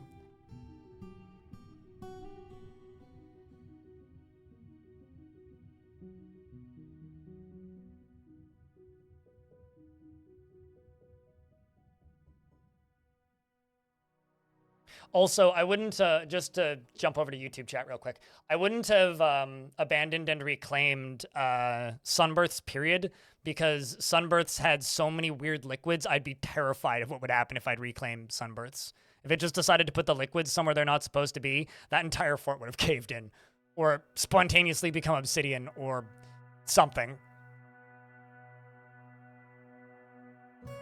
So...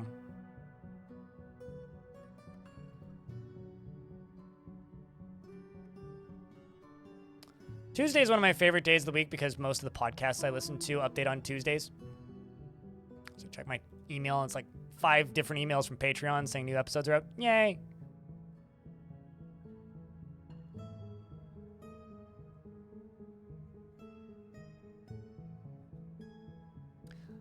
So, chat, we're just going to put this fort on a different trajectory from what happened previously. Oh...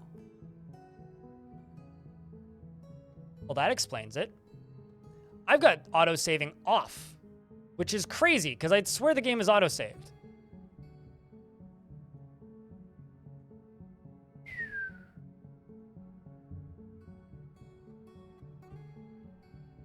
That explains it. So it was my fault. I was clearly recording something. Oh, I know how that happened. I turn off auto-saving when I record things, but I usually turn it back on. Can you turn it on? Yes. Settings, game, autosave frequency. Seasonal, annual, or never. I had it off. So I'm going to put us on a slightly different trajectory to make sure different things happen. Currently, the population cap's 140. Let's go 210.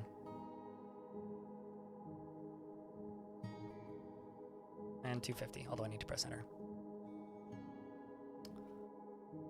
And we'll leave everything else the same.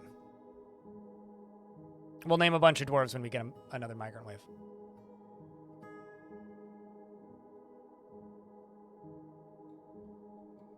But yeah, no, I know exactly how it happened. So did I, but I also did quick saves twice. But I'd swear it was auto-saving. But obviously it wasn't, so yeah, that's my bad.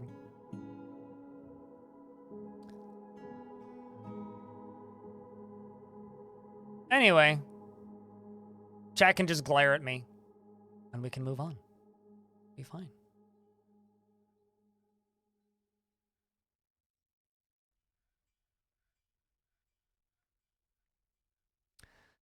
And I get to just cry. That's about it. Are all these jobs running right now? Yes, they are.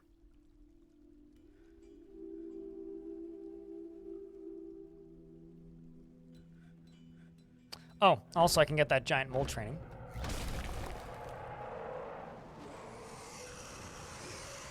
Forgotten beast named Omil Belrock Ramston. An enormous penguin with lidless eyes and short tails, and it has a bloated body. I'm going to just read this over here because it's hard to read. An enormous penguin with lidless eyes. It has 3 short tails and a bloated body. Its sea green feathers are sparse. Beware its noxious secretions. Yes, it's a penguin. All right, well, let's find that beastie. Aw, man, I was hoping it would have a penguin sprite. Much disappoint.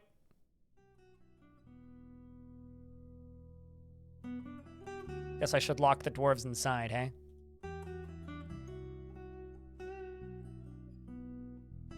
Pangu! Before I forget, I'm gonna go to the pets and nope, the others screen. We're gonna start this giant mole training.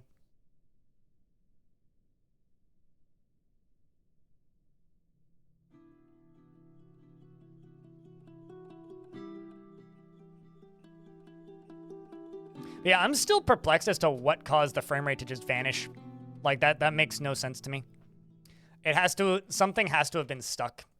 That's, like, the only real logical explanation I can think of off the top of my head, is that something was stuck. So, I don't know. Sucks, but is what it is.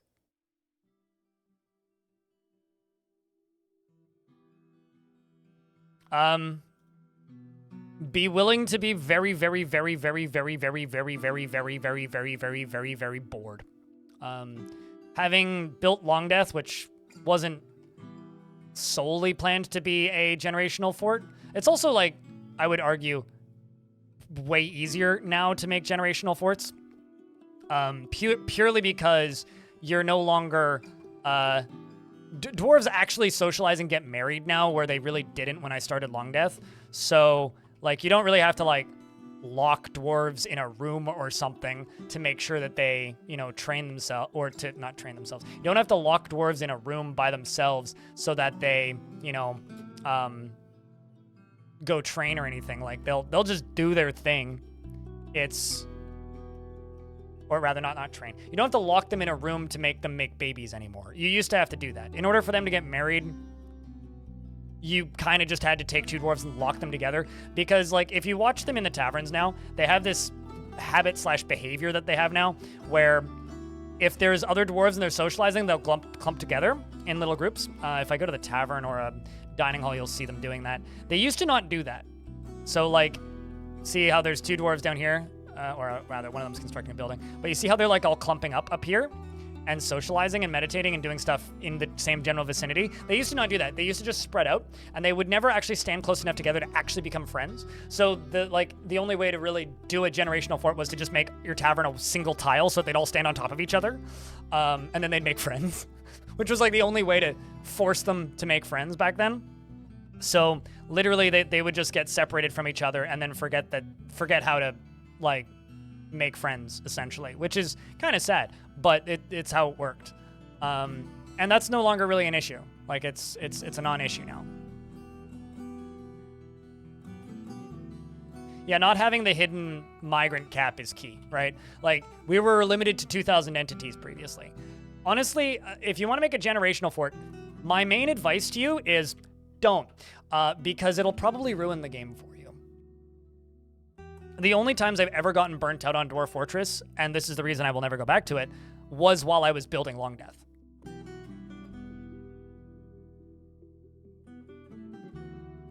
It's a cool idea in theory. In practice, it is so fucking mind-numbingly boring. You just don't really want to do it. Because if you build a fun fort, as in if you go after enemies and build up an army and whatnot, you'll eventually run into this situation where everything else in the world dies because the player is, like, an order of magnitude more powerful than every other entity in the world.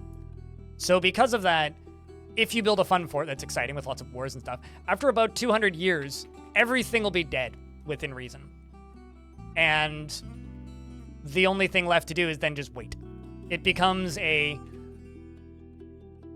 game about just waiting. And if you want to play Dwarf Fortress like an idle game, then sure, make a really small population, like 40, 50 dwarves, and isolate yourself, build an island, and do it that way.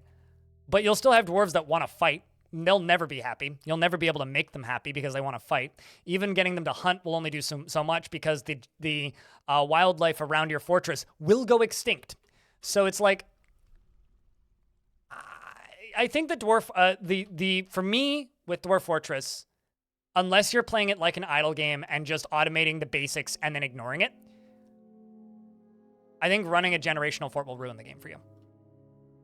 So, at the end of the day, just play the game the way you want, but there is parts of Dwarf Fortress that I think are pretty well developed and make for a really fun, engaging gameplay experience. And then there are parts of this game that to put it politely, need work, right? And I think the idea of a generational fort is really cool. But this game plays so much better if you are building multiple forts every, 20 or 30 years in game time or so. And then we don't even have this yet, but then swapping to adventure mode and then playing a couple of adventures and then going back to fort mode and building a new fort. That's how the game shines. And I think trying to do things like generational forts just exposes the game's shortcomings and the places in the game that are underdeveloped right now, like diplomacy, right? Like, once you start a war with a faction, the only way to end that war is to literally kill every single one of them, right? So if you're retiring and reclaiming forts, that gives the game the time to go into world gen again for a little bit and end a conflict, right? It gives you an opportunity to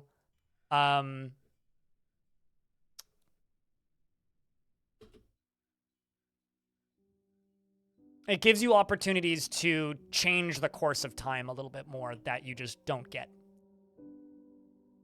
with a generational fort.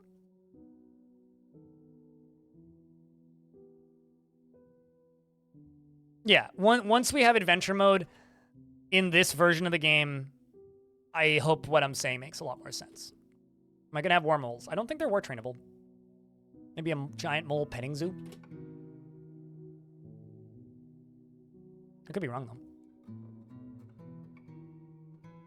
So, I don't know. That's my advice. My advice on generational forts, don't. Please continue at your own risk.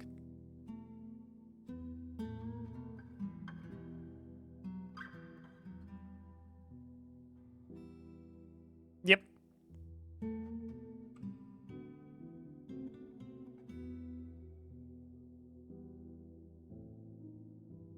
Probably a good idea, Bastet.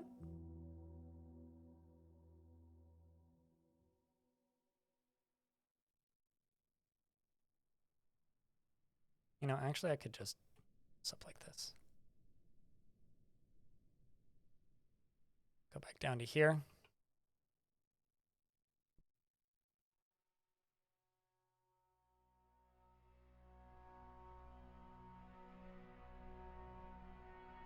Lose? I mean, come on. The smart ones of us wouldn't even challenge the demon to a fight to begin with. We'd know the demon's true name and there wouldn't be a fight. Isn't that sad? Like, demon overlords are just like enslaving whole factions, just waiting for someone to show up and shout their name at them. Going, they really know me.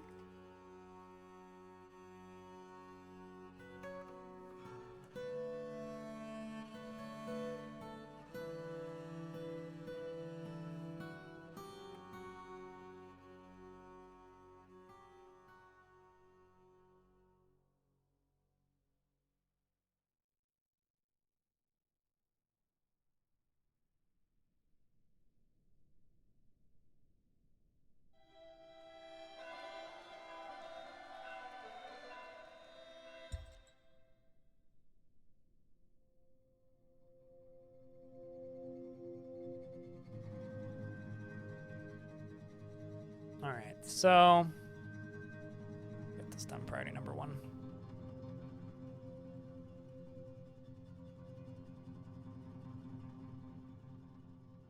I ain't your senpai. Unless somebody in chat's your senpai. In which case, I back up, weeb.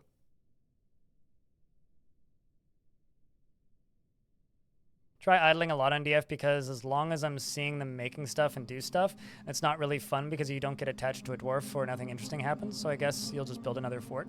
Like, don't get me wrong. Long-term forts and mega projects can be really cool. But that's just it, right? Long-term forts and mega projects are cool. Generational forts are like an anti-mega project because if you are trying to build something big and cool, what actually ends up happening isn't you build something big and cool. What actually ends up happening is that if you build things that are big and cool, your frame rate gets lower, which breaks the game at a point, because like if you're building massive large project, there will be that natural slowdown.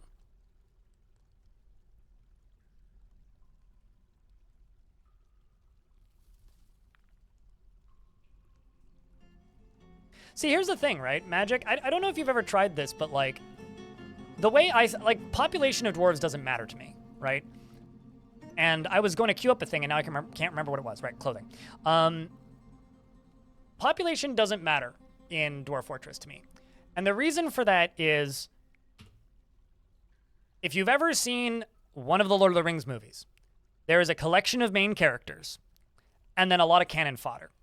In Dwarf Fortress, in my opinion, the best way to enjoy the game is to have a bunch of main characters, and then a lot of cannon fodder, right? You want, or at least I, when I play, want to have about, 30 dwarves that in my brain is a main character, and then the rest of the dwarves are cannon fodder, really. And they're replaceable. So yeah, you'll have a lot of background characters.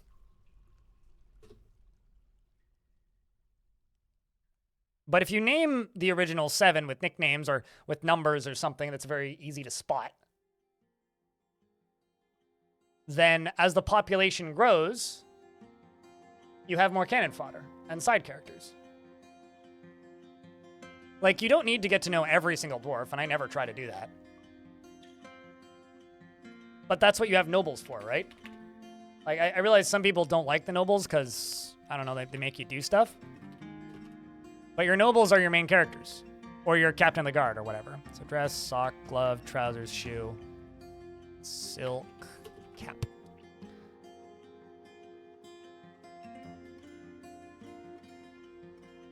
So 150. 50. I made shoes twice. This is what I get for talking while typing. Talking while typing never ends well for me.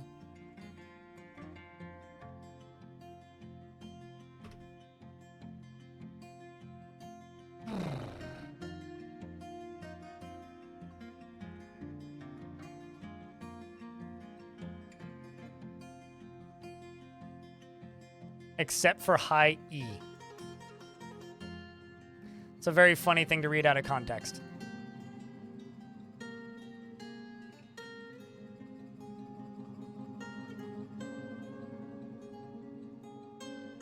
Yeah, I don't understand why people don't like nobles. I mean, in real life I get it, but that's a different thing, right?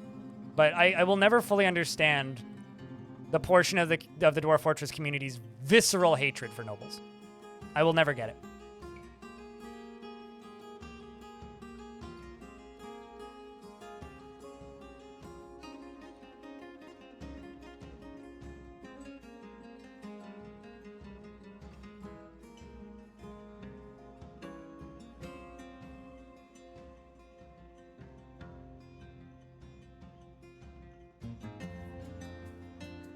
Yeah, I mean, them being a pain in the ass is part of the fun. Right? Like, obviously the nobles are going to be a pain in the ass. They're nobles. Like, find me a fantasy setting where the nobles aren't a pain in the ass, and that'll be new to me. In fact, in real life, nobles are a pain in the ass. Have you seen the like, any royal family in real life? Like, they are a money sink that people get strangely obsessed with.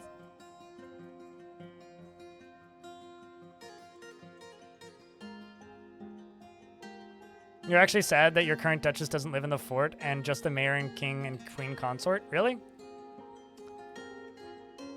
Yeah, I don't know of any ways to, like, encourage those people to join. There's a diary boulder here and here.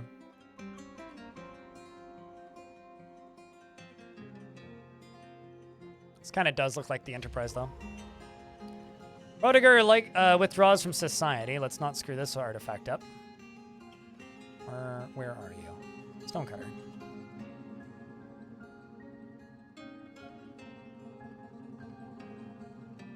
Grabbing Daysite. Or no, Diorite, not Daysite. You know, having just crashed my game, I really don't want to do that a second time, so we'll do that later.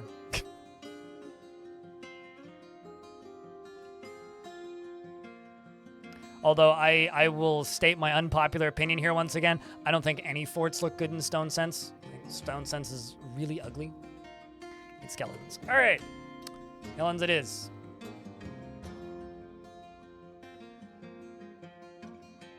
I'm gonna slaughter that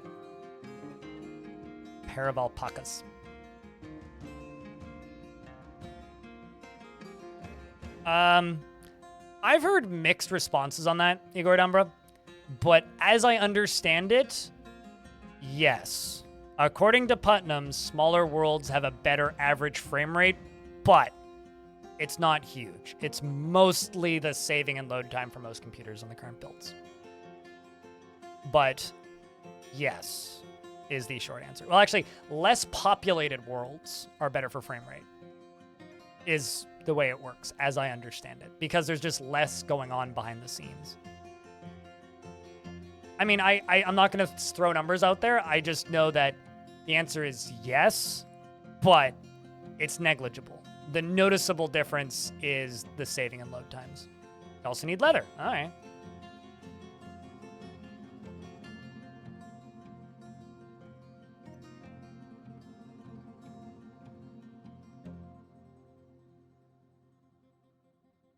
That sucks, stealth.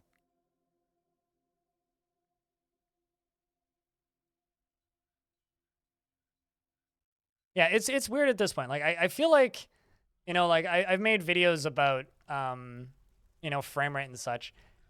I feel like there's just so many possibilities in this game that me stating I know what causes this frame rate thing is probably wrong. Like, I can have suspicions without much issue and not be too worried about it. Okay, you need a lot more leather. Let's slaughter some turkeys. I can have suspicions about what helps or hinders frame rate, but in reality, I don't know. Like, honestly, at this point, I feel like if I say anything else, I'm being disingenuous. Because, genuinely, I don't know. Do chickens give enough skin to get leather? Can you make chicken leather? I don't really want to slaughter the giant mole, but I need more leather.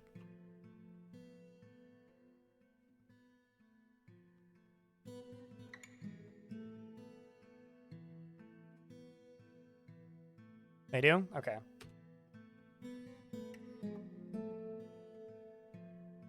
I'll be honest, I haven't paid attention to slaughtering chickens in a while.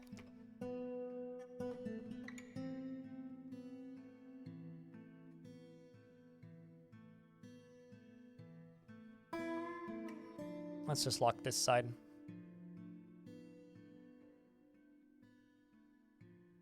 Can you fry the chicken skin? Need one of those, eh?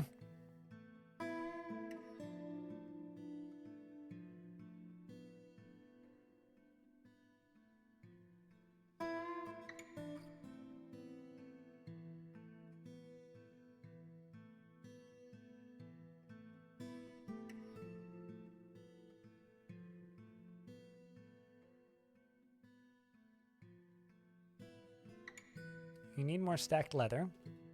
You're tanning a hide.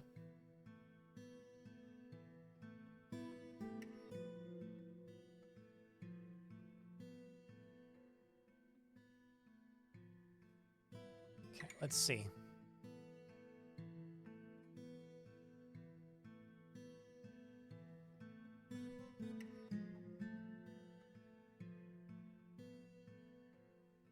Oh, there you go. Then you book it off again.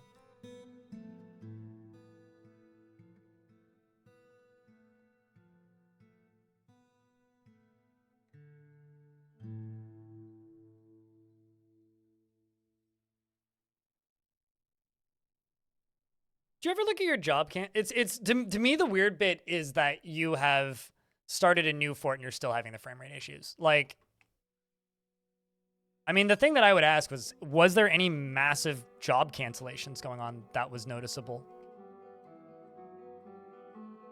because it's still strange.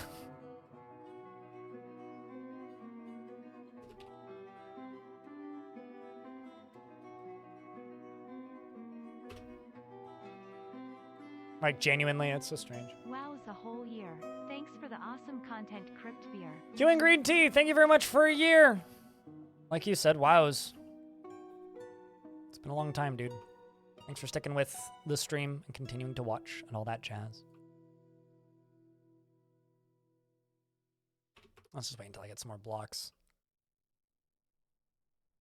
How's this area doing? Not bad.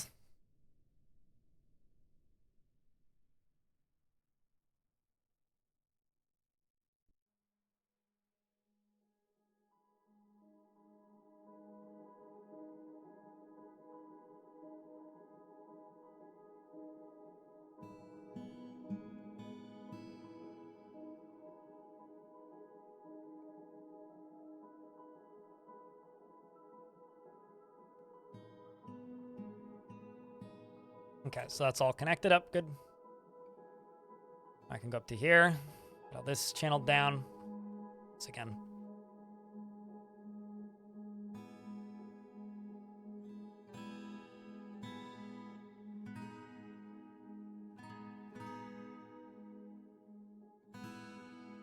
Chicken leather is the best part of the drumstick. I barely ever eat chicken these days. I know for a lot of people it's like a staple of the diet, but around halfway through the pandemic, also Narc and Killer Spud got married, by the way. I forgot to read that. So congratulations to Narc and Killer Spud. You gave up on your last fort when you had 7 or 8 people suddenly inherit Baron, Count, and titles? Really? I don't know. I enjoy making fancy bedrooms.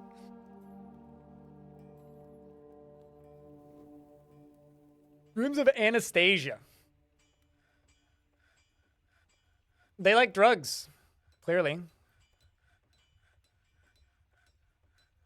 At least you know now, over on the YouTube chat, that all of the nobles are there.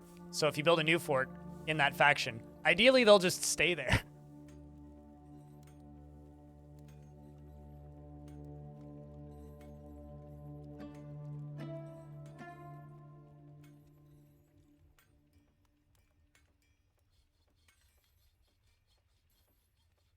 You will export hemp-based products. Hemp-based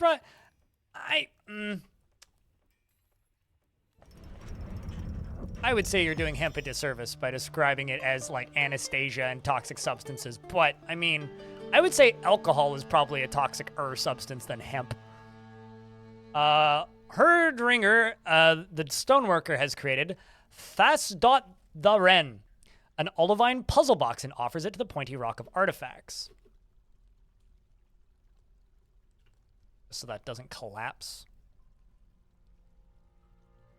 Let's go up to here.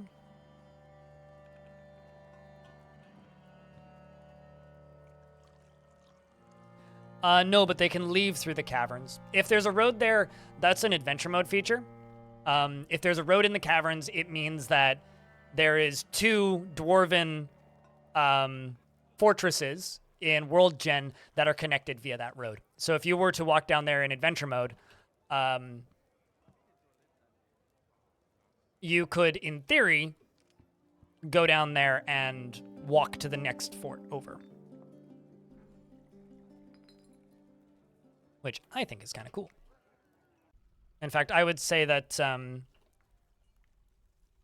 fortress roads are one of my favorite features of the pre-gen areas where there's a lot of forts and stuff.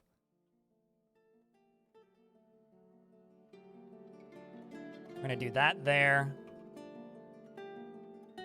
And you know what? Let's also include armor in this. Also, I have a question. I might just be screwing stuff up, chat, but I've had a hell of a time making just plain-ass clothing stockpiles for clothes, not specifically armor, but like if I make like a cloth-only armor stockpile, I feel like literally nothing ever ends up in like, because if you make one that's like just silk and cloth, basically, and leather, then it should end up in a clothing stockpile. Finished good.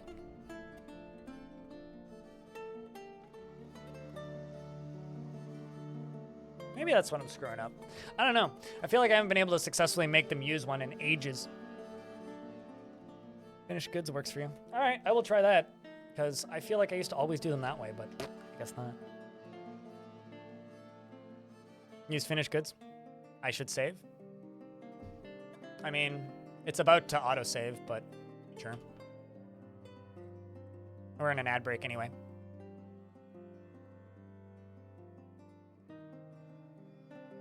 Details of its decoration within the trade view. No. No, there isn't. I don't know the decoration detail brackets off by heart, but the different little symbols symbolizes what it is, but I don't think so. Unless, well, actually, you could back out that menu and look at the trade depot and find the item in the trade depot list.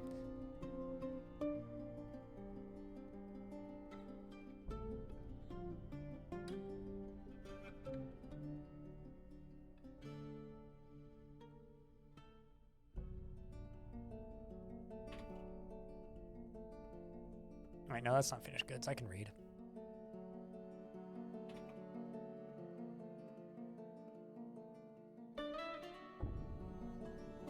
Where should I put clothing? Not there. I mean, this is my clothing area, but I feel like I should change the size of things. So I'm actually going to put a clothing zone right here, right next to the hospital.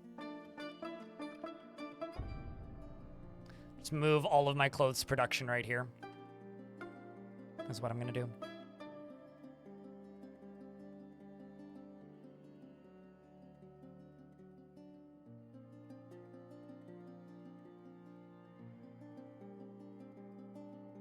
The weird thing about cages is if the cage had a thing in it, it's possible there's still things in the cage. I once had a cage that it was just a wooden cage that was worth an absurdly large amount of money, and I couldn't figure out why. And then I realized it's because it was full of like 500,000 seeds or something. Like it had had an animal in it for like half a decade, and then the animal died, and they'd just been feeding it plump helmets, so it had like 4,000 Dwarf bucks worth of seeds in it.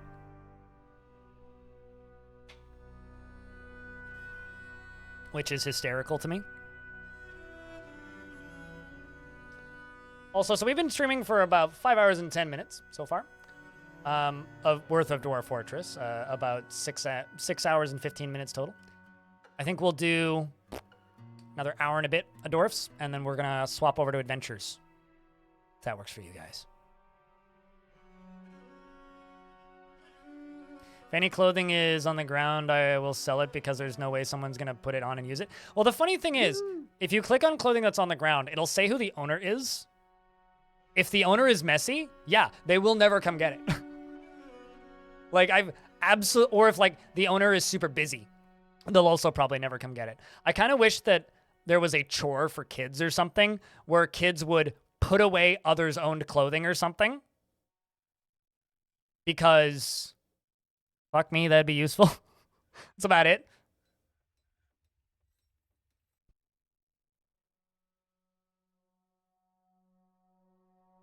Yeah, that is fancy. Alright. Also, I'm glad we were able to come to an understanding. All right, that's what I was waiting for. I was expecting them to ask me to build this.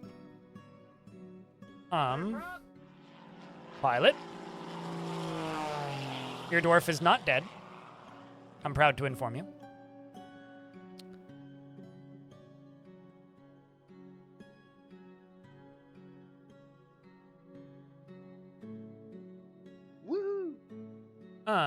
Let's use rock salt.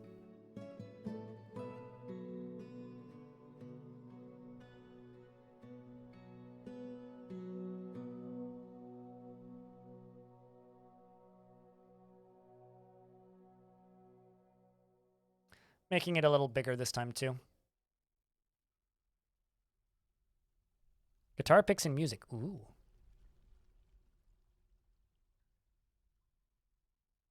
Okay, that's a pretty cool frame. That's pretty rad looking. That's pretty cool. What does that entail? Make lots of toys. What's the word? Burrow the kids into their own burrow, and go to labor, standing orders, chores. And then you can customize what work the kids do. So I don't have the kids doing burial or refuse hauling, and I also don't have them doing cleaning, so that they don't end up in situations where a lot of people have died recently. Yeah, I believe it. I feel like it would almost be like top heavy. Like, have you put any weights in the back end of it? Because I feel like that would be an issue. Rose gold throne. Rose gold table. Steel anvil. And gold pedestal. Except I'm not going to make all of those items. I'm going to make 5 gold pedestals, 3 anvils, 4 thrones, and 4 tables.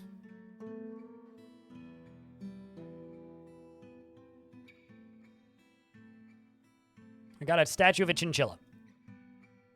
The world is healing.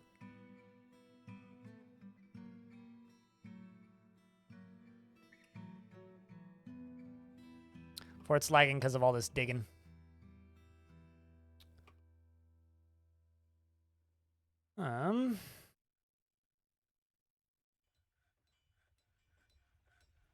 Please, don't want that in there.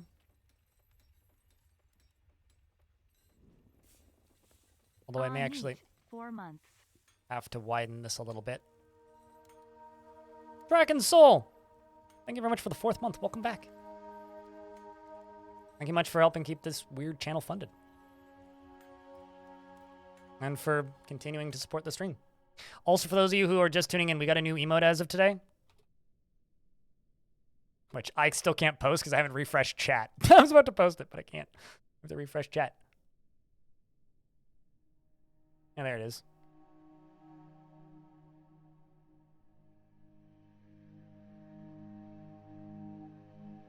Guess I can make this a little bit bigger. It's going to go around this end bit here.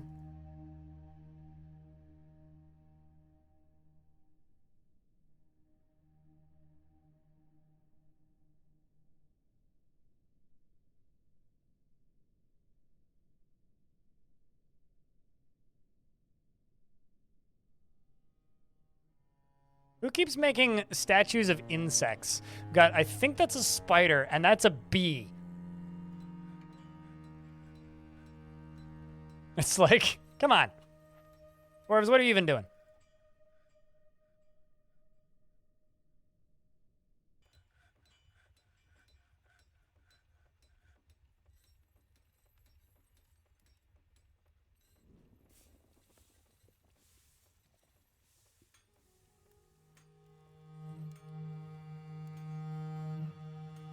Happens when you pay by the statue. Oh, true. Yeah, they use less materials. But it's probably got, like, intricate little details. You know what it kind of reminds me of? It reminds me of that weird startup that just makes very, very, very small versions of real products. It's like, they made a Gucci bag that's, like, the size of the end of a needle.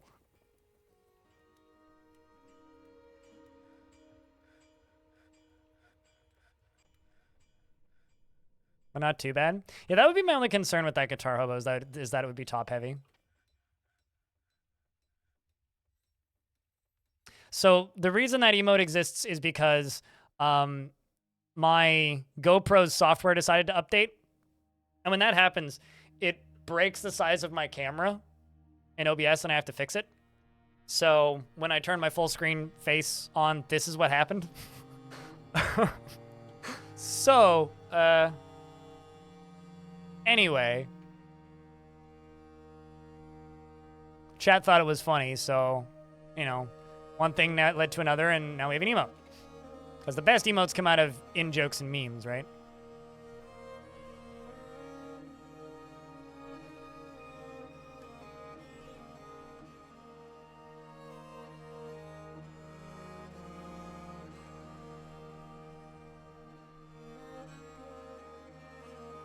Okay, so this right here is going to be a metalsmith hall. We're going to approve this. See what the value is. I think it's already high enough value. The Mountain of Iron. Wow, that's a good name. Of the Umber Hall.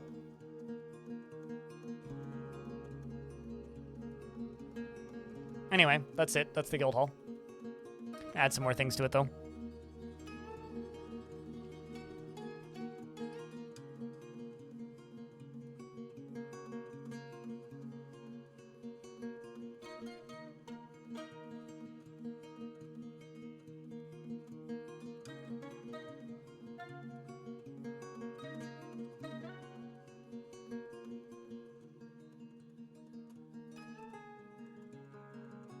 There's an octopus statue.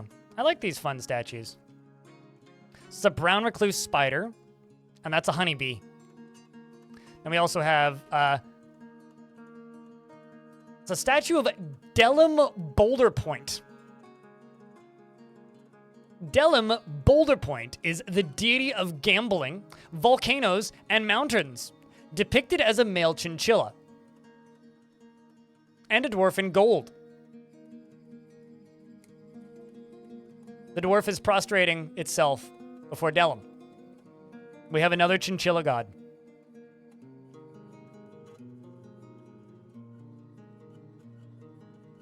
Is that one of our gods? Does anybody worship Delum Boulder Point? I don't think so.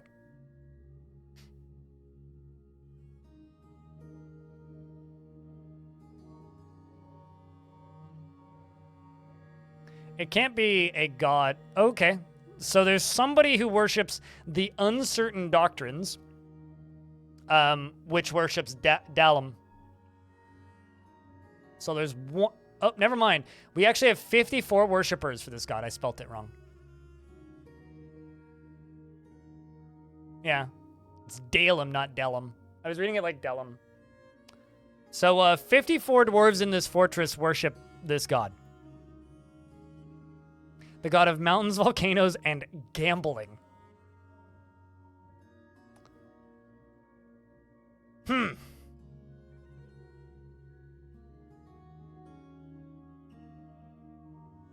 Well then. These dwarves are chinchillas? Yeah, I mean, maybe we need to make a specific temple to that god. I don't know. I mean, it's almost like we had one in a previous fort and nobody worshipped it. Okay, one of my biggest complaints about the premium version of Dwarf Fortress, which I bet you isn't where you're expecting this statement to go, is in older versions, in the dwarf's description, it would say the name of the god they worship and what that god was. So it'd have like a more expanded version of that god. So you'd say the name of the god is, I don't know, Avuz Dagger Farts, and you'd click on them and it would say who it was and what they were depicted as. It'd be like, it's the human god of death and murder, and it is depicted as this. It would say that in the dwarves description. Now all we get is this, which doesn't say what the god is, and that's actually my biggest issue with the dwarf UI currently, is the fact that it doesn't give us expanded information on the gods from the dwarves from the dwarves description, and that bothers me greatly.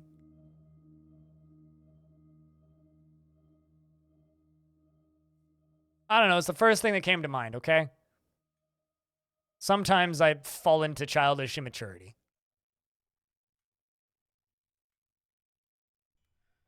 The usual downer of DF? Dwarf Fortress is a very whimsically silly game. Like, I once had a fortress with a god of death, and the god of death was represented by a fluffy wambler. Devildawn, thanks for chucking out a 10-pack of gift subs. Appreciate you, dude. Means a lot. Thank you. What did you lose? I have no idea. What did you lose?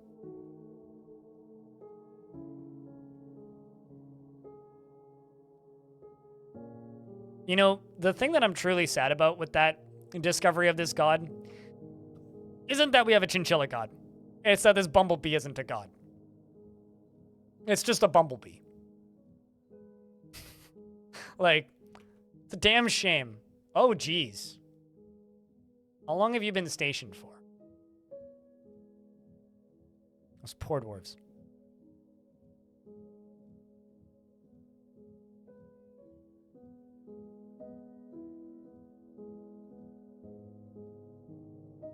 Before Thrips god. I mean, I've had like various insects and bugs as gods before. I once had a god that was a skeletal elephant, which is pretty cool, if you ask me. Out of your new mug? Ooh.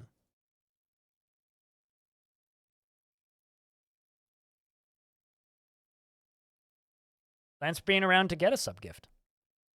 You know, every single one of those, almost every single one of those were new subs, actually. Sly Blue Cat and Scooter and Zasudra were resubs, but most of those were brand new. A bunch of people get my emotes for the first time, whether or not they like it. I'll just make the last of this out of boulders, that's fine. Oopsies.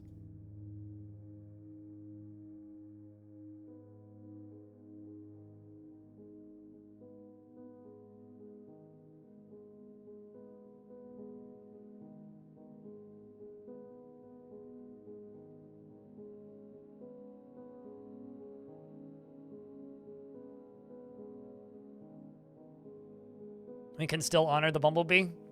Yeah, not to the same degree, though. All right, so let's do leatherworks. Ooh, what materials do I make these out of? I have too many fancy materials. I'm spoiled in this fort. Let's do nice for these two. And,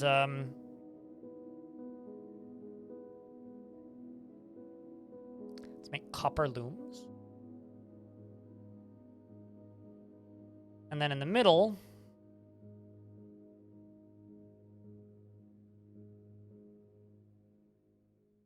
we're going to make mica clothes shops.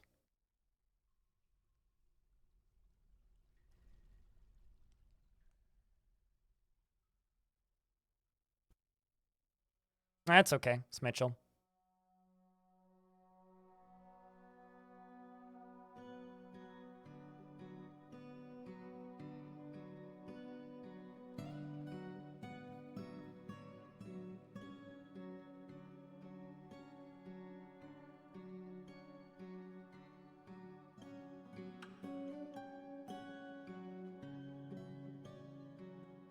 Right now, that's a stoneworker shop. I want to make a clothes maker shop. Chat room, I have a question. We just rolled over into summer. Did it save? My brain is like incapable of memory today. And I haven't even smoked weed in like 5 days.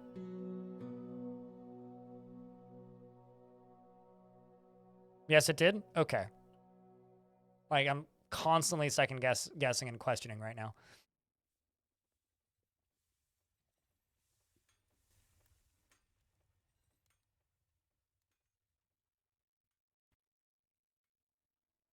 So this can be for leather and cloth.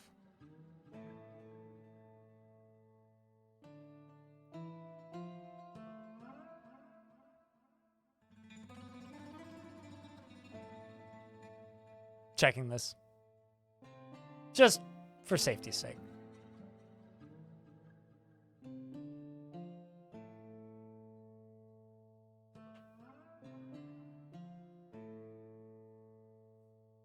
I generally keep my soldiers as priority-only soldiers, but I guess it depends on whether or not you want those soldiers doing other jobs or not. So I always keep them with their uniforms on. Or generally. There's some rare occasions where I won't. But vast majority of the time, soldiers have their uniforms on my forts.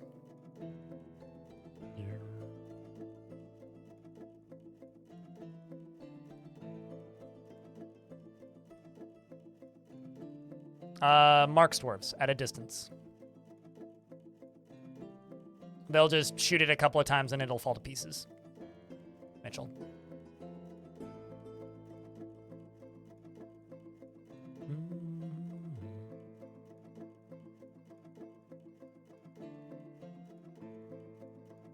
once this corner gets done, I'm going to plop a single dyer's shop down here. Do I ever use custom professions? No.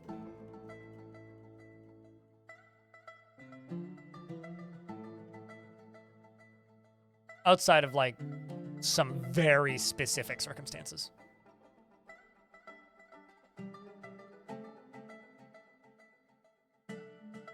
Let's use a maple barrel, spore tree bucket.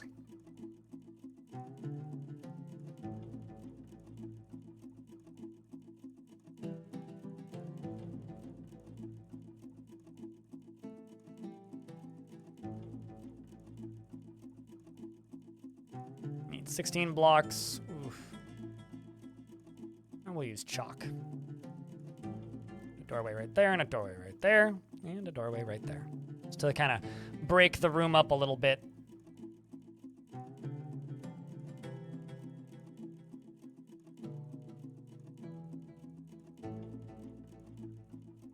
And I will grab some gem windows.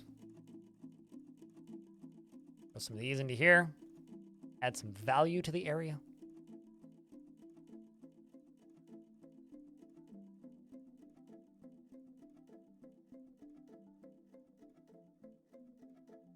And just trying to see, is there anything else I could really put in here? I mean, I guess I could just plop a couple more clothes shops in. Maybe 2 more looms.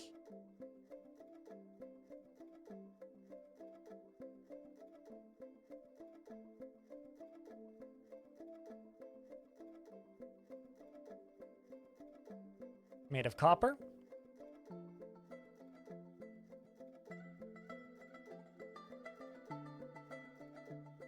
And then aside from that, just clothing stockpile.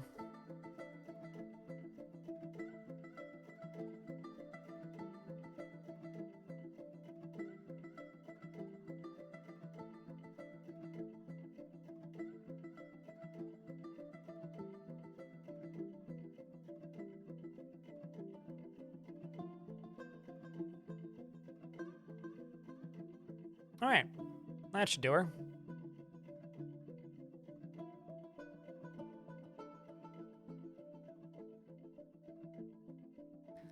You have a Sultan historical site with great saltbacks you can't kill. An entire Dromad caravans just drop shops of full crate loot. Oh, that's insane. Cool. The humans are here to trade. It is early summer. So it is time to sell clothing, I think.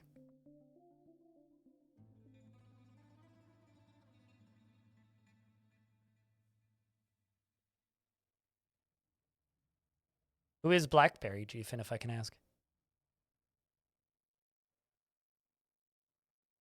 Just so that I don't have to look.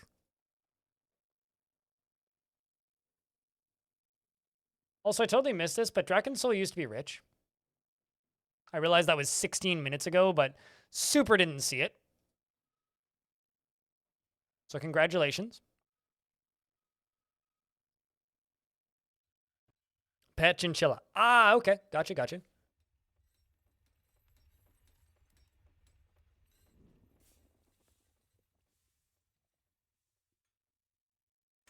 Angry penguin, forgotten beast. That's cool. Alfie.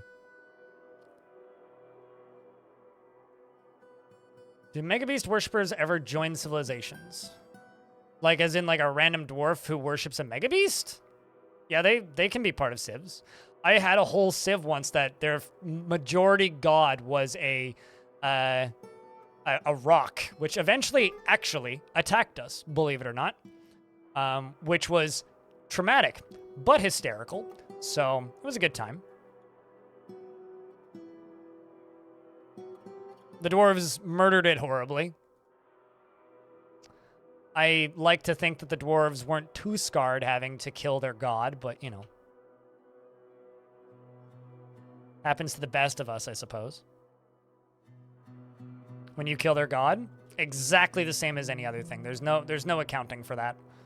One of my favorite things, though, is you can have mega beasts, like Ettins, who can join giants and ettins and minotaurs specifically, and cyclopses, are intelligent creatures, which means they can join religions. However, there's no mechanics to account for that, and it's actually a bug. But the cool part about them being able to join civilizations is that, I'm just going to mass trade everything.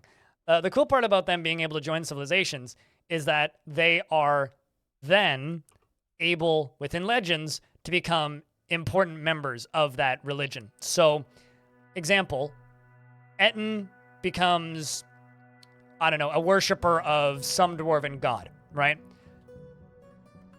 That Ettin could get elected to the position of, I don't know, sacred candle of the god of flame for dwarves.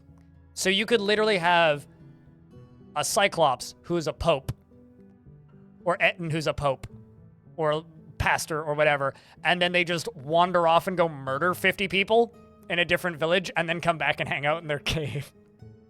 Which is really funny because it has absolutely no impact on the game itself. It's just like an accidental oversight on behalf of Zach and Tarn, which they are now trying to like plan around it for the future to like make it possible that you could like have a fort that has a Cyclops who's a religious figure for your faction, and they could show up and say hi and be not angry with you if they show up, which is funny.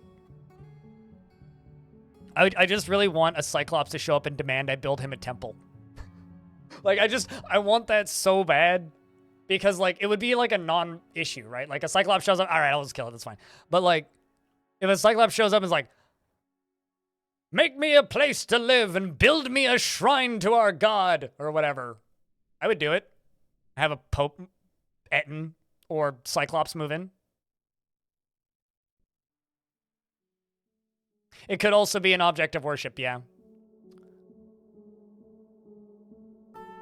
Once again, I was going to queue something up, and now I can't remember what it was. So, I'm sure I'll remember it momentarily. Oh, I was going to check bedrooms. That's something else I was going to do. And also, I was going to finish this up, which I didn't, so we can do that first. So I can just queue that up. Do diorite roofs. Well, actually, let's do diorite wall roofs. I'll just use the boulders. Got so many of them.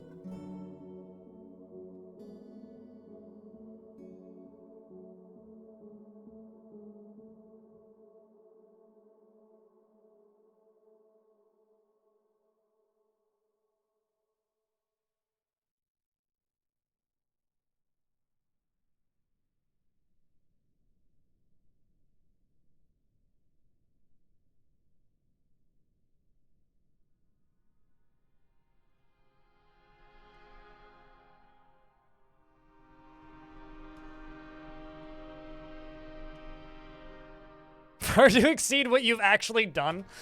Yeah, I feel that. Did you, like, jump in on one of the recent sales, Potent? Ads are going to hit in 30 seconds, so I will suddenly shift the subject and pause the game when that happens.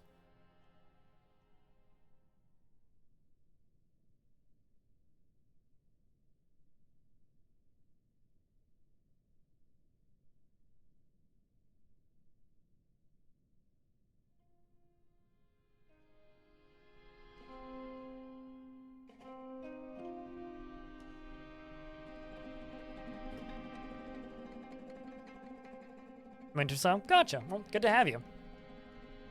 It's a weird game. It's also one of those games where it kind of fits into the definition of once you start playing it, congratulations, you don't need any more games now. You have all of them. And it's right here.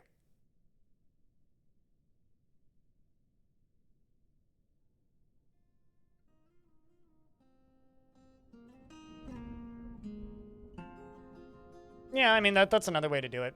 I think, like, there's, like, 4 or 5 different options of how you can manage your dwarves, and setting up specific job orders is not mandatory. Some epic battlements. Thank you. Yeah, no, I mean, they're going to be firing, like, 22 layers down. So, considering they were firing off the bridge earlier,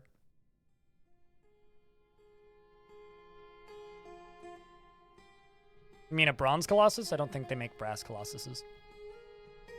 Also, we're in an ad break now, so I'm not really going to do much until that's over.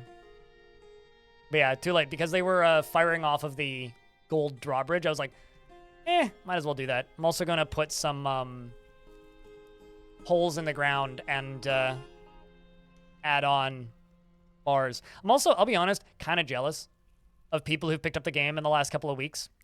Because, honestly, you currently have the best possible I know some people will disagree with me.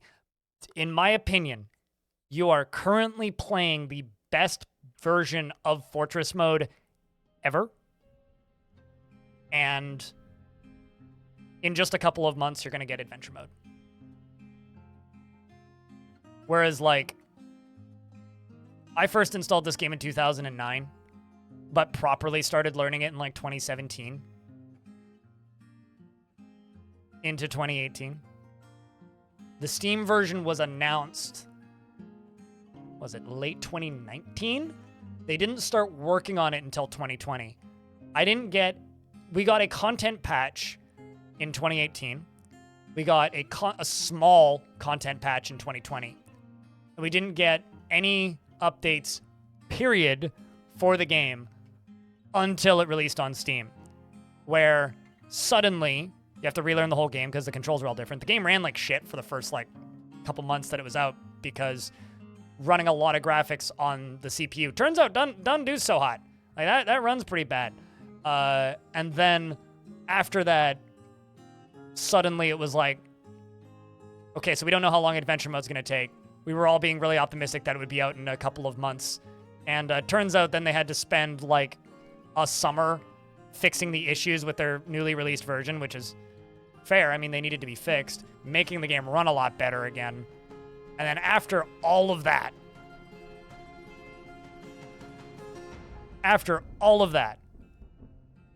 now we're finally starting to get new content again. And it's not like we haven't gotten new content since the Steam releases come out. We've gotten lots of polish. Like, there's been a lot of little tweaks and, like, some of the best performance increases ever. So, like, yeah, there's a lot. There's been a lot of new content recently as far as, like, performance stuff and whatnot. But as a whole, holy shit. It's been some of the longest waits, period. Until around, like, this October? Like, this past October? Skittle? I mean, I'd say you waited until a good time. But at the same time, I'm really happy they released it when it did. Purely because I don't know if I would have made it. And, like, I was telling Tarn this the last time he was on my stream, like, before they announced, like, I was looking at my stats a couple days ago because I was doing taxes. Before Premium had a release date, my stream was averaging, like, 50 to 60 viewers. And to give you an idea, that's like, if I push it and feel bad constantly, that's enough to pay rent. That's about it. I was kind of going insane. Like, it's in the Twitch side of things and, like, the content creation side of things, those are nothing. Those numbers is nothing. Like, it's negligible numbers. So, it was tough. Glad I made it, though.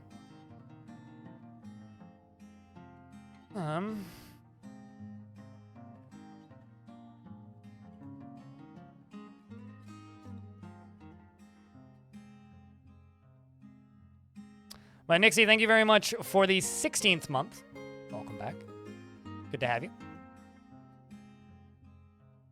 So now that I have that clothing area there, I can get rid of this. I can leave that. Get rid of this. I can get rid of this. And I can get rid of this.